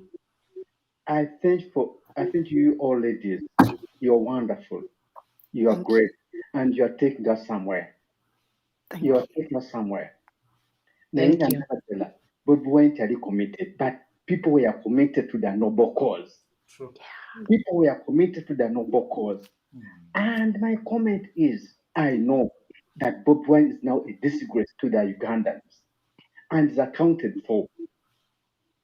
And more certainly his family is a mess, is now a mess. I don't know how I can really bring it out, but it's a mess. And where he is now is crying inside his heart. He's crying what he did. Yeah. Because I know he's a true Uganda. There's nowhere he will go. You can see that is motherland. Jali no butaka. Jali no noze. Tewali walawalira ganwana jeno. Tewali tali at peace. Thank you there. You have articulated the way you have laid down all the information to the Ugandans. I know time is coming. Buli kimu kirina ekkomo. N'enkuba bw'etonnya ennyingi ekola etuuka n'ekenja tewali mumuzira. Teguliwo. Gwalinga nsozi. Guyisiza n'amayumba. Ng'omuze gutuuse ne ku madinisa tolaba n'ojja kuyita. No more. There's no more snow here. Omusano gw'ekya bannayuganda gugenda kukoma. Time is going to come to kunensi yaffe abamu tulina nakibagenda nti ze nga nkula nalaba ngaba abambonyaabonya gabanga buli omuntu agenda okufuna omulimu bagenda ku mission banza okufa mu kiro nengenda nentambula mission kunkuba naye ate genda okumewo nekoma osanga ng'omuntu agenda wadaadi wamaama oba munyambanyiraze oba muganda wange nga bagenda okukoma bandeesera ebyokulya ti the mission was accomplished naye nga bwe naye nga babantu n'abanza okumakya kiki naye nenzula nti ina ekyobutonde Mukama kyantonderamu nti when I say something n'omuntu yantuuza n'ambuula enjiri namuyitanga n'obutandoleze yafa abantu naye yagamba nti bw'oba onyiize dduka emisinde tomuddamu kubanga akabintu konna ku lulimi kajja kwokya ensi yonna. So nze mmanyi Uganda gye tulaga tulabayo. Katonda yakutuleeta kati nkulaba yakutuleetera n'obwenyibo bw'otwolesa n'ebigambo by'ateeka ku lulimi as a red pen writer buli n'omusiru abiraba. The word you speak there as a red pen writer, you know what I get, what I speak from the Bible. The word you speak there as a red pen writer. wari gwenagambye nti omuntu ayinza okuba mukufiirwa nababayodde omuje nayogera ebigambo ne bamuvuma naye byali byabitegeera abantu nti oyo muleke musiru naye no abantu babeera kufiirwa naye ngaalinga ng'omukabiri byayogera abitegeera ng'ate oyo afudde gyabadde akola so tugende mu maaso tujja kununula eggwanga lyaffe abatuyita abajega naye we are on the track. Let us continue. Let us continue. And God bless our motherland, Uganda. Thank you. Thank you for the commitment. Yes. Thank you for being submissive. Thank you for the time you gave in. I know God is taking us somewhere. Alaba kukaba kwaffe tajja tulekerera. Amen. Amen annyo ssebo. Amen annyo. Tweyanzege. That's my uncle, by the way. Oh, really? Yeah, he loves you so much, guys. Oh, we love you too, uncle. We love you too, uncle. Yeah, so katuwulire ate ku munnaffe omulala wano. Kale tutandise audios messages tuziise mu bwangu. Sindika audio ya 1 minute emu sobole okumaliriza amangu bannange. Munansonyiwa boogera bwe batyo ffe jjajja waffe yatugambanga mbuno omuntu ayogera ebintu byatalinaako mutwe n'amagulu aba talina makulu baba bamuzaala nawo anti siri Muganda aba nkyogedde bibi nansonyiwa mbu baba bamuzaala bwe batyo bali abaana be bazaala n'obwo obuntu ne bugirako kati entegera yaabwe bw'ebeera bwetyo yamunguwa banyogedde bwe munansonyiwa I'm not a Muganda I'm a Dubara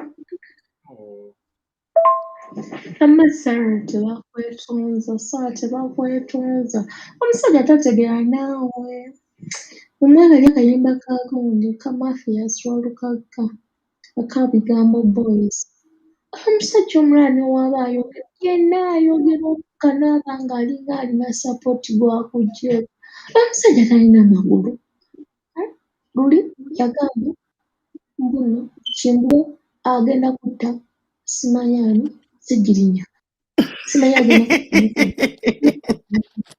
naye mulowooza omusajja teyeetaaga kutwalako mu ddwaliro sanga nattala yeetaaga bamutwalako ebutabika ne bamukebera omutwe sometimes tuyinza okwesiba ku bantu bano nga muboogerako naye nga balwadde bulwadde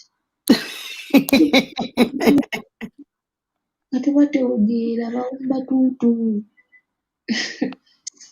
bannange tulabe nnyo bwe bamuliisa mmere ki tugemme abaana baffe bannaye n'emmere ekuza emisege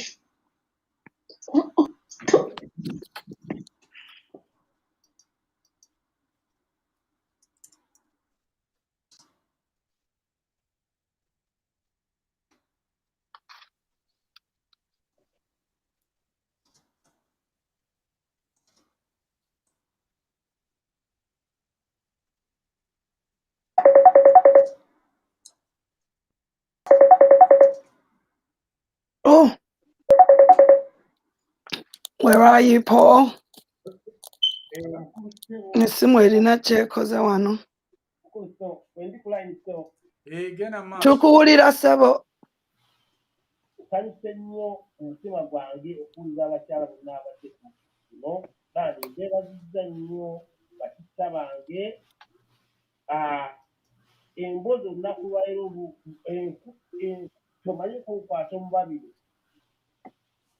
tulidde emirembe okulaba nti abakyala benyigira mu guno omulimu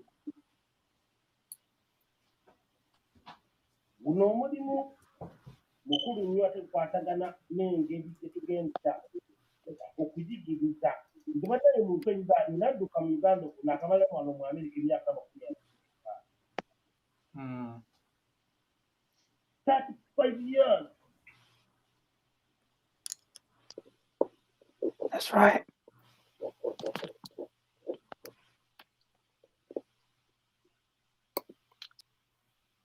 Sebo tukyakuwulira.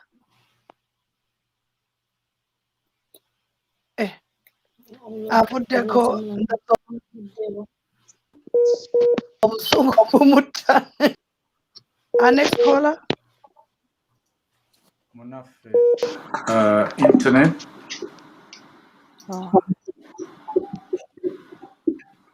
Hello. Hello. Omwami oyo agambye byonna bye boogera omanyi gwe tunuulira abantu bonna abawolereza Nuupu simanyi ntegeera yaabwe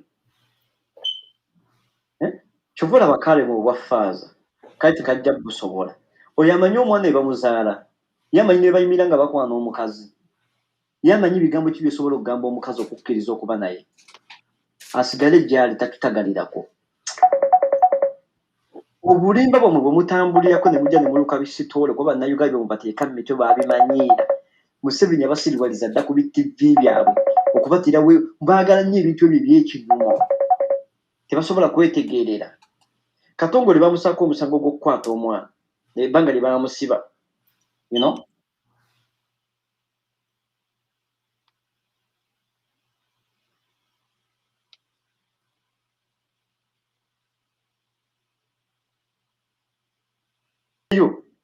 golooza kariya yo gena gizimbira mu kuvuma abantu obugezi bwo n'otula ku live number just to talk about someone naye toyinza kujja issues ze twogerako kuzitunulamu kumanya lwaki abaana ba NUP ba foot soldiers baafa n'otula ku live to tarnish someone's name nani obwenge mwami Kimbugwe kwesabire naye nga tulina okutereeza ensi eno.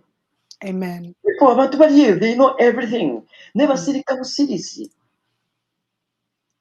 Yeah.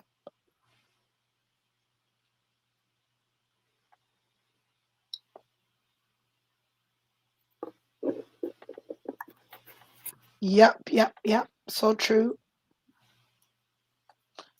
And sing. This is UNN.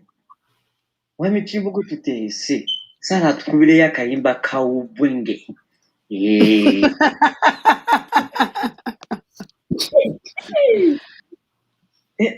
Ngenda baleetera wano remix.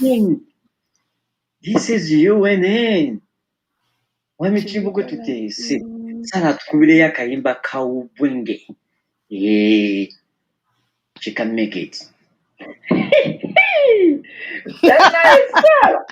Ubwenge song. Omulangira Ssuuna Ssebo tweyanziza akayimba ka UNN twagalayo akayimba ka ubwenge.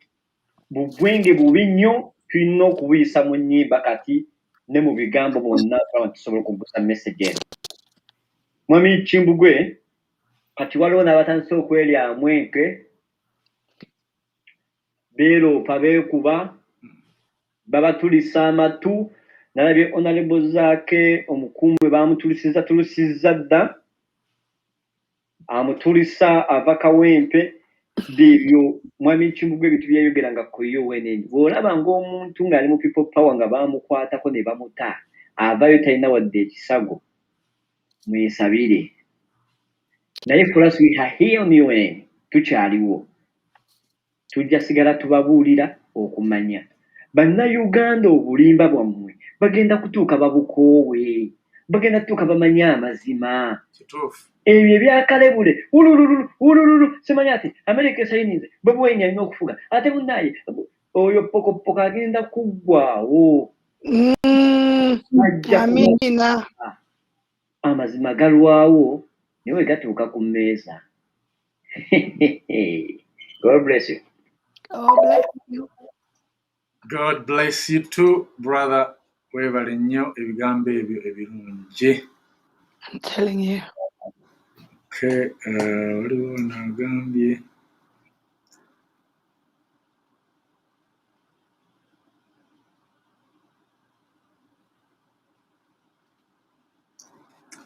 katulabe naffe muno omulala. Message bw'oba ogiweereza bano teba mpanvu nnyo katuwulire omumbejja Zaalwango ky'agamba.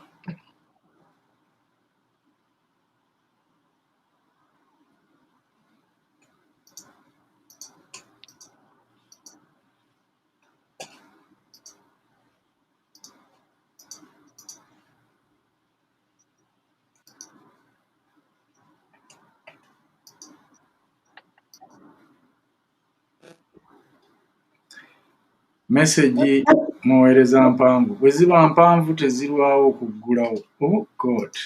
Hello, Mr. Kimbugwe. Thank you so much for the program. Thank you for teaching us. Webale tusomesa, webale tuyigiriza, webale kutusumulula maaso. Bambi ndudde nga si commentingako siweereza ku audios mbadde somehow busy. Ate n'ekirala nze mbadde nkooye okwogera ku bantu abo kirabika ndowooza abo abantu buli lwe tuboogerako bo balaba nti tubalinyisa buki buyinja. Balaba nti UNN we bateboogeddeeko ndowooza tebali no abo ezo zigasiya tetulina time yaabwe. Ffe time gye tulina kati to find a better way to get back our Uganda. Tugijje mikono setaani. Tetulina time ya kuleekana naabo. Kati n'olyoka olengera ekyo simanyi yaani simanyi Katongole. Katongole wandibadde gw'omuntu omu ayimirira olwanire ensi yo. Olwanirire ensi yo. Naye kyewuunyisa nti bu chicken change we bakuwa gwe bw'olaba nti ofunye n'olyoka oyimirira n'ovuma omuntu gw'otasobola na kutuukako yadde kakoota we naye omuyimirireko ng'omuvume. Omanyi ki ky'omanyi? Sho gy'oyogerako tolina nakyomanyi kiki kyetegeeza. Tolina nakyomanyi kikitegeeza mu sheeyo maisha. N'ekigambo maisha kyennyini tokimanyi. Tomanyi nakyo kitegeeza. Kati gwe olw'obusiru bwo mu busiru bwobwo mwogwo omutwe ogutalinamu nampeke n'emu esobola kulowooza. Bwe wawulira nga Chameleone agamba mbu I love you Salanabs n'olowooza nti amwagala amutwala mu buliri mwe buli kimu kye muwulirako nti I love you I send you kisses bwe muba mumanyi nti omuntu ayagala muntu kumutwala mu buliri. Bwe bwe mulina oba mwasoma mu ddawa mwasoma mu rivansi tubayigirize mwaviira mu mpukuuki mmwe bagenda mwabateeka omunnyo ku mugaati kubanga temuna kimumanyi mwagalira baboogereko nawe ensanafu gwe bakwogerako kigwe. Mr. Kimbugwe mwatuganya okuvuma abantu mwatuganya okwogera ebisongovu naye mujjatuleka kubanga ffe naffe tukoowa twabakoowa abantu abo tebajja kuyimirira nga bavuma abantu nga ffe tuba tunuulidde. Abantu bonna abatalina makulu nabo ba bloggers. Blogger kiggwe Mr. Kimbugwe akuddeko akumanyiire. Blogger kyadde ku Salanabs amumanyiire. Tebalina nawe babatuukako yadde. Kati ffe naffe mutuleke we tuba nga tuli wano ffe nga tubaagala. We are following you people. Please mutuleke naffe we fire them back. Ebyo ebisiira n'ebyo bigasiya ebitamanyi na kwesangula okuva mu maaso kudda mabega. Byesangula tebimanyi na kweyamba ebyo. Tebamanyi na kumanya kikiyitibwa. Eva baagala kusigala kuki? Ku bitaliimu ku bulimba bwokka. Ubwenge eka y'abajjudde. Tewali kintu kirala. Anti mpozi aviirira mu gavumenti yaabwe ye n'ennaku eruma abantu abo. Ennaku eruma abantu abo.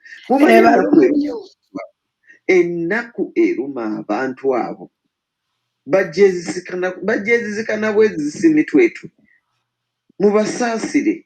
Mubasaasire kubanga bwe ziba nkyakya za bwavu na nnaku zo zaabamera dda ne mu biwalaata zaabameramu dda. Tebalina makulu ga si ezo setaani zennyini. Jesus yalina Juda omu naye Uganda oba tulina bajuda bameka? Uganda tulina bajuda bali ndowooza ba twins ba triplets. Nze mbu njogera ku bantu bano kubanga nze nako okuboogerako. They are just rugs n'omunaku gy'atasobola kukozesa nga si ezo. Munsonyiwe. naye mutuufu ng'ate n'abamu abagenda wano ne bajja ne boogera nnyo. Kimbugwe namuweerezezza akafaanani ayinza okukakulaga. Some of these people bali my backup singers. So, backup singers. Some of these people gye tuvudde nabo. Because we don't want to embarrass people, because people tell us batumanyi okutusinga.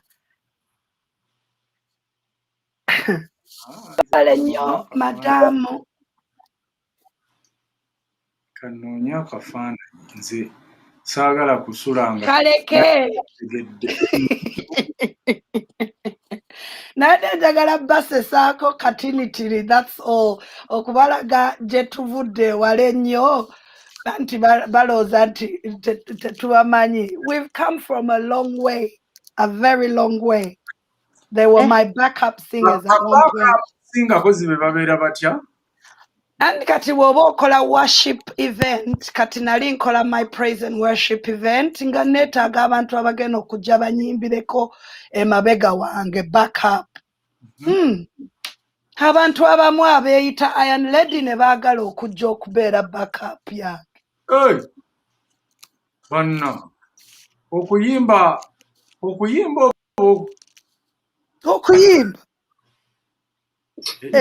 wali towayiti bayimba kuba munaye nze mbimanyi, leka tulabe, sooka olindeko.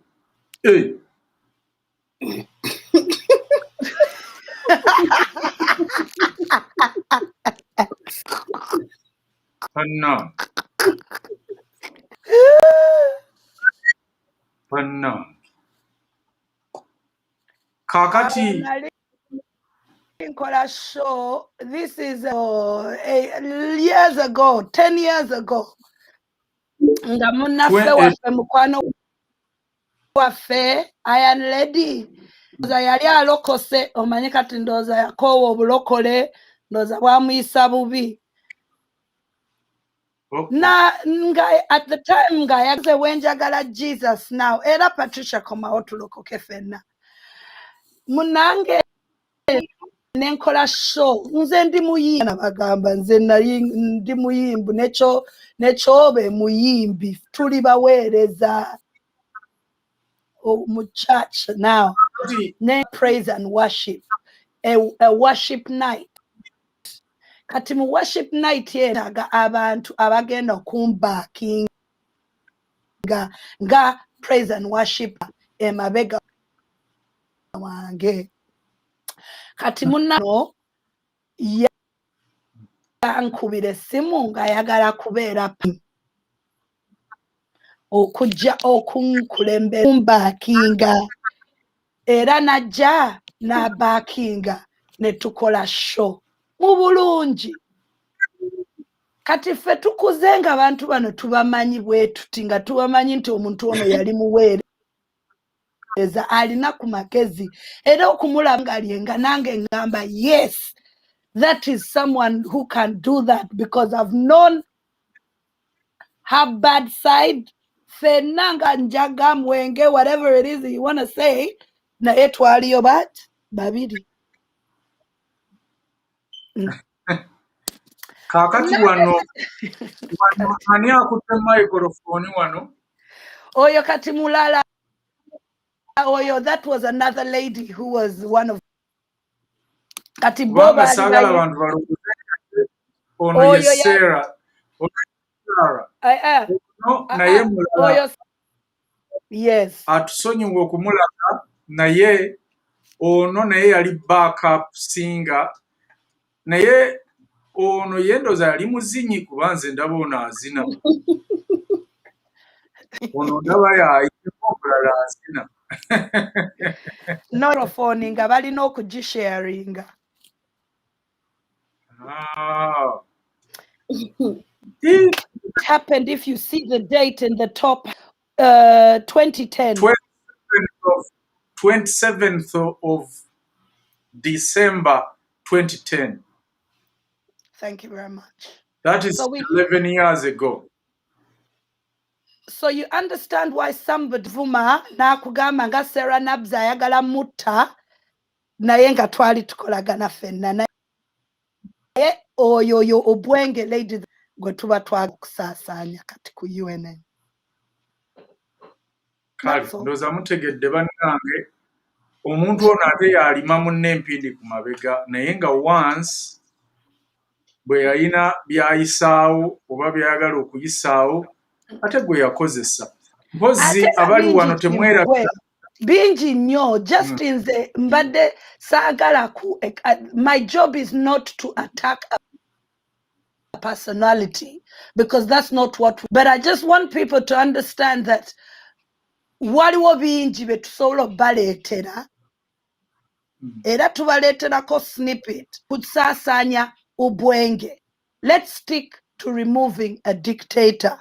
Muve ku bantu.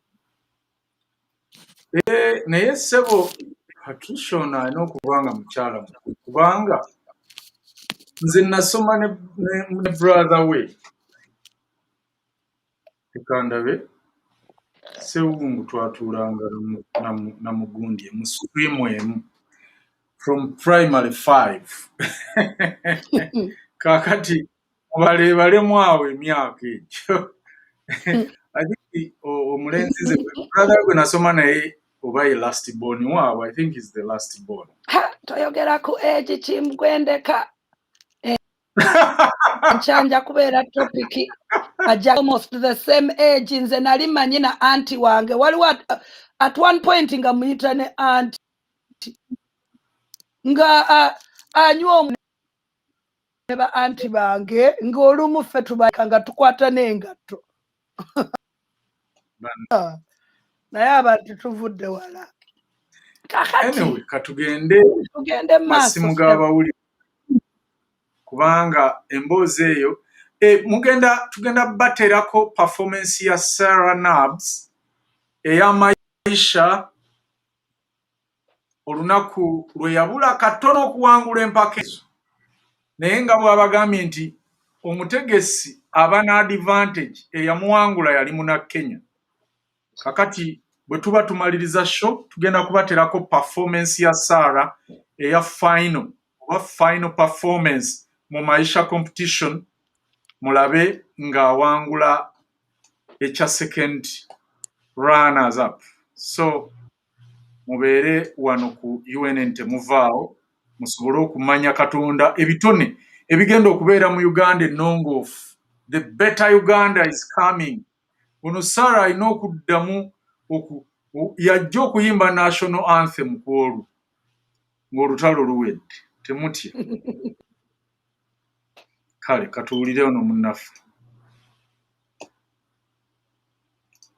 Webala Kweza program Prince UNN Simemim Joka Uganda. I'm bringing all the beautiful ladies on the panel. Yeah, Zomahiza Mulangira, for me, I come from the teachings of Marcus Garvey and Malcolm X. And Malcolm X said that a man who doesn't stand for nothing will fall for anything. So we know Kumanyanti, Kwanga, I've been on UNN since day one because I saw something in Prince. Kwanga, your muntu stood his ground on something that he believed in. And that's me. Kwanga, I share certain values about him. Chechimo with a brand. A brand doesn't have to prove itself to nobody because it knows its value. So Chechimo Namwe, don't lower your standards with certain people. Kwanga mulangira kainga na kugamba nti oina okwebaza nnyo Mukama, especially nga kainga ya kuwa amagezi, formal education and common sense. It's a blessing. no one can take that away from you. Kubanga waliwo abantu in life that they can't even reason. I'm telling you. So that's a gift. It's a gift that you should, even just wake up every single day and just thank God. Kubanga waliwo nga abantu amu nga ekyo nga amiga Katonda just yakibamma. Era olaba zino engalo ettaano kai ze tulina, engalo ettaano zonna tezenkanankana. And there's a reason, because that's the same thing in life. There's no such thing as quality. It's the same thing with intelligence. Abantu bo tebagala disikaye kukkiriza naye nga bo bajja kukkiriza nti Kimbugwe nti ne UNN wabayitako dda, because they don't have substance to show abantu what they can provide. Kubanga omuntu kasita akusinga content, sometimes noba kainga mulabewo your enemy, omwebuuzaako n'omugamba, how do you do it? And there's nothing wrong with seeking knowledge, because we are all here to learn. Naye nga abantu Uganda tebakina kubanga culture bana abasajja gye baleeta ubwenge, it has infested our society, from politics to religious leaders, in schools, in the police force, everywhere, even in the society that we're living in. That's why Uganda is going to take years and years to rebuild. But the social aspects of the country itself. Take care. Oh, thank you. Thank you very much. Love you, Malik. Malik, our own Malik. He's a great man. Kimbugwe balokuweereza munnaye. Waliwo ensonga gy'okweyogerako nti Besigye mu 2016 yagamba abantu tagenda kugenda mu kkooti.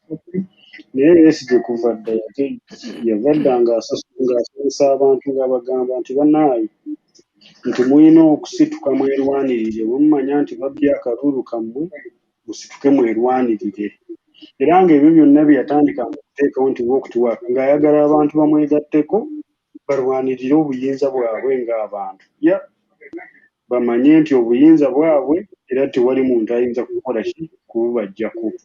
Ng'ebyo byonna bibasomesa. Ng'era ye obutagenda mu kkooti, nga bw'atandika okutambula ng'agamba nti ntambule nve Kasangati ngende mu tawuni, abantu bajja kumwegattako, batandikire awo, bamanye nti abantu babbye akalulu kaabwe, bakireeminga obuyinza bwabwe, bakireeminga akalulu kaabwe ke babba. Naye kati ye nga Besigye bw'asituka n'agamba bannaaye baatubbye akalulu, abantu ne batamwegattako, nga naffe Abannayuganda tuli batiitiizi, n'akola atya? Era tayinza kukimaliriza ye ng'omuntu.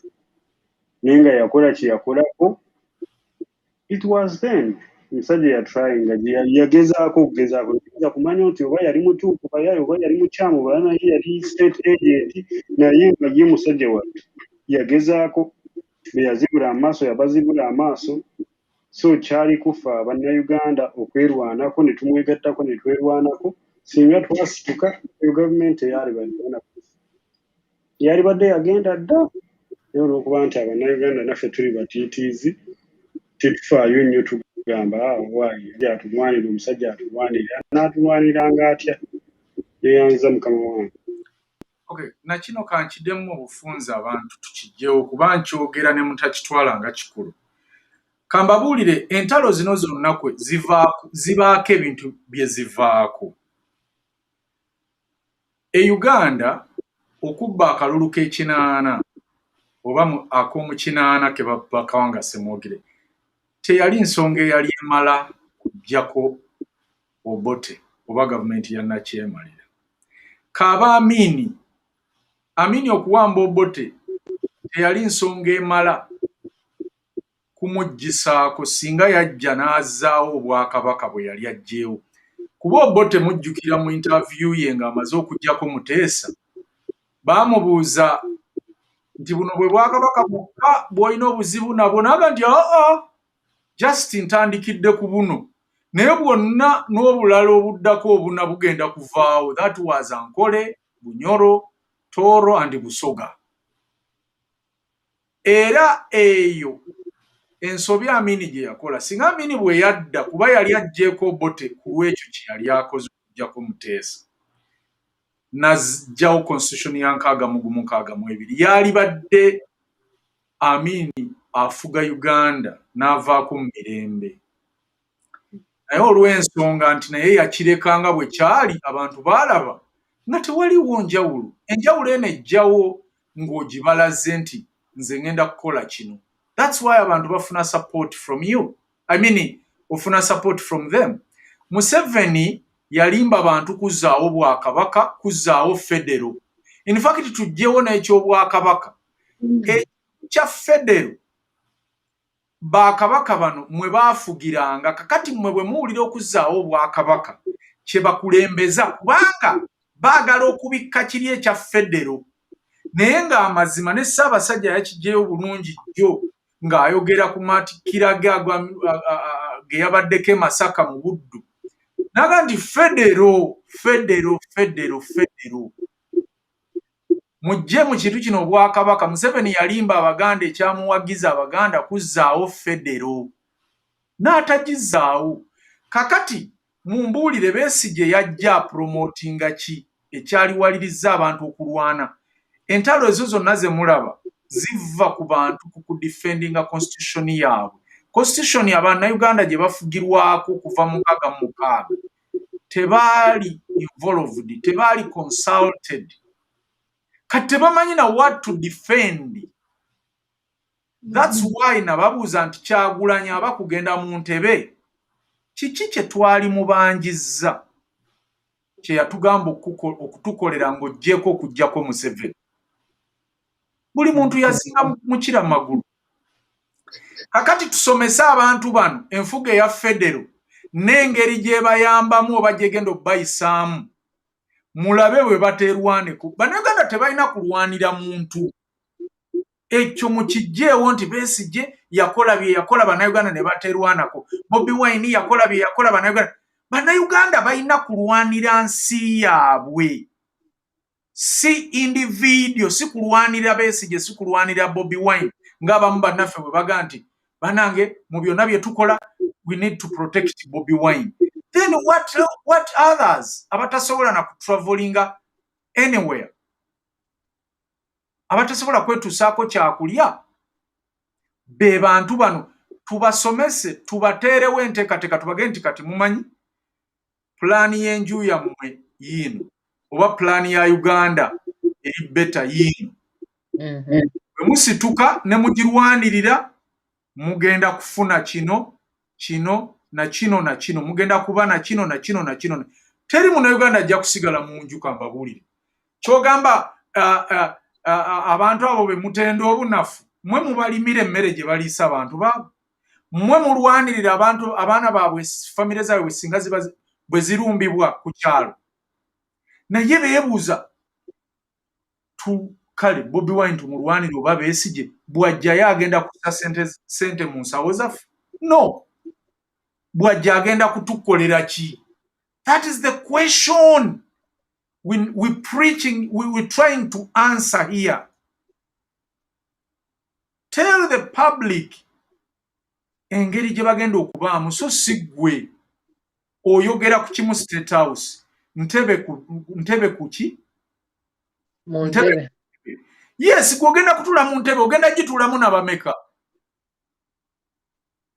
Gwagenda ogitulamu yekka. Kakati sooka obuulire ne ku bantu nti ku by'obulimi bwammwe bye bino ebigenda okukolebwa, ebigenda okubaawo. Buno bwe butale. Amalwaliro teri kuddayo kusasula malwaliro kuba bwe kyali. Sente ezinaakusasulira amalwaliro bye bintu by'olima. Omusolo ogubivaako gw'ojja okuwa gwe gugenda okgenda eri gutekeretekere mu ddwaliro. Abaana bamwe bagenda kusoma at least up to university. Omuzadde bw'omugaa nti ajja kusasulira university yokka, that is okay. Ye lwaki agisasulira? Abaana bano mubasasulire universities. Then we bakola basasule tubawa loans. Bwe baweebwa loans ku universities, bwe bamala emirimu gye bafuna kwe kujja okuba ssente zisasula loans. Omwana wajja kusoma n'amaanyi ng'akimanyi omulimu weeguli kuba bw'otagumuwa gw'afiirwa. bw'otaguteekawo gwajja okufirwa kuba abaana akusasuzaaki. Naye Uganda yeri omuntu eyeewola looni ya miliyoni 100 nga talina mulimu. Ate ssente zo n'azigulamu mmotoka ey'obuyonjo. Mwe temulaba nti bannabyabufuzi bano be bayambye Museveni to be there? Temuddamu bbawaako na example yonna bannange. Kaakati politician tubasse ebbali ffe ababadde babateeka mu ntebe ababalonda kati ffe tuba twekolamu omulimu. Ate tusomese bo kiki ekirina okukolebwa. Ngenda ne constitution we twabadde nabadde nkibabuuza nti Museveni okusiga n'obuyinza okutuusa constitution era bantu waliwo a group of people abaali basobola okumaliriza okukyusa that thing. Kituufu. Kale katweyongere. Prince Kimbugwe nkulamusizza ssebo bannange mwenna abagenyi abali mu studio. Sijja kumenya omukuumo mbalamusiza nnyo era mwebale okutubaako obugambo obulungi bwe musomesa. Mukama abawe omukisa. Nze Prince nze bannaye mutusomeseza bannange omukulembeze omutuufu byalina okuba nabyo. Mu butuufu lwakuba Mukama yatukweka emitima. Mu butuufu omuntu akulembera abantu kati ng'eggwanga olina okuba n'omutima okumirirwa abalala. Naye omuntu bw'abanga mukulembeze ng'ali selfish nga Mwami Museveni, kamwete leero Mwami Museveni kubanga bannange ebintu byakola otya n'okumuyita nti Mwami Museveni nga yakulembera eggwanga lyaffe Uganda n'avaayo n'agamba nti nze nkolerera baana bange n'abazzukulu bange. Naye nga yakulembera eggwanga abantu bawa omusolo ne ssente zennyini si zize wabula yakolerera baana be ng'annyunyuuta ggwanga lyattu Uganda. Prince Mukama yakola by'okweka emitima gy'abantu.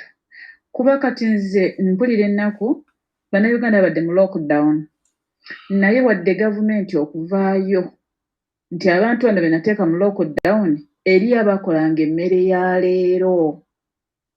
Nze ng'omukulembeze ŋŋenda kulya ne famire yange naye omuntu oli eyafulumanga buli lunaku n'avuga ppiki ye n'ajja n'ettaano n'omutwalo n'alisa abaana be ne mukyala we bo bagenda kukola batya nga tasobola kukirowoozaako. That is selfishness.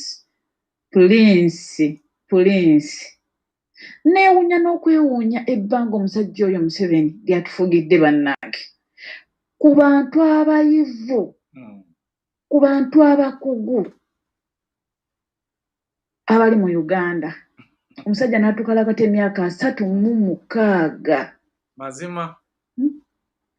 Atulika atuvuga paka bwanatusa ku myaka 40 gy'atwagalamu. Najja okwadressinga eggwanga najja nga tewali kyayaayo kyatasobola kumalako kubanga alina okiteekayo ekikyayi ne kimwokyayo kya n'asobola okukanula amaaso okubaako byayogera. Bimanyi ogedde bubi bannange munsaasire n'asobola okubaako kyayogera kuba bw'alwawo era okunywa era ogenda okulaba agenda okuddako ekyabadde ayogedde ate ng'akirabye ate ng'addako kirala. Yatukulembera n'atasobola kwagaliza balala ye yeefaako yekka. Tulabye naye nze neebaza byonna bye mutusomesezza tubikwata tetubiwulira ate kino Museveni akimanye kati adiiringa na generation enkambwe eraba buli kimu. Tulaba tutegeera bannange mwebale kutusomesa mwongere mutusomesa naffe tubeeko abalala betusomesa naye nga Museveni akimanyi nti tujja oba Uganda baagiroga nga bwe tuba tubyogera nti Uganda simanya baagiroga waliyo abaabuuka abataliiyo obwongo obukyali fresh obutaliimu wadde akadagala Bane Prince Kimbugwe mwebale kuweereza. Timu UNN batumidde mwenna. Mbagala nnyo.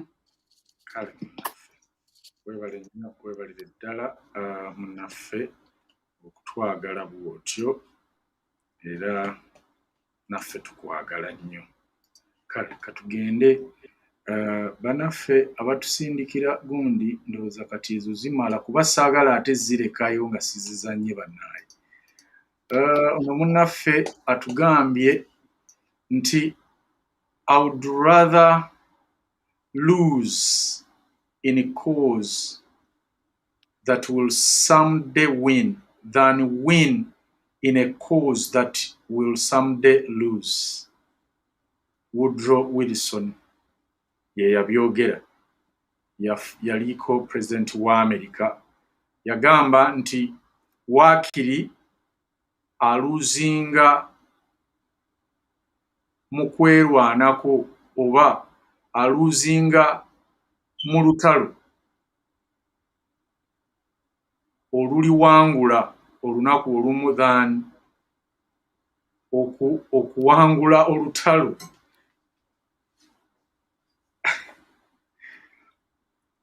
that will someday lose. Like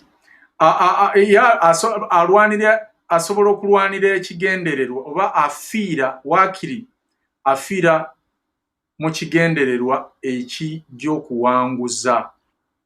okusinga okuwangula mu kigendererwa ate ndoze ekitalina kigendererwa oba okuwangula olutalo olwakigeka. Banaye nammwe mu byennyonnyole.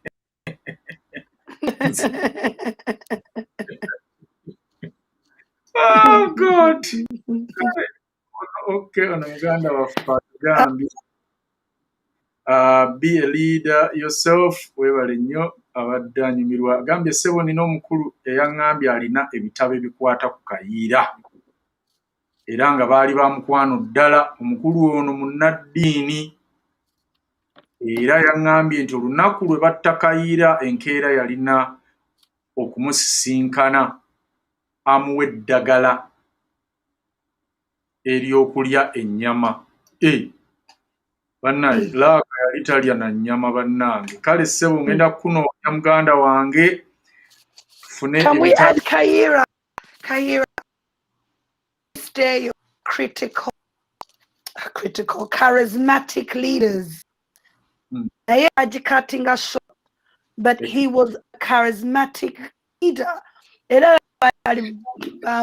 of course, ndoza ng'olaba there's no other way. Yali tasobola competinga naye kubanga obwenge tebusobola competinga na charisma. So Museveni yali alina okuggyawo abantu abali charisma bonna okusobola okupromote obwenge.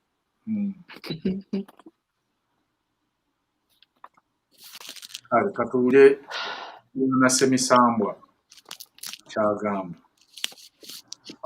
Ono Semisambwa ndowooza Semighost.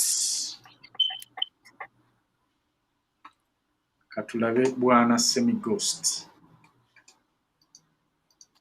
Kale banna UNN mwenna abatusomesezza mwebale nnyo today. Semisambwa again here nti Mombasa bwayise. Yes, mwebale nnyo okutusomesa the leadership qualities and wano wenkubira omulanga ku bonna banna UNN abafollowing UNN nga mulina ab'enganda n'emikwano nti bannange okusinziira ku bye batusomesezza tupayinge attention to detail. Tuleme kubugujja kugomba kumala gabuukira bintu. Pay attention. There is no way woyinza kumala gabuukira bintu and then you say you're paying attention. You are not. Owulidde ebibuuzo bingi bye twalina okwebuuza but olw'okuba nti ebintu bino byatusanga ffenna tuli bakoowu. Olw'okuba tuli bakoowu, we didn't pay attention and this is why ebintu bingi byatuyitako. We never questioned kino kiri byonna tetwabyebuuza. Owulidde there is no way bw'ogamba nti ogenda kumaamulako omuntu nga mutuufu tolina clear structure. of the method kiki ogenda okola okiraba ne pano yo yeruwa in detail baani tetwebuuza agenda kufugana baani baminisita bagenda kuba baani ba advisor be ebyo byonna tetwabyebuuza bana UNN tupaying attention to detail okiraba kuba omuntu ya ayina structure ya almost emyaka 4 katubeere kale nga twagala ogiyisaamu amaaso but it is a structure it is tosobola giyisaamu maaso era bw'obanga ogezaawo okwaŋŋanga omuntu oyo tomuyita na musiru President Museveni is not an idiot njogera President Museveni sinakwagala naye President Museveni naye nga muli ninamu okukaaba kubanga obwa president bwe mulaba nti buviolating amateeka gonna Nenga, he's the one at the top of the helm of the country. Nayenga to paying attention to detail. Omusajja oyo tiyatuuka awo, oyo Museveni tiyatuuka awo waali ng'abaamuuka bubaamuusa agenda asaatuuka busaatuusi. No! Owulidde alina entalo z'ataawangula naye n'aziyigiramu something. Naye banna UNN ne banna Uganda mwenna abawuliriza tuveemu ebyampalaniraako tuwulirize gundi details bannange. Let's pay attention to details. Okiraba n'ebintu by'okusaatuuka obusaatuusi ng'emmandu eyita mu bikajjo bannange no. Kyobola abantu abamu tubagamba nti we want to invest in credible information tuve ku bintu bino ebya na information gagano gocha ogenda ku investinga mu information bw'ozimpa nze eriira bannange abamu twakoona enkufu ziri eri ebyenyi byazimba tetwagala kuddayo eyo ebintu byagundi nanka nina information nina bakigatto bange ebintu ebyo ebitali sustainable you cannot make the citations ebintu by'obijjawa obijjawa ebintu ebyo tubiveeko. Let's pay attention to abantu bonna batugamba nti okay, yes you have a vision otutwala wa tutunuulire ebintu bingi. Yes omuntu ayinza okwakaleka nga talina family eri awo naye wali omuntu nti bwe tulina okutunuulira bw'obanga ogenda ku teaming up n'omukyala you don't fall in love first olina okusooka okumwetegereza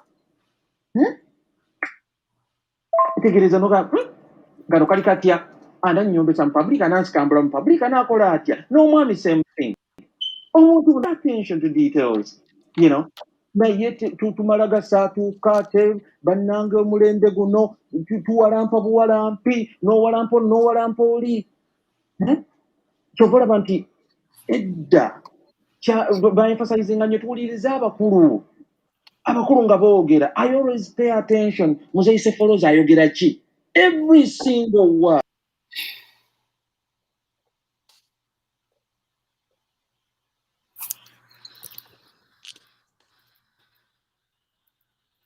N'ebintu byakumala gabaamuuka saatuuka ng'emabaaye abasajja bajja tukuba amasasi mu mmome owulidde yes twagala okukyusa obukulembeze fyonna tukyagala naye bino tebiri mu kubaamuuka bino. That's one thing bana UNN bana ibe tuba tusomesa abantu abalala bonna tulabireko obugundi Omulangira Kimbugwe kale oyinza okuba nga tolina byotamwagala kati mulabe is a very calm guy. Sometimes ogamba nti naye akikola atya ng'abalala basimuula ntuyo abalala bakola batya yayambadde ekkooti ayambadde gundi esaati ataddemu nettaayi kyokka tasiimuula ntuyo kiki is it because of the AC around the air conditioner eryawo emufuwafuwako no olinza okuba nemu AC naye ng'atulya na kale bana UNN please pay attention to detail ebintu bino ebituyigirizibwa wano tuleme kubisuula just mu kasero tugende tubiyigiriza abantu abalala. UNN pano mwenna mwebale nnyo mukoze omulimu era mukola omulimu ogw'ettendo era I encourage bana Uganda banange tuwagire kuba zituyigiriza but you get raw information especially on ground biki ebigenda mu maaso and with the citations.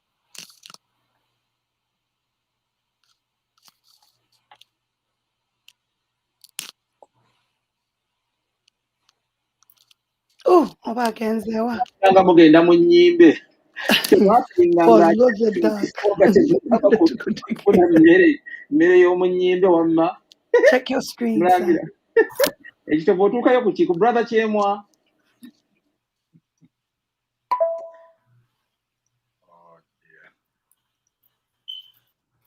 Thank you. Naye oba teweddeeyo.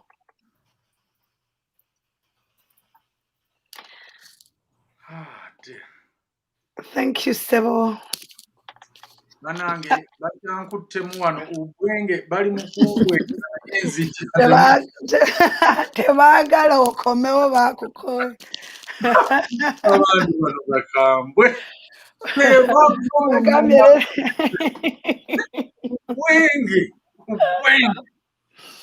Bagudde kunze ne badda ku hosti yennyini bamuggyeko. Naye tujja Kasam Maliki waali banaabasobola. Anange mwebale nnyo mwenna abaweereza audios. Katuwulire ono. Prince Kimbugwe bali kutuweereza ne Sanabs, Desire, Sophia ne mwerabidde looya waffe omulungi. Prince Kimbugwe waliwo kye bagamba okubulwa amagezi n'okwebuza amagezi. Ekintu kino omuntu bw'okeera ku makya n'ogamba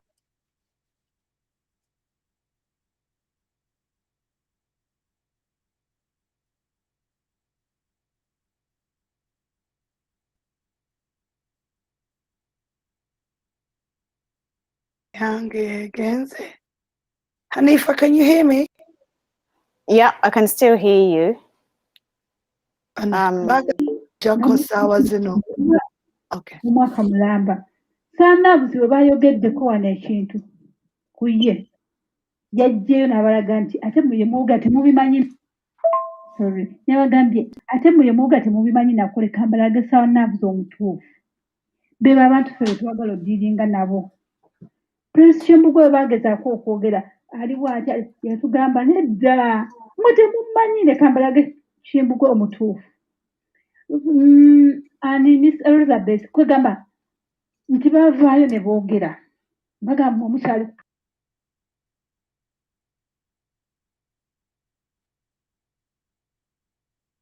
naye mutusonyiwe batuyingiridde ddala this last few minutes of our show. Abwe bennyini be beebuza amagezi abakyawoza mbu elected president okitegeera sigamba nti babulwa amagezi naye be bageebuza. Ogezeeko ku kino ky'ogamba Prince Kimbugwe mbu oyagaliza bukulembeze. Bale waliwo abantu abamu abatufosinga ogenda mu bifo nga tetwandibigenzeemu naye ng'olaba abali bigenzeemu still era bakudisappointinga n'ogamba no ebintu bino nze kambyekwatiremu. Prince Kimbugwe ayigiriza n'ayigiriza omukulembeze omutuufu yandibadde atya n'awabulwa wawabyemu naye n'awabula ababadde bawabyemu n'atuyigiriza federo n'atuyigiriza buli kimu okitegeera n'abagamba n'ayali agadde.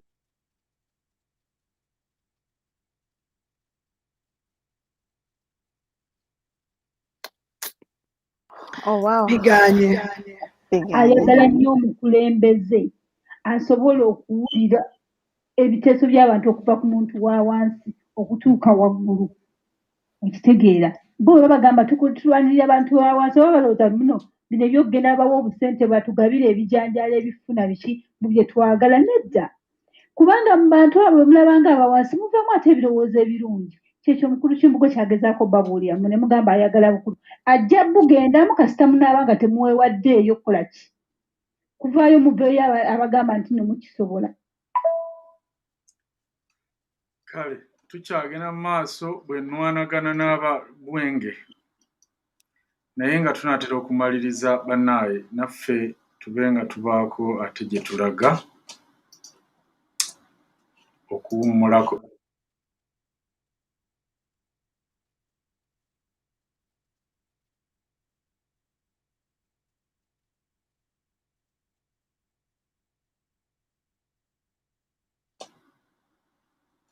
finally.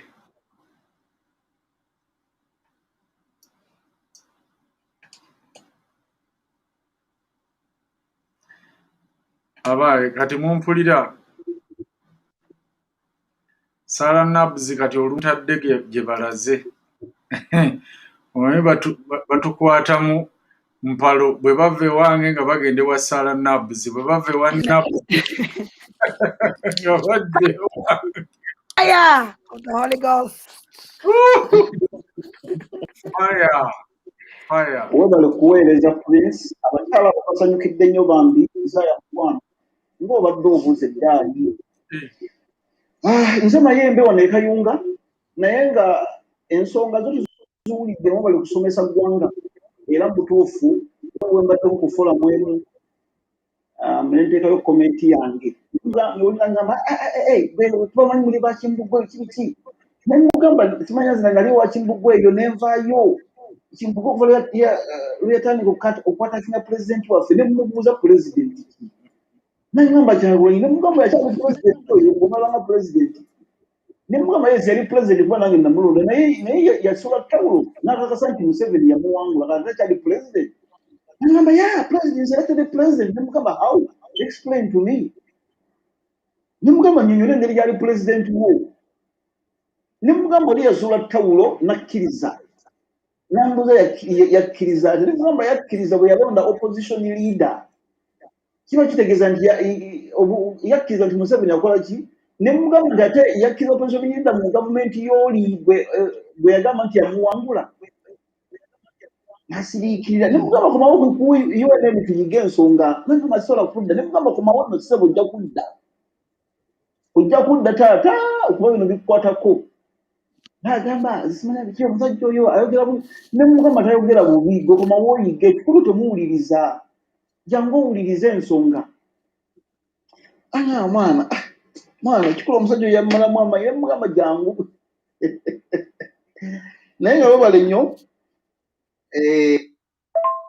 era nga kyali ku nsonga eyo ey'abantu abo abantu bano abaleeta okwonoona amannya g'abantu eggolo nabadde ono nenkugamba Prince nenkugamba nti abantu bano balina omuntu gwe babikkirira abantu bano buli lwovaayo wano n'oleeta puroguramu ezibakuba kakati eri waliyo akakiiko akasasula nga babikkirira oyo gwe bayita secretary general waabwe oyo muyaayi nze muyita muyaayi kakati buli ovaayo wano n'obakuba nabo nga bafuna ekibooziboozi nga bakireeta kibikke emboozi yo naye ebiseera ebisinga obungi nti buli kintu kye baleeta wabaako wano ekikiwakanya kanzu kali kankuwe egundi ziri bwe ziti baleeta omukazi oli yagamba omusomya mulwanira bwakabaka simanya abakazi kati bano abakyala bano abali wano bagala kubeera bannabagereka n'ovaayo n'oleeta gundi n'ogikuba ekyo kino kiyiika kakati bazzeeko ne baleeta kya futi soja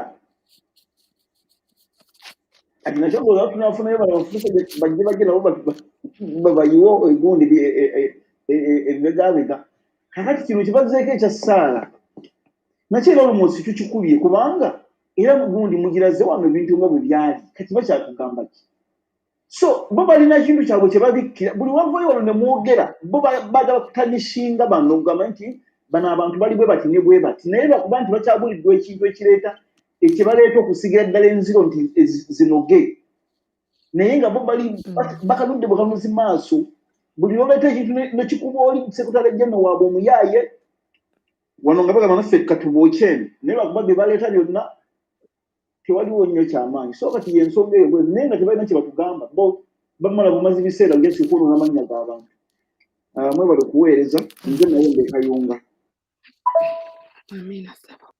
nnyo Mayembe musajja waffe oyo Mayembe ate nno waliwo oli agambye bwe mbadde nkyabonaabona n'obwenge nga bandi bubi nti mu butuufu tebalaga kiriwo nakati era tebannakiraga muveeyo mubabuuze Bobi Wine role model we yaani mu byobufuzi bya Uganda kambabulire nabagamba nti buli mufuzi kati ali wajja okuvuganya role model we ye Museveni era alina okuba nga ava mu eyo click bonna abajja nga bali independent nga tebavudde mu click eyo tewali yafuuka popular. Kitegeeza Museveni yasalawo who is becoming popular or not in politics.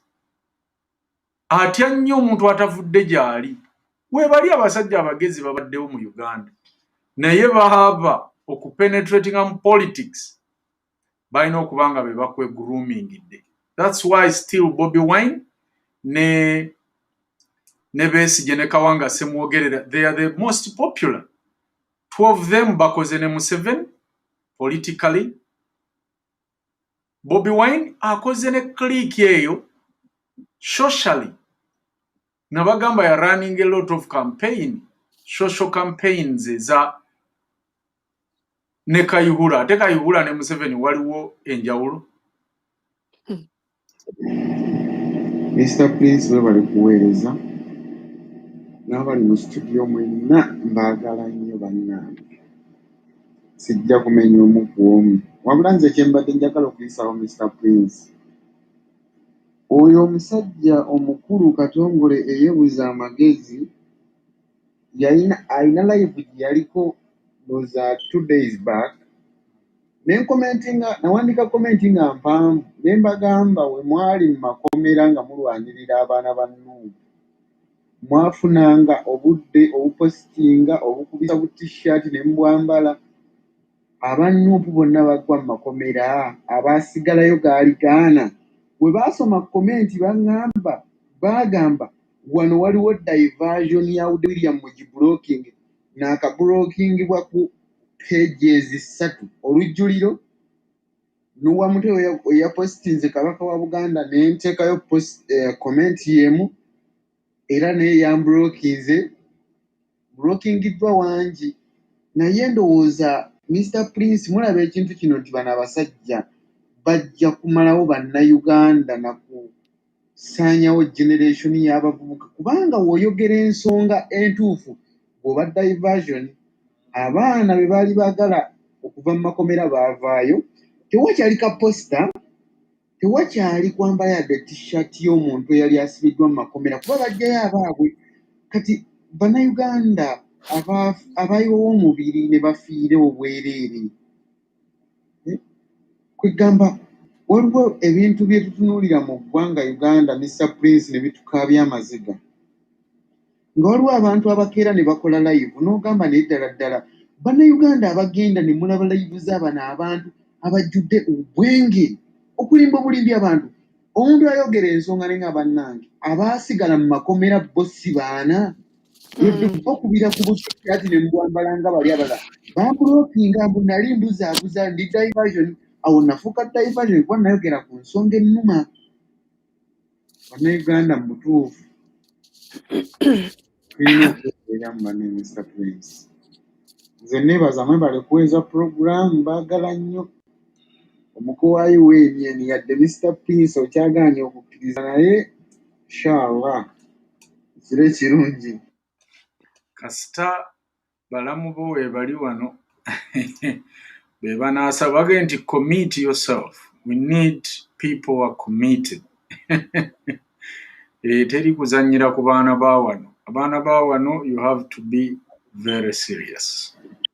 Mulangira Kimbugwe n'abakyala bambi mwebale kuweereza. Tusanyuse nnyo. Mwebale nnyo mwebale kuyigiriza. Njagala kutwala I think ndowooza nkuyite kusaasira kwange eri Sarah. Bambi so sorry. Humiliation bano abantu gye bakuyisizaamu. Naye I know you're a very strong woman. Ate ekyoliko okitegeera kati abantu abatali ku mulamwa bambi beesonyiwe tebalina mugaso.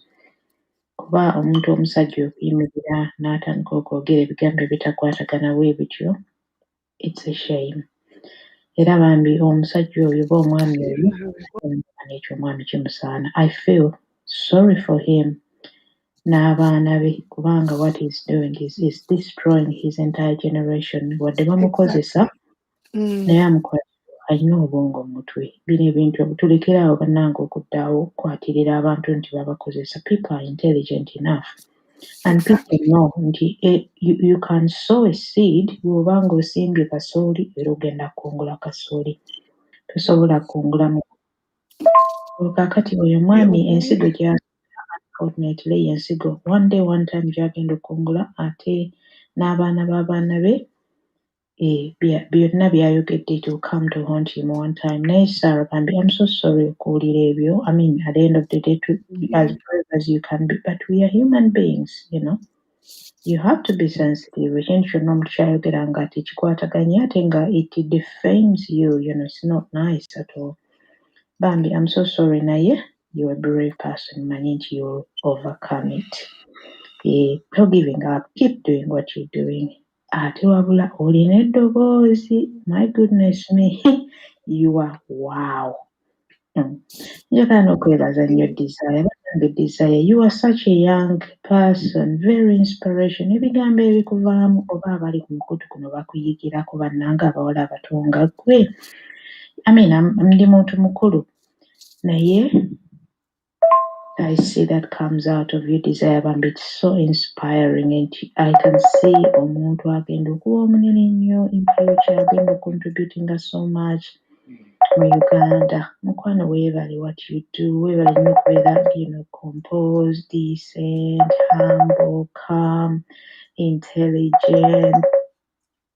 Excuse me. Hello. Hello.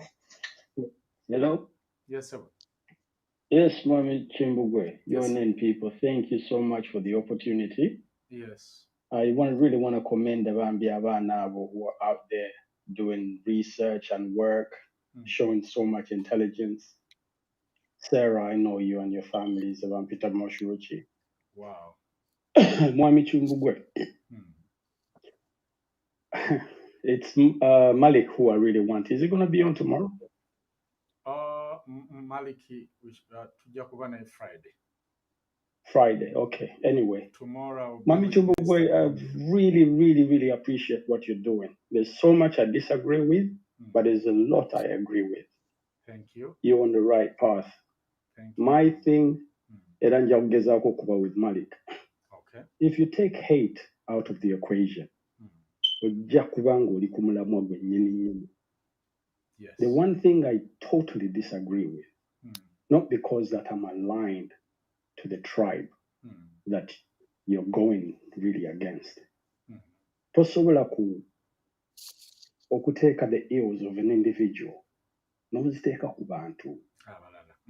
Guys, don't forget history. You know, even to be happening in Germany, be happening in neighboring countries. Kenya, Rwanda.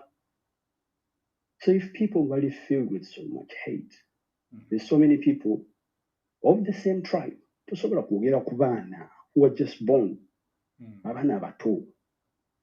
Ne mwogerako mu ebyo tuyigiriza abaana baffe to hate this. You're doing the same thing. The people bimugamba nti no, the haters basosoze. If the basis and the foundation of what you're driving, remove an element, okay, I guarantee you, for the love of history, I love history. I look at the history. Yeah. To look at the history, the background, to be developing a bit. If you love history, learn from history. N'abantu mu Rwanda who stood up ne batema baliira ku nsiko n'abaana baabwe.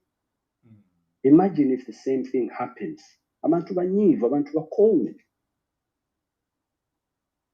So, sijja kwogera bingi, nja kulinda Malik. I really like the boy. Okay. The young man. Yes. The minute wanajjamu the element ya hate, honestly, ajja kuba ali ku mulamwa. Hate terina gyetwala. At the end of the day, love ye conquering byonna. Omuntu yenna yenna yali asomeko ku Bible, Quran, whatever spiritual element gy'otambuliramu. If you remove that equation, you're already halfway there. Naye ako kazibu. Nawuliriza nkuwuliriza. I've been listening like nakugamba okuva ku mukyala wa Mala. Never stop listening. some of my friends, I'm an intellectual, bagamba, what the hell are you doing? Wasting your time of Buddhism? Bagamba, no. Remedy. Oluisi bamu poison. Ng'obusagwa bw'omusu ate ne muvaamu eddagala erisobola okuwonya. So whatever poison abalala bo gye bawulira nze mwe nsobola okudrawinga the remedy. So I commend on the work you're doing. Jakuba ko Friday. Thank you very much. You're welcome. Yeah. Okay, bane katumaleyo omukyalo ono, sorry. Black beauty, obagwite dark and lovely. Kankuwani bambi, you deserve it. N'abalala mwebale.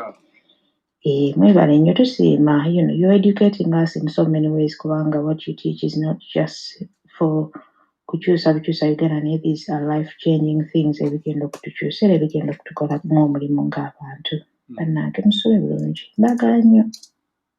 Yadde ndi Aunty Lester.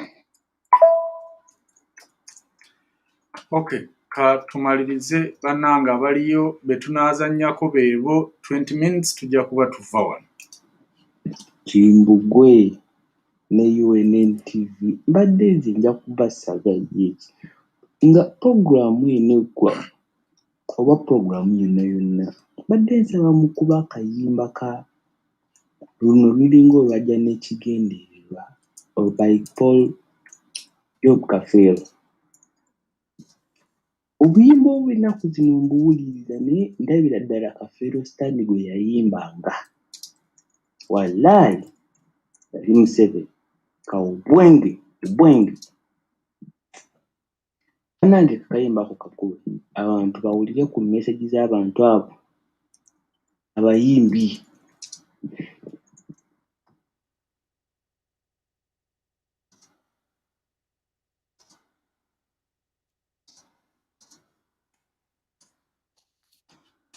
Kale,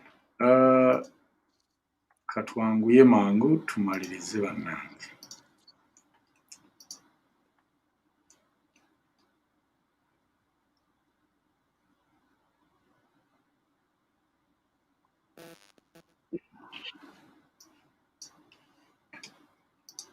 Hello, Prince. Hello, Sir. Hello, Hanif.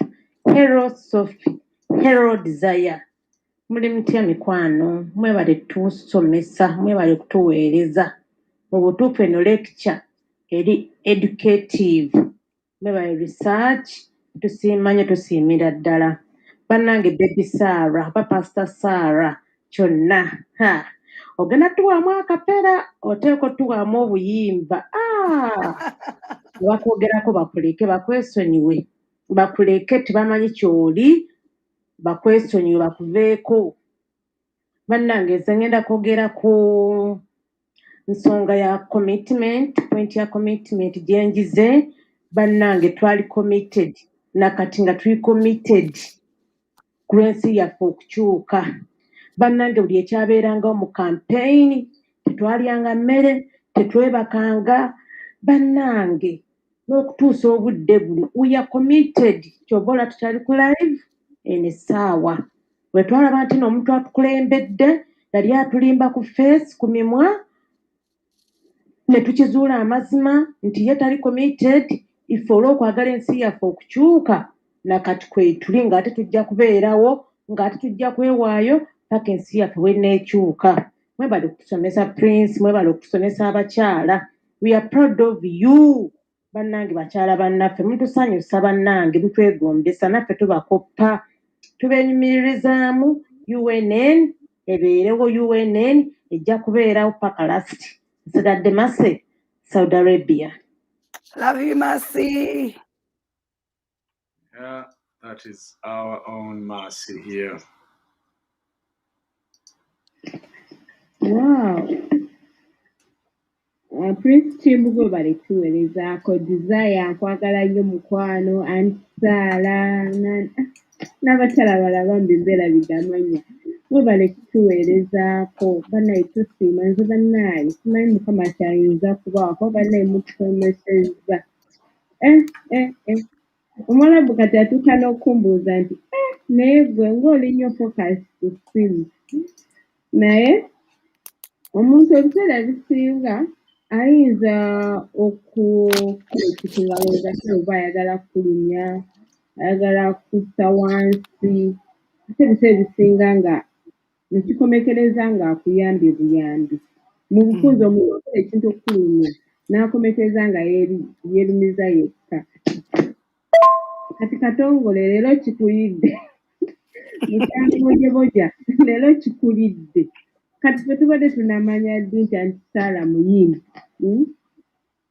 Tubadde tugenda mumanya ekitone kye ekyo kyonna kyatuddeko, wabula Anti Sarah kikubireyo akayimba ka UNN bambi tukwegayiridde mutima mulungi.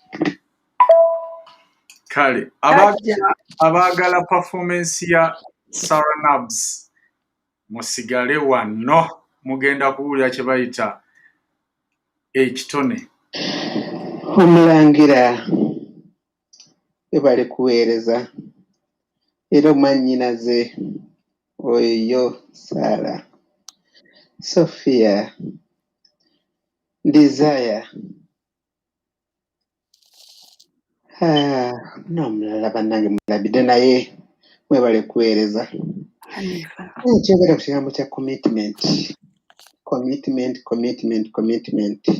That is a very powerful word.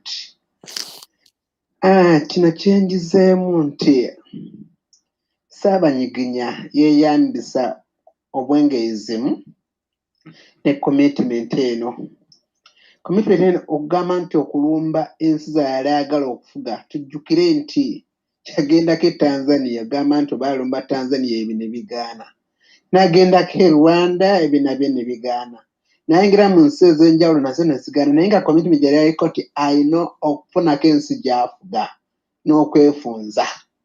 Era commitment eyo neetuukirira ng'afuga Uganda. Commitment ye yali yakudestroyinga the Uganda. Naye akikoze era tujja mutwalira nti all outs yoyo agwa mu gurupu eyo tassa mukono kulaba nti Uganda agyonoonera ddala. Kata zonna kati eziri mu Uganda ze yasangawo ezo zonna ziri luddawa, zonna being destroyed. Destroyed completely. Eyo commitment kati nno ffe abali ku UNN n'abalala bonna ye commitment Saabanyiginya gye yeeyambisa to destroy our Uganda. This is the commitment, ye commitment gye tuba tukola okulaba nti tuzza eggwanga lyaffe emuguluka oba engolo. Commitment gye yakozesa kubira ddala olubereberye n'agenda Mozambique, we yali Tanzania, we yali mu Rwanda, we yali ludda. Eyo commitment gye yakola ng'ayagala okufuggaza Uganda okugiteeka waagituusiza kati. Ye commitment gye tusaba okufuna oba okukozesa tusabe okulaba nti tufunula eggwanga lyaffe nga lidda nga lifuuka eggwanga e Uganda eryeyagaza ng'ebyo baaliyita Pearl of Africa. Nasizayo ku ekibuuzo kya mwanyina kye yabuuzizza nti ani yamuwa obuyinza. Mukyogedde bulungi ba colonial masters bamuwa obuyinza era baakolera, naye abakoledde ng'ateekamu abantu fear, okutya. Abantu abateesiza n'emmundu, abateesiza n'okubatta, abateesiza okubasengola ku ttaka, abateesiza mu buli kimu kyonna era kakyagenda nakyo mu maaso. Awenu fear tugejjemu to embracing a commitment gyakozesa okudestroyinga Uganda. That's the commitment that we need to embrace it in order to bring the better organized Uganda. Now, ekigenda otuyamba ku ekyo federal governance of system. Federal governance yegenda otuyamba bannange tukowoola kino mwenna gye muli mujje mujoyininge the Uganda Federal Conservative Council. Ebirowoozo ebyo bijje tusobole okulaba nti tununula eggwanga lyaffe. Just leave Bobi Wine commitment yo yali tagirina in face gyateerako kalinga akatambaala. So just forget that. Ekyo kyo positive difference ziyinza okujja naye ng'ekyo kyo yalibadde abeera so humble to come up and tell that I failed the revolution, I failed the struggle. Now you people take over the struggle. Lango libiwe. Thank you.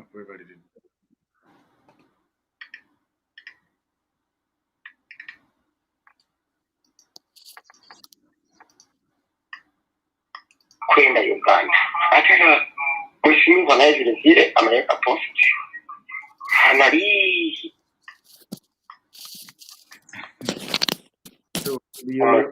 Odiyo yo tetegerekese olds tumanyi wawe wadeno batekangezeko ngira Kimbugwe tesimanyi wonna bye mukola eki ogwawe wadeno batekangezeko okukyusaako eggulire erivudde e Kenya Jamhuri ya Kenya imekataza mheshimiwa William Ruto kwenda Uganda.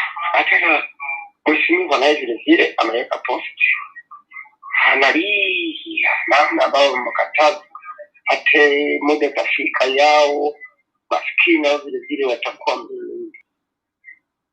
William Ruto mheshimiwa government ya kweli ni kufanya mzuri kwenda huko kwetu wauaji wa mauaji yoyote kama sumu kutoka kwa maji risasi kwa tena wewe kama wewe maskini wewe watakuwa ya pesa ya kwako Jamhuri ya Kenya mchunge huyu mtu ni hatari zaidi kuliko wale watu ambao wanapanga na hawajui wale watu sio watu hata watakuuza na vipindi vya nyama ya kwako kama ni kima kila kitu watauza wote hapo hiyo ya kwangu by UNN wangari kale owaye nze oluswayiri lwange lutono saala gwe waliyo did not speak any Swahili, by the way. I was speaking English.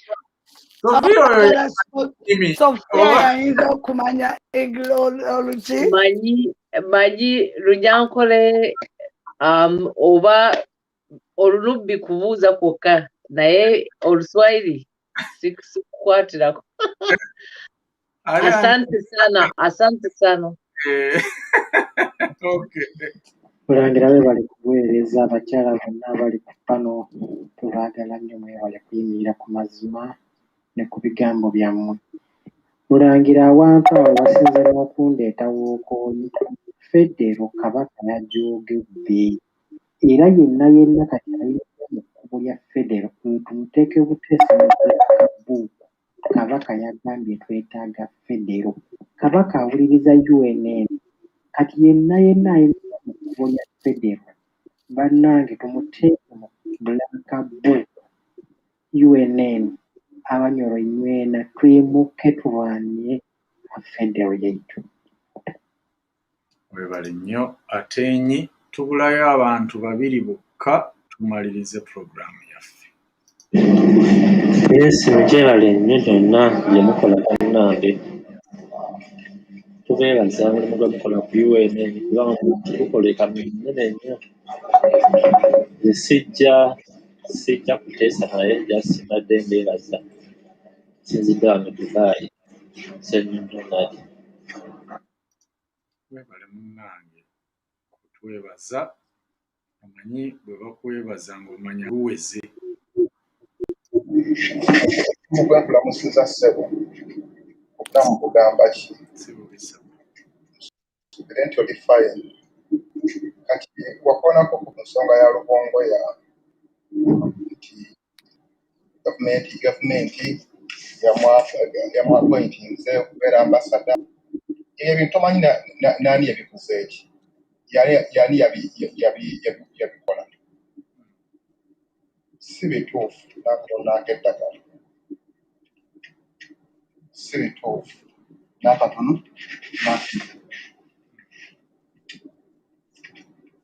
gavumenti egezaako okukola ekisinga kyonna olowooza kikatolo bw'amapuma bwegwayi omanyi sente ze baamuwa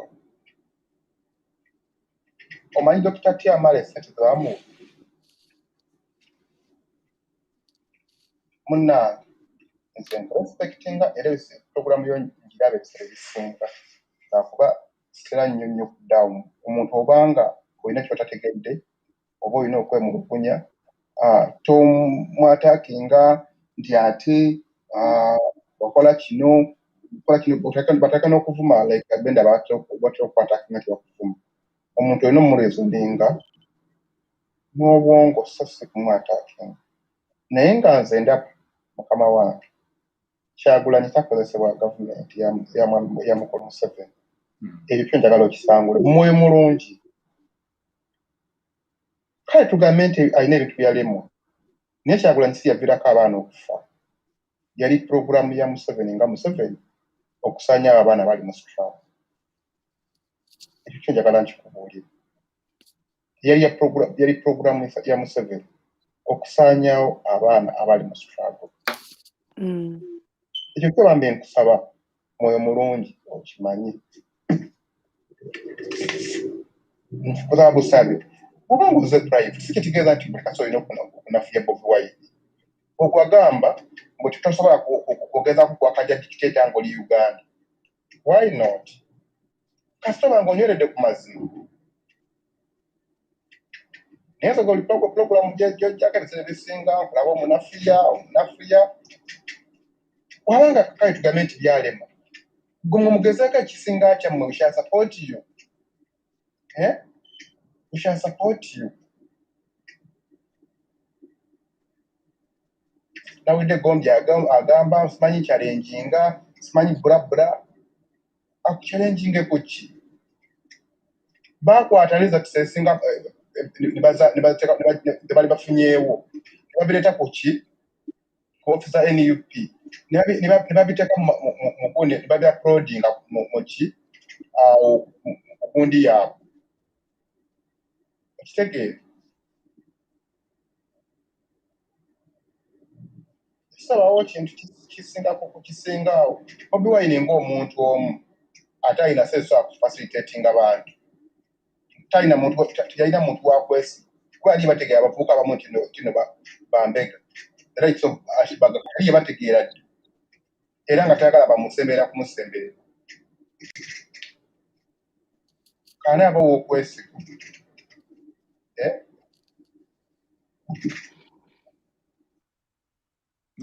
message eno ndowooza ebadde personal tebadde tekwatagana ku program amusole bonna nyiriyo bwe mbanjizanye naye mbadde sinza gisazaamu kuba ate bwe ngisazaamu abantu baalirowoozezza nti awulira abamuwakanya abajjako mu byonna byagadde talina solution gyawadde ate naye abuuzizza bibuuzo kyayogeddeko kya president kuba nti pulaani ye ey'okutta abaana naye bino era tetwagamba ne tugamba nti Bobi Wine kiki yali tamanyi ng'agenda okweŋŋanga Museveni kubanga bino Museveni yali abikoze before yagenda akimanyi Museveni alina emmundu yagenda akimanyi Museveni asiba ba opponents be yagenda akimanyi Museveni alina ssente kakati gwe bw'ojja ate n'ogamba nti naawe walaba Bobi Wine yakola kino naye Museveni ng'alina kino kakati gwe weŋŋanga oti atalina maanyi agw'eddalu gweyinza okulaba omusajja ali wali akutte ejjambiya n'omweŋŋanga oba effumu nga tolina ngabo come on Mulangira we bali kuweereza weereza muli b'amaanyi nnyo mwenna ne ttiimu eyo ey'abakyala boolese mu studio lwaleero wano omulimu omulungi manyi Miliyoni olumu yayimba nti ozimba bazimbulula yanika bayanulula embeera y'ensi be bantu baffe kati be abantu abalajja wano ne bakuba UN omanyi amazima galuma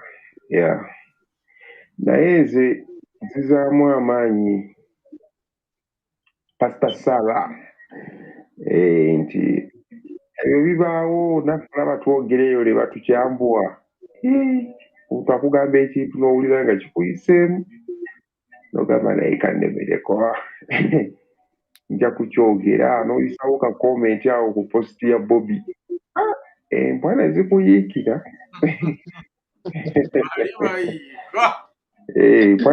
Mugamba simanya kino bakizaala musenga waakyo ng'owulira ng'omuliro gukuyita.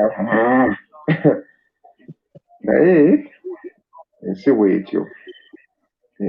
Agume tujja kuwangula.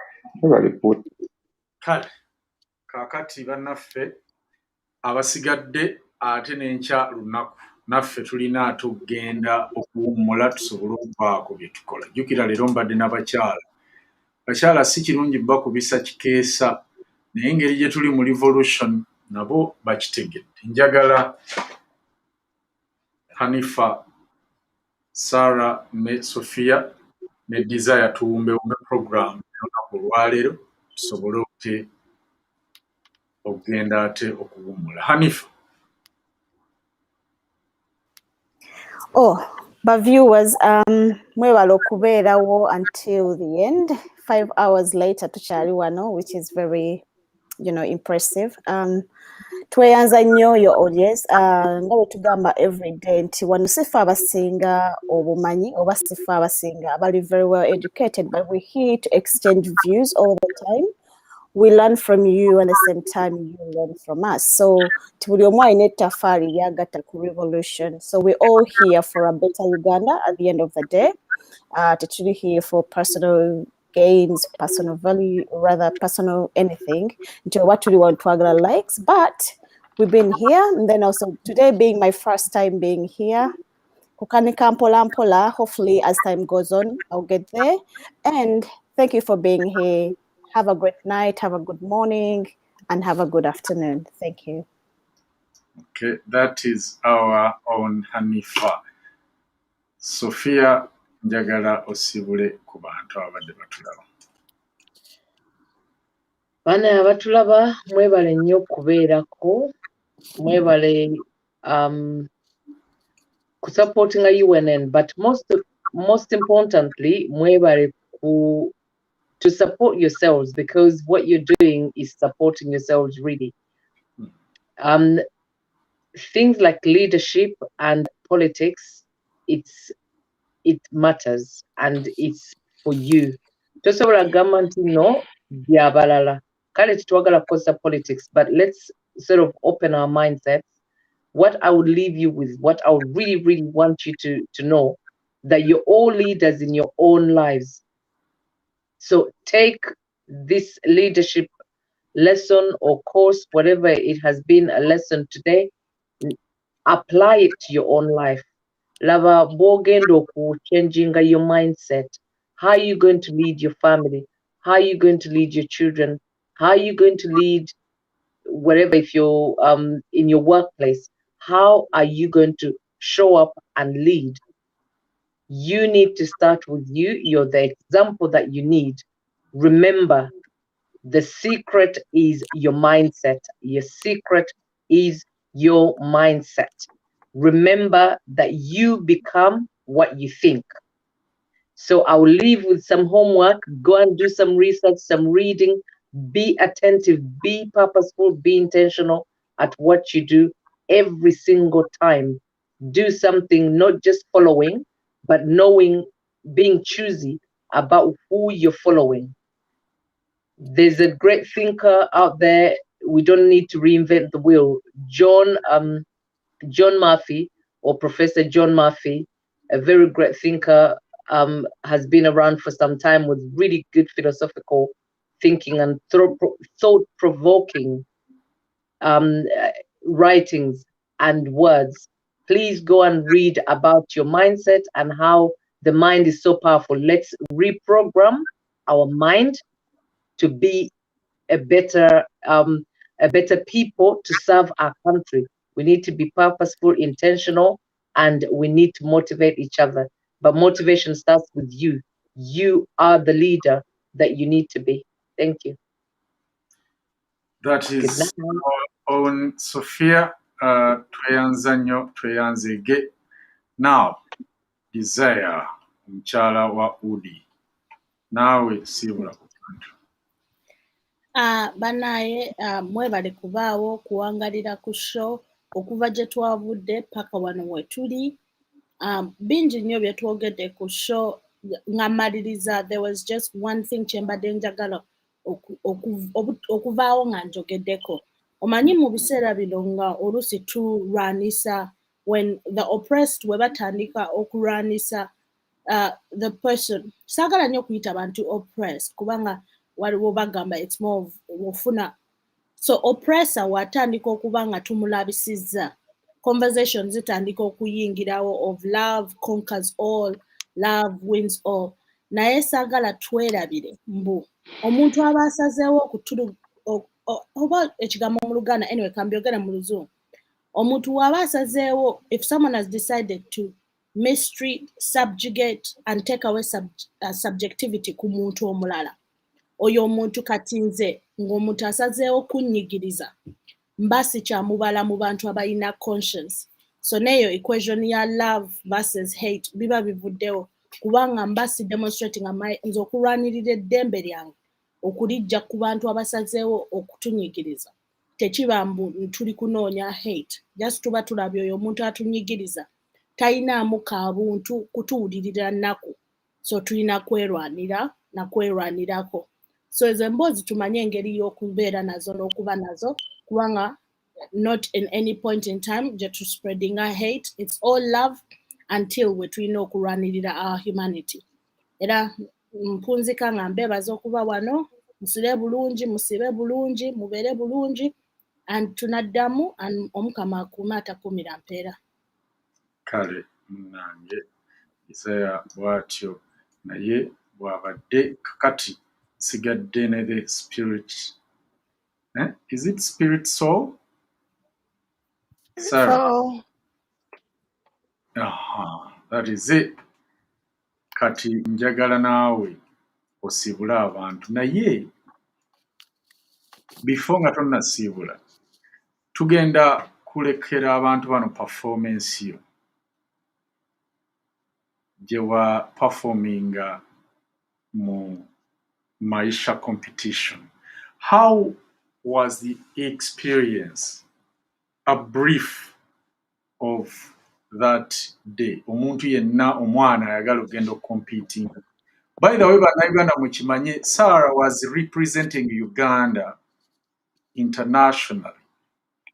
Abadde balowooza nti yali agenze Uganda ng'alemeddwa. Nedda, he went there on purpose to compete in Maisha competition, and being a Ugandan yalina kukolagana n'aba artist ba Uganda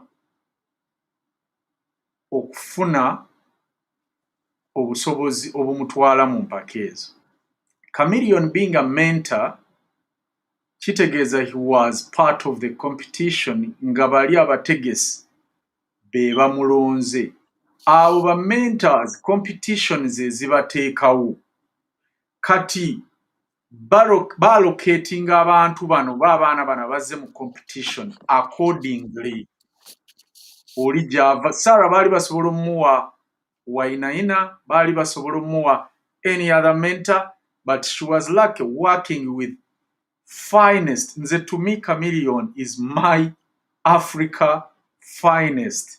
Buli muntu ayinza okubeera n'omulala oba mu Nigeria oba mu Tanzania, but to me Chameleon musically talina competitor as we speak. Maybe nga anajja there etulaga mu maaso, but for now the person who was there was Mose Radio. Mose Radio died, and now my queue, I have Chameleon, I have Jamal, I have who else? Kale tesaagala ate kuleeta mpala nandala. Okay. I was going to say, why are you're going to start at the battle on the battle of the artists. Just to correct you, Paul, the competition was actually, he was actually chosen to represent Uganda because he was artist in Uganda. The show was 2014. So it's not at all. It's a good 12, what tulimuchi, 7 years ago. Yalonda nga yalina obuyinza obulonda 6 Ugandan upcoming artists. Kati already nali meetings a chameleon because I was an artist nga nyimba mu the local live bars where you get live music.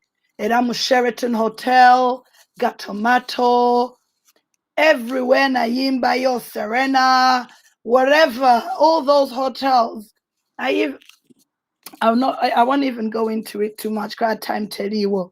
So ne Morris Kiria Mumani were chosen to do this DSTV show. It was 3 countries: East Africa, Kenya, Tanzania, Uganda. Uganda had Morris and Chameleon, and they had to pick 3 contestants each.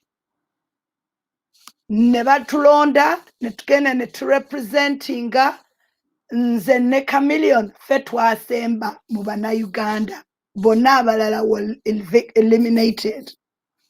We stayed until the final alongside Omwale Yawangula in Nairobi. Then it called the show. It was over 3-4 months. Netuvayo. And that was it. And I went back to Uganda, and I was going to do a whole album and everything with Chameleon. But people have our journeys, and this is what I wanted to conclude with today. Yeah. We all have come from somewhere. We all have a background. The same way Mwali Mwagala Bobby Wine, the president of Uganda, and everything. It goes to show you, stop judging people based on because that's not the person. That's not the importance of the person. We are all sinners. Into you who is without sin, cast the first stone. So techigasa kubeera nga tujja wano nga twogera ku bintu by'abantu kafenna tukyamya ne tutereera. That is what we call in mental health rehabilitation. You can rehabilitate. Abamu bakola rehabilitation, nze nalokoka. Oba okitegeera, nze na decidinga okwagala Katonda. Ate nze ne kwagala Katonda nange. Era musumba wange, and anyone will vouch for you. Sarah is the realest person mulokole you will ever meet. Serimba. If I want to go out, I go out. If I do what I do because I know my relationship with God. Nayate wenjagala Katonda na chiyitiriza. Because nalik mu extreme munsi. Waliwo agambye, oh Sarah, I wish nakusanga nga ochali munsi. Yes, if only you did, because we would have so much fun. But now I do it for God. And that's why you see my voice is the way it is. Because nyimba almost 7 days a week. And if I'm not singing, I'm in prayer. I'm praying at the midnight hour for my Ugandans, for ourselves, for us. People change, guys. We don't all stay the same. I'm not the same person 6, 7, 8, 10, 20 years ago. That's why we techitugasa okujatene tuba ngabantu bwe babadde batujirayo Kimbugwe afaanana bwati, Elizabeth yali bwati, bano baali bwe bati. Techitugasa because newemba nzize wano nembagamba Patricia yali bwati, oba ono yali bwati, oba noono yali bwati. Abantu bakyuka. And I was proud to see somebody omwami agambye about hate and love. First of all, you cannot deal with a chintucha love or walk in love without dealing with the issue. Yes, Uganda, you like to sweep things under the carpet. Sweep it under the carpet. Oh, no. No, tell the truth. The truth set me free, but I will do it in love. And if someone cannot accept me telling you the truth, mubulungi, then tulina okuleetera ekintu ekiri black and white kiyinza okuluma naye mu bulungi nze better omuntu ajja n'akinuma omutima naye nenterera than to cleanse me and hug me with lies. That's what we want to remove, ubwenge, ladies and gentlemen. So people change, people change, people change. But people also can make a difference no matter who they are. So Sarah, yes, nali muyimbi, nchali muyimbi, era tugenda kola wano freedom song, muja kujirinda. I'm a perfectionist. So ending this with our nabagambe kankakuwe Kimbugwe mukazanyira abantu to taking ubwenge once and for all, silence it. Because for you to come for me, you did not know who I am. And the family you're dealing with is not that same family. So respect people. Thank you very much, everybody. Thank you for today's show. See you next week. Mutusonyiwe, we've done a 6-hour show today, but I will be on Kimbugwe next week. Promise. All right. That is our own Sarah. Love you. And a mom to me, because nabagabo abengabi sibakwata bigo. Kakati bw'owulira nabwami omanya nti that is a no-go area. Muleme okusala ebigambo ebyo gye musala. Oluusi abantu abamu we have our integrity and we love our culture. Sarah agambye abantu bakyuka naye ndowooza ng'oggyeko Museveni kubanga ye takyuka amaintaininze obwenge paka nakati. To our gentleman always ayagala tukozese love instead of hate.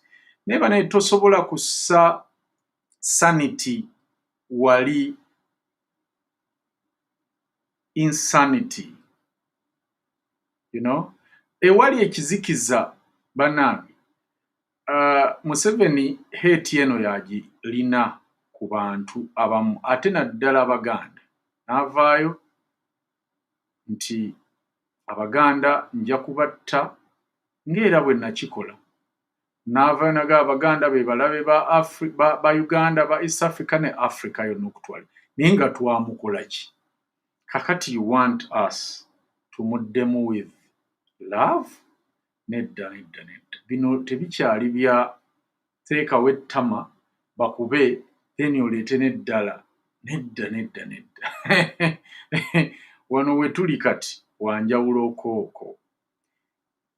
Ngenda balekera performance ya Sarah Nabs, our spirit soul, eyali e Nairobi mu Maisha competition. Ekyo nakyo nga bw'agambye nti katukiggale kati ate mulindirire korabo. Ffenna wano nga bwe mutulaba ku UNN, Sarah ali mu kutugogola maloboozi. Tujje tukuba akayimba ak'Abannayuganda akagenda okutambuza revolution mu kintu kyaffe kino ekya federal. Tujja kukayita ndowooza federal song, not freedom song, federal song. Oba kale freedom song. Kye munaasalawo kye tujja okukola. Mbaagala nnyo mwebale okutuula hours zino zonna. Abatalabye nammwe enkya mbaagaliza okunyumirwa. Enkya oba olw'eggulo ndine Henry Gombia nga tubatuusaako programu Who Betrayed Uganda egenda kubaamu history ow'ekimmemmette jangu n'ekitabo n'ekkalaamu. Olabe by'ogenda okusomesa abaana bo. Tujja gezaako kukeera so that abaana abato nabo bafuna omukisa okulaba shongi eri live. God bless you and God bless Uganda. Kambalekere Sarah Nabs. Abeebase. Mu njogera ey'ennaku zino baga nti kabasule mu kano. Bye for now. In every okay, look at that. Now, in every single competition in the entire world, there are two people who they tell you not to cover. That's Whitney Houston and Mariah Carey. Now, before the audience finds out what song she's doing, are you ready, Jose? Yeah, I told you the last time we were here that we didn't come for holiday. No, you didn't. You understand? No, you So didn't. I sat down with Sarah and told her, what did we come to do? We came to sing. Yeah. And Sarah knows very well that I didn't choose you because you look so beautiful. You're very beautiful, by the way, very smart tonight. But I chose you because of your talent and vocal ability. And now it's time we take them to church. Wow. That's what it is. All right. She will take us to church indeed. Her voice is nothing. When they say holiday, it's not holiday. She has vocals for days performing Whitney Houston's I Have Nothing. Please give it up for Spirit Soul.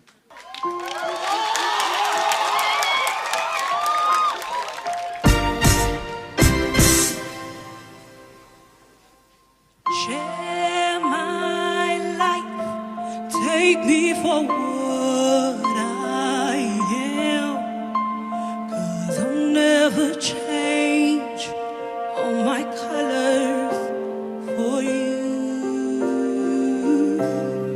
Take my love, I'll never ask for too much, just all that you are and everything that you do. I don't really need to look very much further. I don't wanna have to go where you don't follow. I will hold it back again. This passion inside can run from myself. There's nowhere to hide. And don't make a love one more door. I don't wanna hurt anymore. Stay in my arms if you dare. Must I imagine you there? Don't walk away from me. I have nothing, nothing, nothing if I don't have you.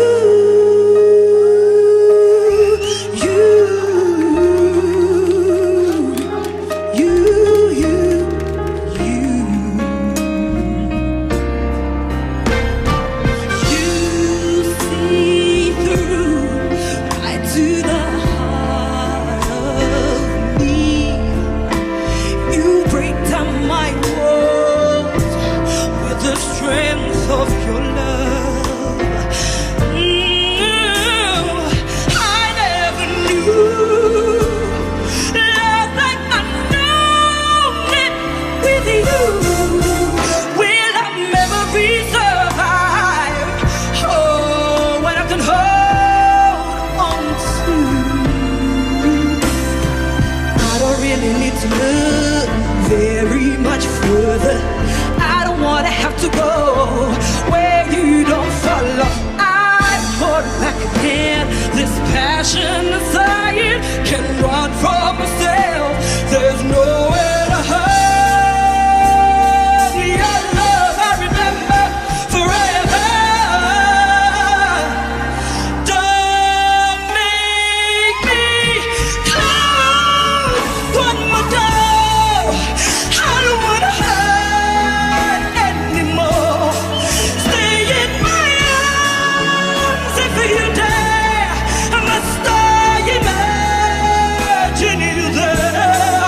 Don't walk away from me.